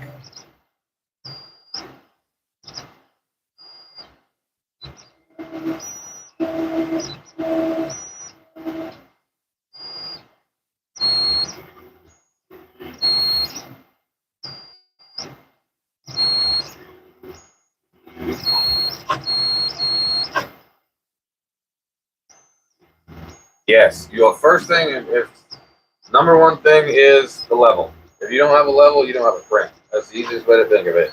The level dictates everything. If that first level is wrong, everything else above it is wrong. So your first 2-3 layers are really, really important to make sure that they stick, make sure that they're level, make sure that you have the right gap. If you set your Z offset, set your Z first, and then you're going to go around and calibrate all your corners. On the V2 Neo, that's still the knobs. So you should have the 4 knobs underneath the bed that you can adjust. But set your Z first. What I like to do whenever I'm setting my Z for the first time on an older printer is I normally tighten the knobs all the way down onto the bed, underneath the actual bed.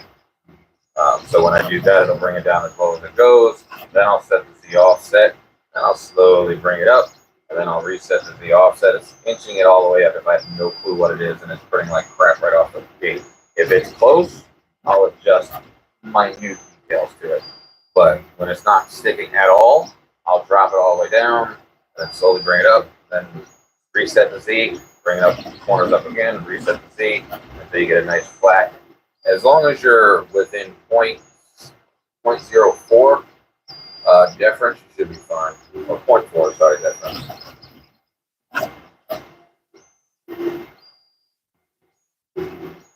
Hello, wife invading in on the chat under your other name.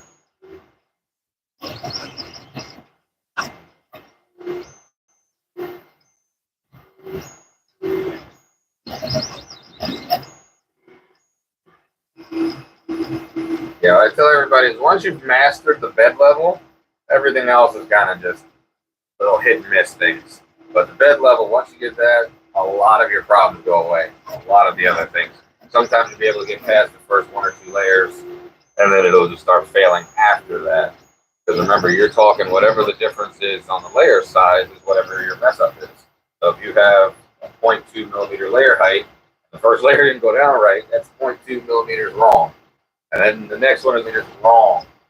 So you're compounding your problem. So if it's good on the first 2 levels, it should be good the rest of the way.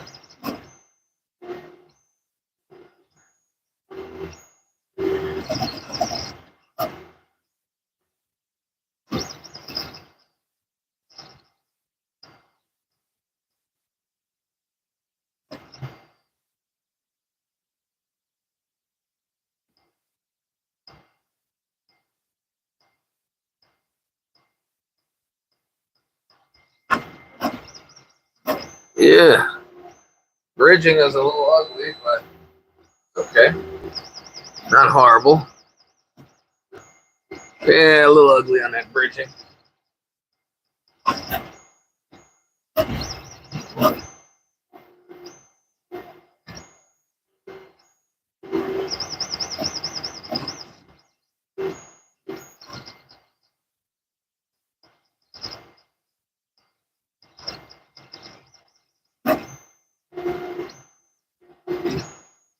Got 4 minutes on the benches. And our sweet. Oh my goodness. Out in the ears.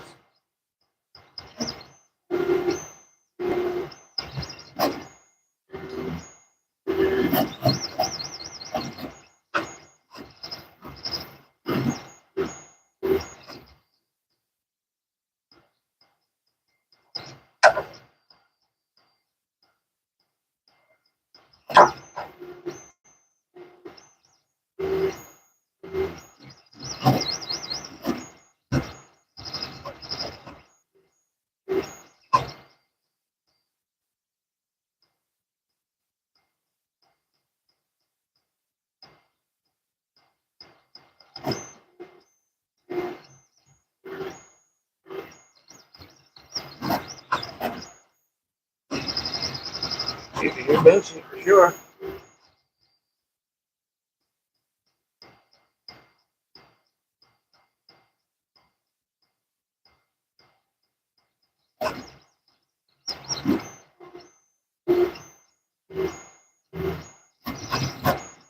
So this is the benchmark I'm trying to get to here. So this was off of the Flash 4, one of my best ones in TPU. So see if I can get what the 5M did.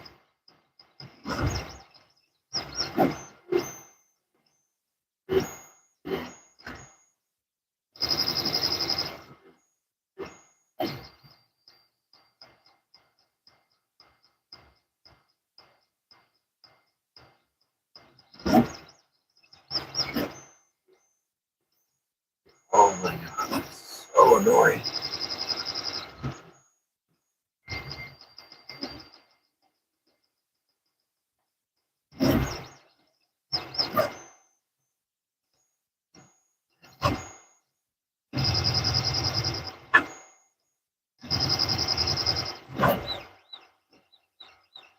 Yeah, I will be contacting reality just to verify that this is normal. Because that's, again, prints are coming out fine. It's just, who wants to listen to that on your brand new printer?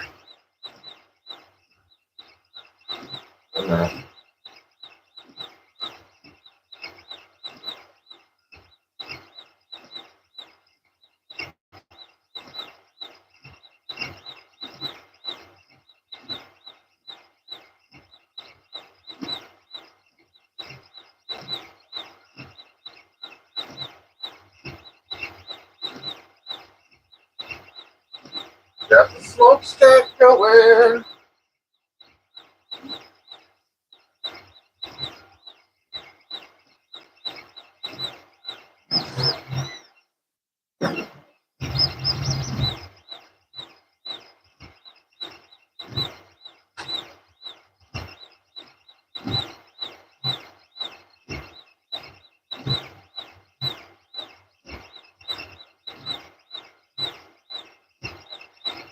Yes, it does. Sounds just like a video game. I know. I don't. I'm gonna see if the firmware needs to be updated. Best thing I can do is check the firmware.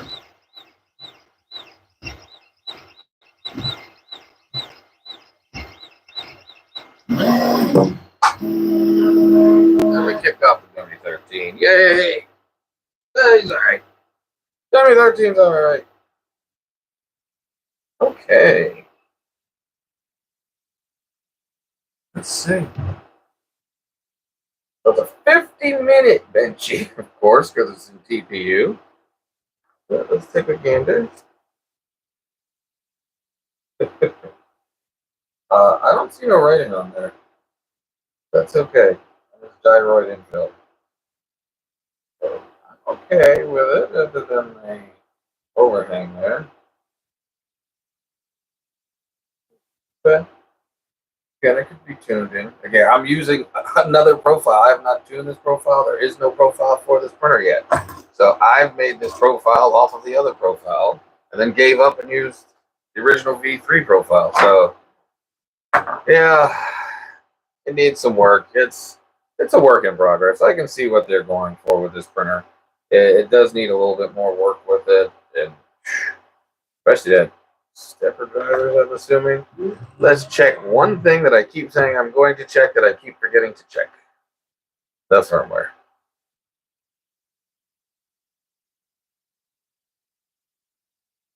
Settings. System.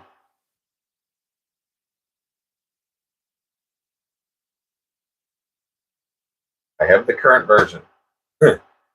So, we have the most current version of the firmware. Huh. Okay. So it is what it is, and I guess I am going to have to call Creality and see why does this thing squeak so much. But there you have it. If you guys have any other questions, comments, concerns, leave them in the comment section below, and we'll get back with you when we can. So that's going to do it for us. We've been at this thing for almost 4 hours. It's an Ender 3 V3 Plus, and it's okay. It's okay. Not great, but it's okay. So we'll see what this thing does long term over time. Till then, everybody, it's been fun, and the wife is literally on the live now trying to get me to come upstairs. So have fun, like and subscribe. We'll see you guys on the next one. Remember, K2 Plus is coming also. That's going to be a few months down the road. But we'll see you guys on the next one. Have a great one. Happy printing. Oh, wait. And as the wife likes to say, tell him, babe, print like you mean it. Have a good night, everybody.